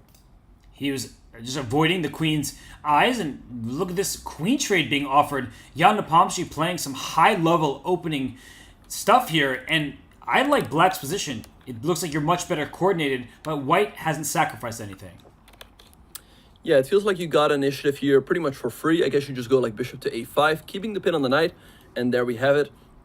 And it's difficult for White to develop here. You can no longer go kingside castles. I therefore assume you're going to have to go for queenside castles, but it's not going to be that easy to achieve. So I guess bishop b6 here, keeping some pressure on the pawn. And Jan has a very comfortable position. I think White will play knight a4 after bishop b6, just go after the bishop pair. And if that was going to be the case, why not hurt White's pawn structure? But look at this. There's open space for the bishops. This is either side's chance in this game. Rook a6, a crafty move by Jan. He wants to recapture with rook, or maybe go rook b6 or rook b2. Start attacking White. Again, this king over here is stuck. You cannot castle here. You cannot... I mean, you can, but that doesn't look very comfortable. Maybe just rook e8, and there we have it. This looks like it's all Jan. If White could castle, White's probably better. But the fact... Oh, no! Don't go that direction. Bishop f5 with rook b1 is going to be a checkmate at some point. Right, so h6, a little bit slow. Okay, but now, I mean, there's moves like knight a3, bishop f5. Bishop f5 looks like a nice move. You might have to go e4 and give the pawn, but Jan just takes rook d8 check, though. But he thinks he's going to make the king with knight a3 and rook b1. But is it actually made? Like, there must be a defense, right? Or is there not? Like, king d1, yeah, king d1 after knight a3. Goes rook b2, knight d3. Wow. Arjun hanging on. Wait, what do you do here? Yeah, this is actually very tricky. The bishop on f4 is protecting the d2 square. The knight on d3 is saving the check on the b2 square. But so after rook b to c2, you have to go king d1. And it looks like it's... There. Wait, all of a sudden he's lost knight g4. Okay, but rook takes f2 or maybe knight takes... This still is anyone's game. He goes f5. Oh my knight goodness, c5 apparently to dislodge the knight. He takes... Okay, no, wait, but just hang the knight. Now it's completely winning. Okay, Arjun should win his game. Now it's a free piece, right? It's a full extra piece, and you're just going to mop up the pawns. Now it's easy. So Jan Nepomsky, he missed a chance to survive, but it was very tricky. And Arjun, who didn't have an impressive opening, he's suddenly going to even this match up. Yeah, very tough loss here for Jan. It felt like he was going to open up a 2-point lead, but right now it's all even. All right, so Jan again opening up with the reverse modern. And it turns back into a King's Indian with a fianchetto. And it's a slower system. It's not the attacking King's Indian. This is going to be more of a positional affair. And yesterday, while commentating with Daniel, he said he likes the c6 and d6 pawn structures for Black. He finds them very flexible in bullet chess. And White's e4 pawn and c4 pawn, those can be attacked by the Black Knights. Yeah, I like the move a4 by Arjun. He's grabbing a little bit more space on the queen side. Now he goes queen a5. There's queen b4. That's annoying. And to be fair, these pawns on c4 and e4 are always targets. That being said, though, White does have more space, and the d6 pawn can be targeted as well. Now you can take on c4 as bishop f1 traps your queen, but you just move the queen back, and you want to go knight b6 on the next move to target this pawn. And some people may ask, why would you play queen b4 just to move it back? Look at what's happened. Is White's pawn structure is shattered. Black has firm control over the queen side. Stole a pawn in the center. This looks very risky. Look at the king on g8. It's wide open. Yeah, I don't think this was a clever pawn grab by Arjun. It looks extremely risky, like I said, with all of the weak dark squares. Knight g5, nice move by Jan. In case you take, I mean, maybe you take it, I don't know. I don't feel like this should be possible, but hey, maybe it is. Yeah, bishop takes f6, knight back to e6, just blocking the rooks from staring at each other. And eventually maybe you play queen f5 as Black, try to trade those queens off the board. So this is hanging on by a thread. Maybe bishop 6 is bishop f5. Actually, I'm thinking with that intermezzo, hitting that queen on c2, and then playing knight to e4, e6. But this looks very risky. Yeah, what about this, Robert? Bishop f5, there's queen f2, and after knight e6, then you go g4, and the bishop all of a sudden is trapped. So maybe you have to go to e4, but maybe then you take, and you take here. And he goes queen b2. Okay, he's going after the pawn on b7, but now knight e4 feels like it holds it together for black. We see the bishops of opposite color. Oh, not only is it holding for black, is there some kind of checkmate attack with rook b8, rook b2 coming? You don't have bishop d4 because of this, so he goes rook takes, but now there's got to be a knockout punch for black. Where is it? Is it rook b8? Okay, move the queen. Queen d7, I guess. Offer the trade of queens. And defend h3, so after check, you can go here. That's so important that h3 is defended. I completely missed that. Queen d7 is the only move to survive, but Nepo hasn't played it yet. And he finds it with 5 seconds. Okay, rook b2, you go king g1, and after check, and here... Oh, also the rook is... But the point is that after takes, there's always rook takes c4 and rook d8. So white could turn this around. I mean, Arjun has plenty of time, 20 seconds on the clock, but he's worse now once the queens come off the board. Right, so let's see what he's going to do. I mean, I guess he's going to give a check, but king back, I don't see it. This one, like I said, could easily turn around. 12 seconds, Arjun's clock is ticking as well. He's going to have to trade queens. I think he is forced at this point to do that. Queen c5, threatening checkmate over here. Tricky move. Takes the pawn, okay. Maybe now Jan can move. Okay, goes queen c7. c5. Jan would... Oh, he's got to move! Rook. Okay, rook a8. They're just making random moves at this G5. point. Oh! And Arjun wins on time and takes the lead. What a game. And you see Jan, he is distraught. That game was one where at first, Jan looked like he was in charge. Then tactics went in Arjun's favor. But when it came down to the final seconds, it was Arjun who handled his clock better. We see a tied match once again. So Benjamin, we're back to a Catalan here. Whose chances do you like? In chat, you can answer the question yourselves. Right, so we see trade on d7. And now... Okay, wait, so for the moment, Jan is still up a pawn, but there it goes, queen takes c4. It feels like here, Arjun should have the advantage with the bishop pair, so I think perhaps Jan should have tried to hang on to this pawn a little more firmly. Arjun gives up his bishop pair for the better pawn structure, and he should just be comfortably better here. I mean, look at these weaknesses on c6 and c7. These c6 and c7 weaknesses are real. The b2 pawn is going to be targeted by the black rooks. Rook f to b8. That's the rook you bring over to keep a5 safe and sound. So it looks bad for black, but white does not have an easy time getting that bishop out of c1. Exactly. A bishop f6, putting more pressure on b2. You can also go for like h5 here and h4, which is annoying. Plan the rook on b3, followed by rook b8. It feels like Jan is doing very fine here, even though he's got this slightly worse pawn structure. And this queen c8, rook a6 configuration defending the a4 pawn and c6 pawn, it looks odd, I have to admit. And now it looks very bad for black, because if the bishops are off the board, these rook endgames are going to be favorable for white. Yeah, this looks very nice for Arjun. Now the pawn on c6 is weak, and it's very difficult for black to ever increase the pressure. d4 though, I don't know. We see Jan trying to go h5. The position now becomes a little bit locked. It feels like, if anything, white should have the slight edge, but, you know, black isn't doing too bad. He can double up the rooks on the b file, and he should be able to hold here, I would think. Ooh, he's tripling on the b file. We're going to have Alekin's gun down to the b2 pawn, and that would be mass liquidation. So rook takes b2 is possible. Instead, maybe Jan's playing for a win here. Doesn't want to trade all the pieces. What about this, Robert? Rook takes b2, rook takes c6, and rook f5. He goes rook d6, which is a little bit passive. Now queen e2 and Arjun keeps it all together. And look at the clock, though. Jan is well ahead on time. 10 seconds plus for him. So he's just trying to keep the action. He doesn't want to allow easy choices from white. Okay, so rook b5. He's giving up the a pawn, but going after the b pawn. Maybe rook c2 by Arjun if he wants to keep it together. No, he goes for the trade.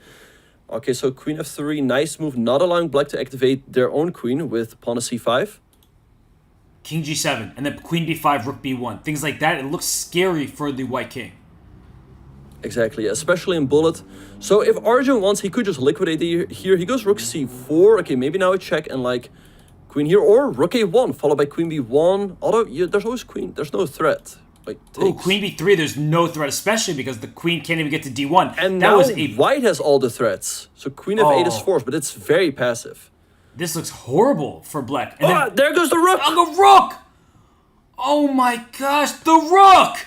And Arjun takes it and takes a 2-point lead in this match. What a shocking game. All of a sudden, Giannis completely lost control over this match. He's down 2 points, and we're back in the French. So let's see what he will do here. He takes on f6, but this looks very comfortable for black.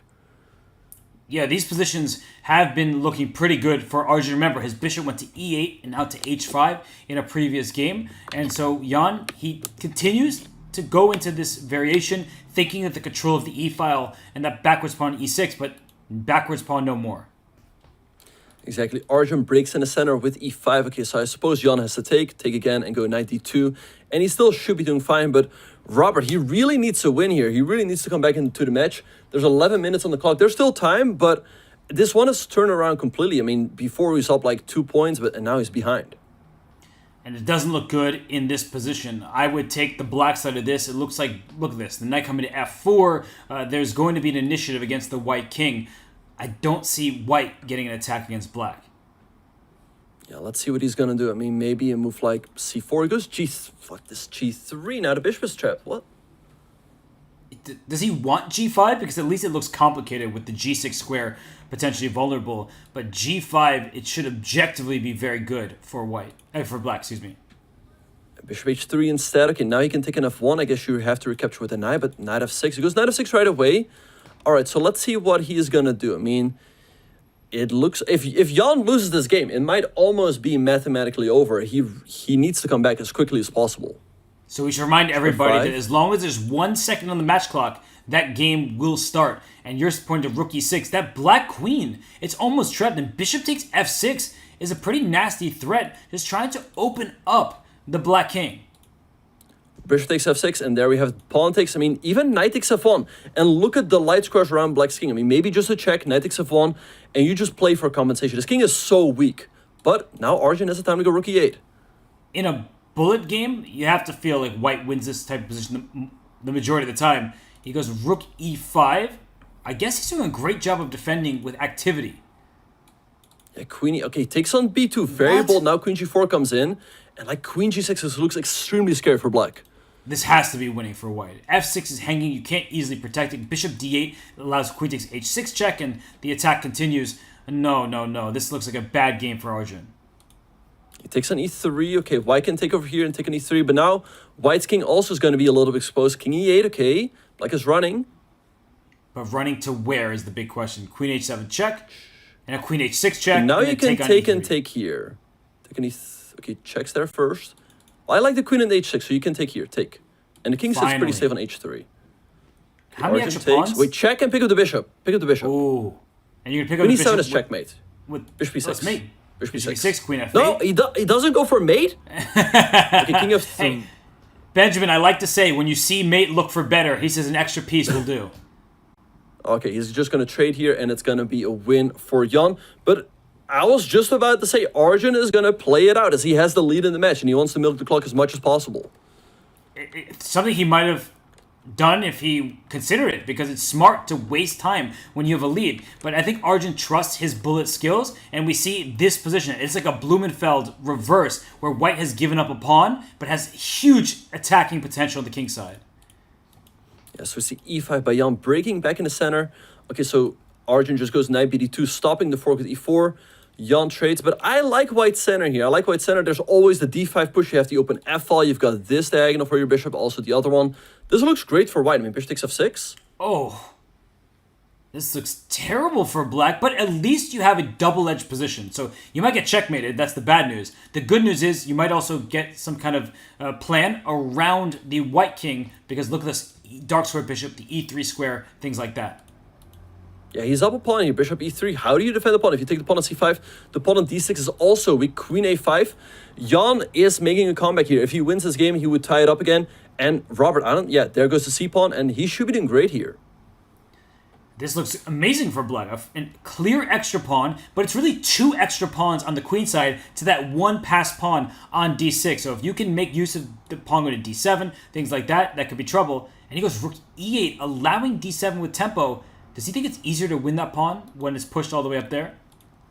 I guess so. I mean, I don't see how you defend a rook d8, and there it goes. And the problem for Robert is that white is pinned. You kind of go king h1, you hang the knight, and so that is going to be a big problem. He goes knight d4. Okay, but now, do you just take, or is there like a knight f5 jump? Yeah, that's a good idea from Arjun here.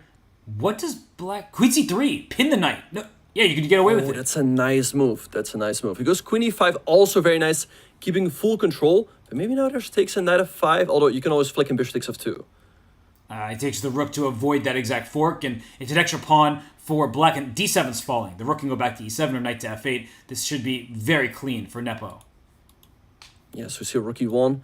All right, so let's see how he will finish this one off. Okay, he actually, if he takes everything, he's up 2 pawns. I thought he was up 1, but he's up 2 pawns, so he has to win this game. Rook e8, you have to take. That's a great try, though. At least, you can catch your opponent off guard, and now he gets to chase those black pawns. Yeah, but Nepo just hangs on to his extra pawns. He's still up 2, but, the king is still active. Maybe if you can move in to b5, but it feels like black is just in time, I guess, with the king to c7. Or this. I like this one even better with the knight at d5. Right, because white can never trade knights. That would be an easily winning endgame for black, and with the knight on d5, the king is free to run around. And knight c3, great move by Jan. If he trades off the knight, he moves into a winning king and pawn in game, b5. This one is over. Easily winning at this stage for Jan. By the way, Jan with 30 seconds on his clock. Look at how fast he is in these time controls. And the point now is that white gets a pass pawn, but the black king chases it down, and then the white king cannot stop the black passer, both in the center and on the queen side. King f6 here is a pretty routine win. That's what I would go for here. And after king c4, you just go b3, trade everything off and winning the king side. Jan is thinking, though, goes e4, which is winning because okay, b3, a3, and he wins with the 2 passes. All right, so we are all even, Robert, with 5 minutes on the clock. We are indeed, and now Jan Nepomniachtchi on a winning streak. The match is tied. A lot of people thought that Arjun would be the favorite in bullet. He actually leads the bullet 4-3, but it was 4-1. So now we have this position here where black is competing for the center. White goes knight b5. Benjamin, I like these positions for white. I love myself a good bishop pair. Right, but black has a nice center here and good development. So d4 is a move here, or bishop g4. e4 is definitely an idea here. So I don't know. I like this position for black h3. Maybe you go bishop h5 or trade over here. But Robert, this game is super important. Whoever wins this one will take a lead going into probably what's going to be the final game. Yes, and we see that this position looks very passive for white. So that's what you were saying. You're right, Benjamin, that white has a pair of bishops, but not open diagonals thanks to those d5 and e5 pawns in the center. And some moves need to be easily played. Black put the rook to d8. White doesn't have such easy moves. The position's cramped.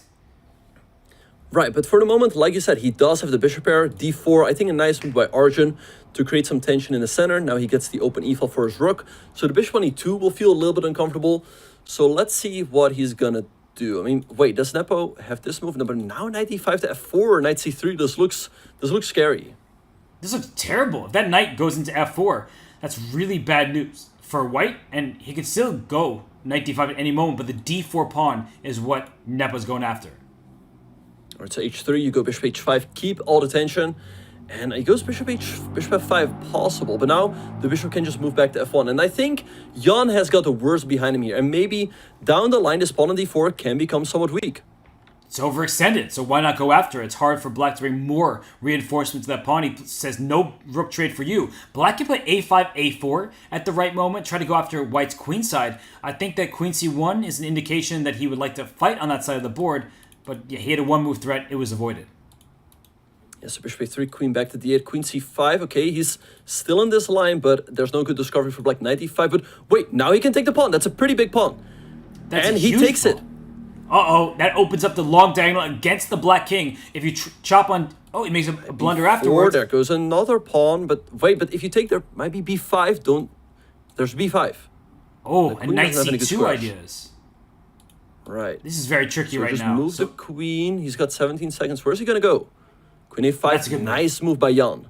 Because b6, he can still save his queen back to a4, and he retreats his queen. But black has an initiative here. Rook c2 was an idea. Knight c2, knight c2 with the fork. Oh, because rook c2, the wrong piece. Yes, queen f6 and you hit f2. Take an a2. Oh, good find. Rook a2, rook a1's a threat. Goes knight f4, okay. Knight takes h3. Knight takes h3. Queen e3, goes king h2. This is a nerve-wracking game. This won't be the final game, so even if someone loses... He sacks and Nepo pre-moved, but bishop e7, queen f5? And then knight f3! Or rook takes f1. Wait, Arjun is crushing. King h2, but knight f3, you pick up the queen. He doesn't. Queen g3. And it's still alive. Still on. But that's a good move. Bishop. Okay, rook h4. Oh, but queen d1, threatening checkmate. Then how do you defend? Okay. King g3. King up. Wait, queen e6 and it's a draw. It's a perpetual. Queen Queen c8, f5. queen c8, queen c8, and queen f5. Wow. Queen f5, queen f8. What a game. What he goes for the win, okay. King Wow. h3. Okay, it's anyone's game, but I feel like Black's king is safer. Okay, he offers the queen trade. Jan keeping the queens on the board. This is smart play from Jan, centralizing his queen. And Arjun, he might go for the repetition. No, he doesn't. Oh, he does. There we have it, Robert. It's all of a sudden a sudden death game. Whoever wins this game will win the match. And if they draw, we will get 4 games of 1+1. So we will have a 4-game mini match. But this will be the final game. If we have a winner, the match is over. Magnus Carlsen will know his opponent. But right now, Arjun goes back to his trusty opening. He likes to go with these d4 setups. Benjamin, they have to keep their nerves. Yeah, this is all about nerves here, Robert. Whoever wins this game wins the match. Rook c8. Jan is setting up c5, so Arjun takes on d5. You can recapture with the bishop here, but then bishop a6 is going to be a little bit annoying. But yeah, what a match, Robert. Bishop b7 here. Oof, Black can strike with c5. The e4 pawn is also a bit loose, so he goes d5. Now even IQP, but that's a passer. It's an unopposed pawn, and that can go up to d6 at any moment. Yeah, but I like how Jan is doing this. He goes queen f6, trying to trade off the queens, and I feel like this pawn is often going to turn into a weakness, but now the a7 pawn is hanging. Not easy to deal with that one. If you go a5, there's bishop b5, so a6, nice move. You cannot take because of rook a8. That's right, and I don't like where the queen is. If he goes queen a4, he wants to redirect over to the king side, queen g4 now, and he's attacking the knight, but that d5 pawn, it might fall in the next few moves. Yeah, great game so far by Jan. a4, trying to attack the pawn on b5, and maybe just queen b6, defend, and knight f6 is coming. Goes knight b6, but Robert, this one might just be headed for a draw. It's looking pretty even so far. That being said, I slightly prefer Jan's position. This knight can hop to like f4 or c3, and he still has some tactics. There definitely are tactics. Watch out. A move like h5 with knight h3 check with queen takes f3. If white goes queen g5, right now, knight h3 check might win the game. He goes knight g5. Wait, he's hanging the pawn on g2. He goes h5 instead by Jan, but bishop takes f7, and the rook is hanging at the end. So bishop f7, if you go king h8, you take bishop 3 is not the move. Bishop d5, he cannot take because of knight e2. Wait, what do you do? What do you do? You have nothing because rook e1, you still take knight e2, rook d1 mate. It's a back rank checkmate. I don't see the move for Arjun. You cannot move your queen. You hang the knight. What do you even play here? If the bishop cannot go anywhere. There are no moves that I see. Clock is ticking. Knight h3, but just take on c4. Take on c4 and take on f1. That's the match. That's the match. Yeah, you take a rook. Take on f1. He's threatening the queen. Move your queen to g6. Go queen g6. That seems he goes queen a1. Bishop e2 check. Bishop e2, and there goes the knight, and that's it, Robert. That's it. Queen g5, don't hang the rook, go queen f6. Jan Nepo, just take the pawns. You are up a full rook. Queen f6 back, rook to d4. That should be that. Queen d6, straight up the queens, and that is it. Wow, what a match, Robert. Oh my goodness, Jan Nepo wins at the last game. He can't even believe it himself, and he shakes his head, but he is the one who will be moving on to face Magnus Carlsen. Arjun Erigaisi gave him everything that he could handle, but when all is said and done, Jan Nepo advanced to the quarterfinals with a 15.5, 14.5 win. Benjamin, that was exhilarating. What a match, Robert. We saw everything. We saw Jan taking the lead, then Arjun came back, but at the end, Jan had the stronger nerves and moves on to the quarterfinals against Magnus. Wow, wow, wow. There really are no words for the matchups that we've seen recently, and Jan Nepo takes this one against Arjun Erigaisi. What a nail-biter, what a close finish, and you have to feel for Arjun. For the second year in a row, he can't get out of the first round because he loses a close one. Yeah, what an absolute nail-biter, but Jan Nepo very deservedly moves on. He was leading for most of the match. He had some bad luck with the disconnect, but how he pulled his nerves together in the final 2 or 3 games was extremely impressive, Robert.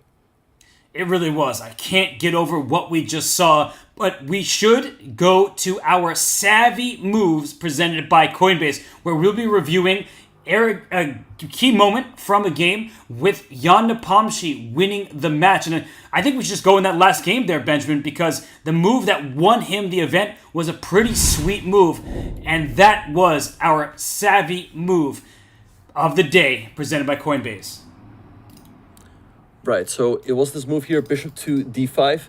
He not only defends the pawn on f7, but now he also threatens to take this bishop on c4, followed by knight e2. And there's nothing you can do with white. If you take the bishop, again, knight e2, you pick up the queen with check, actually, also.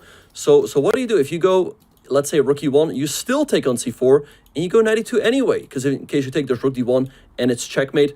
So after a long think, Arjun finally settled on the move knight h3, but this does not help.